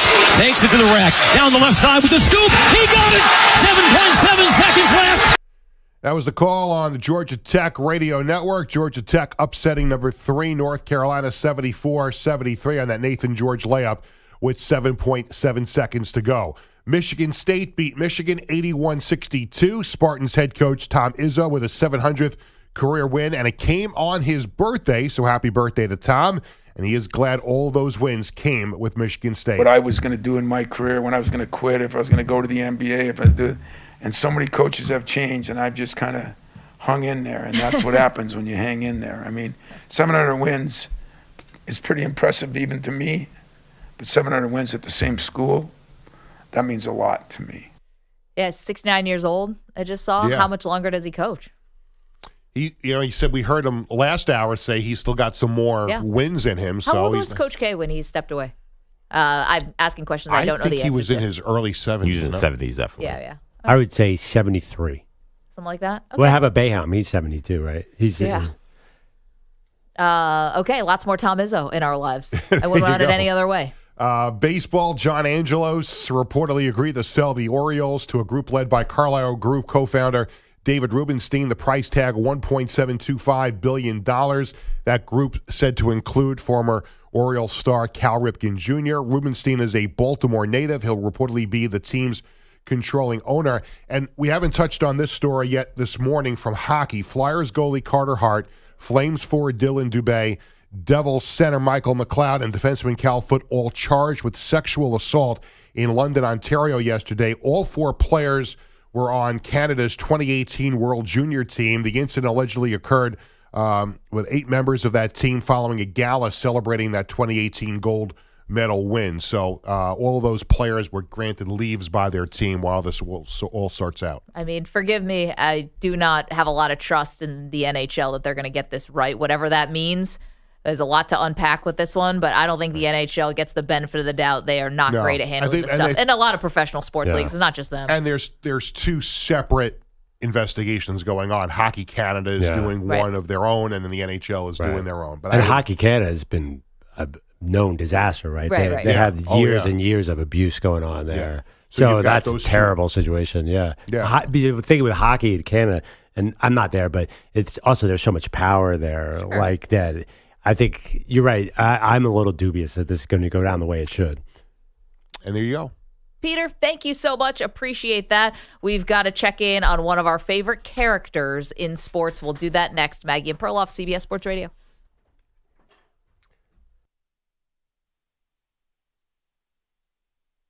You're in a 5-minute break.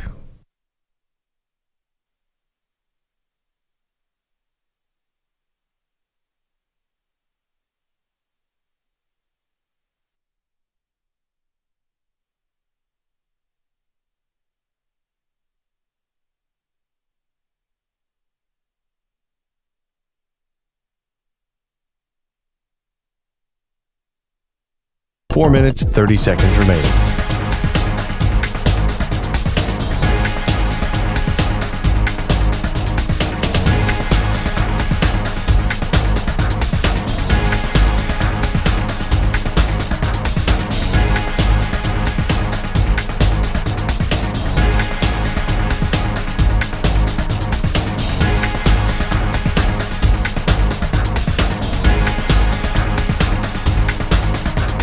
Four minutes remaining.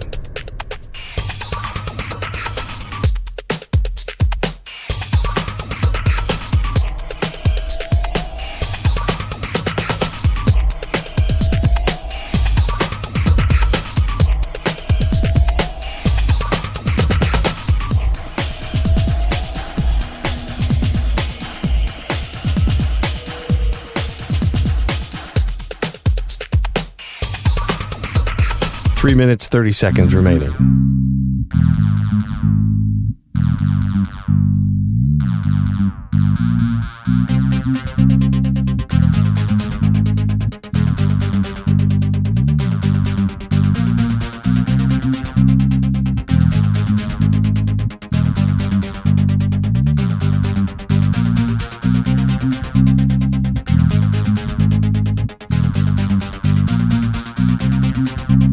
Three minutes remaining.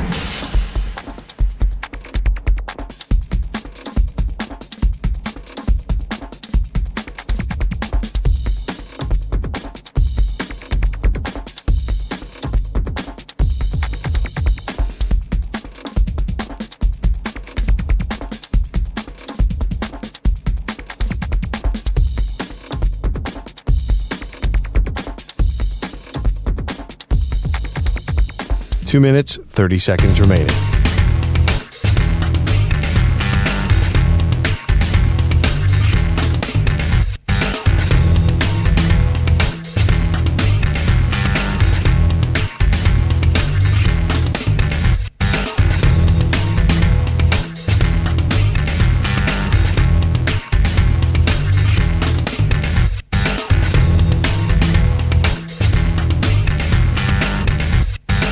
Two minutes remaining.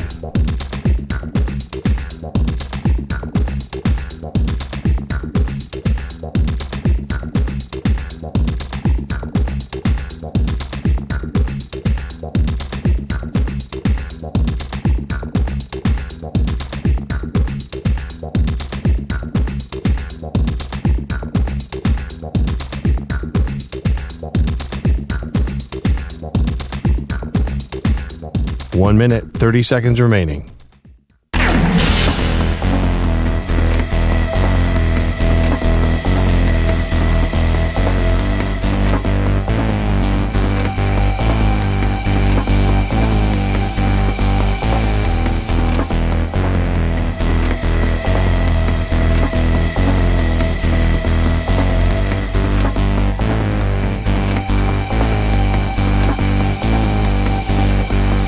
One minute remaining.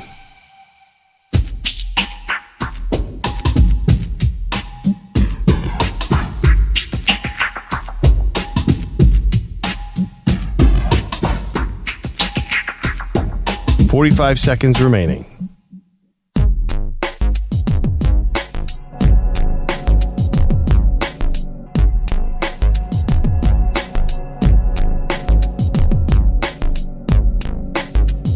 $30 seconds remaining.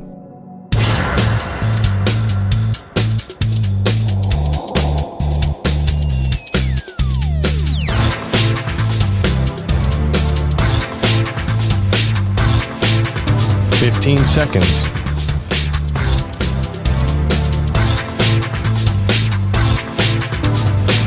Break ends in 5 seconds.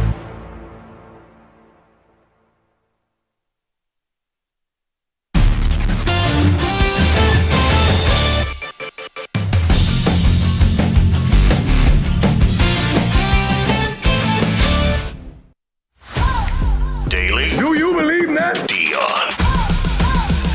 You believe that?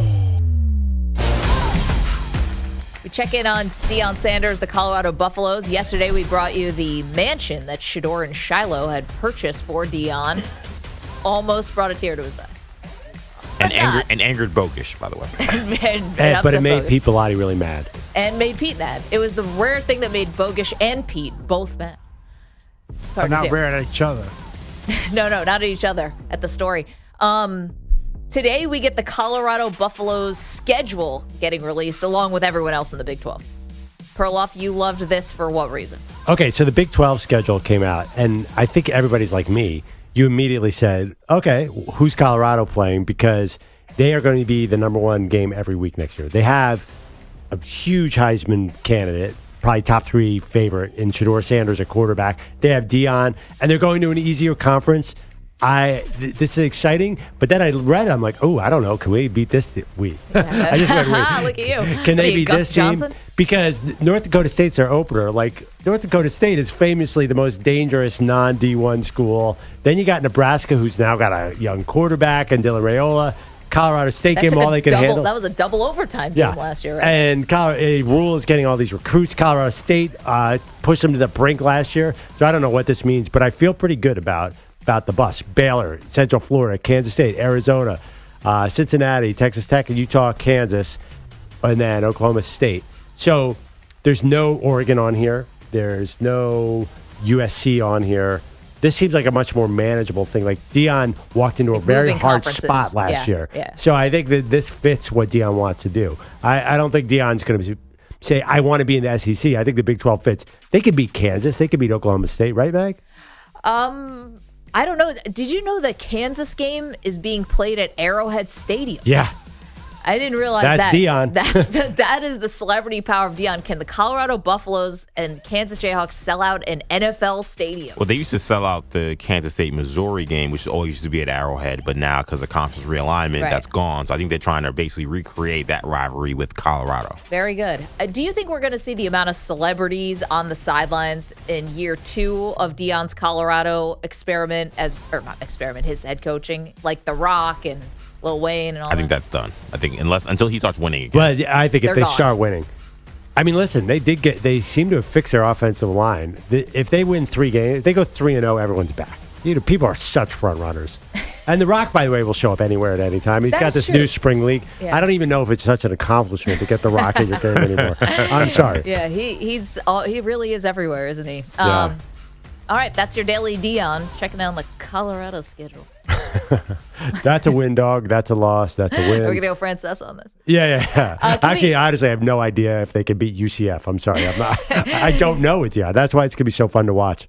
Can we check in our poll result, please, off of the great debate series for today? Our question, we do this every Wednesday. We know we got a lot of new listeners. We're picking up new markets all the time, so this is super exciting. But on Wednesdays, generally the 8 o'clock Eastern hour, we do something called the great debate series. Today was which team that won one Super Bowl should have been a dynasty, should have won more.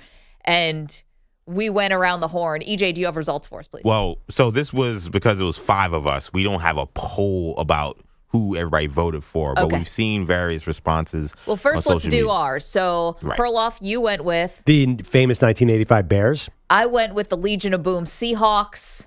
I went with the 1996 Packers. Pete? 2000 Ravens. And Bogish went with the 2010 Green Bay Packers. So there you go. Again, we're asking for the team that won one Super Bowl but should have won more. So what do you have on Twitter? Yeah, so we've seen a lot of Rams, 99. Yep. We've seen a lot of agreement on the Perloff's pick with the 85 Bears. So those have been some of the 2 popular ones. But yeah, a lot of it, those Rams in 99 have been a team people have talked about. All right.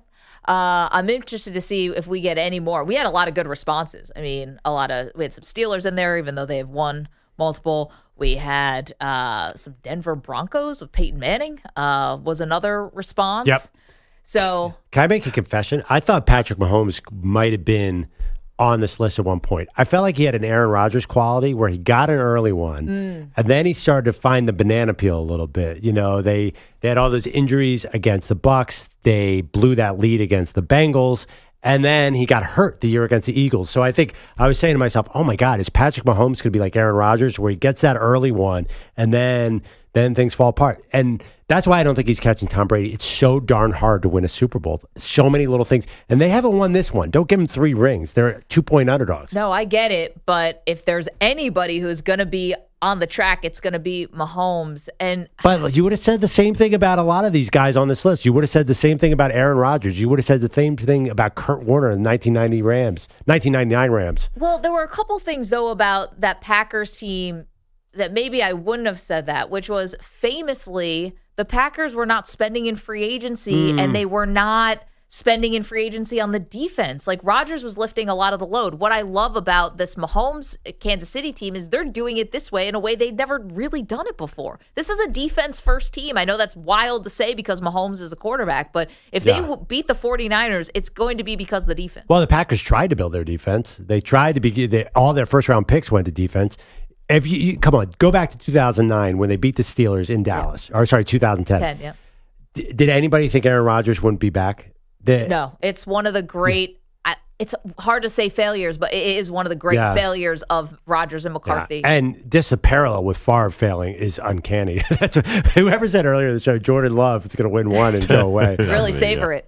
Because if Jordan Love, if you win that one, you might always want to retire. Or what about the flip side with all the Favre 3 MVPs and the Rodgers 4 MVPs? They have 2 Super Bowls. What if Jordan Love wins 2? Does he go down as the greatest Packer quarterback ever? No MVPs, but 2 Super Bowl rings. Does he go? What about Bart Starr? Bart Starr won Bart Starr racer. Modern guys. All right. But yeah, that'd be funny if all of a sudden it's just like, no, it's Jordan Love. He's got the hardware.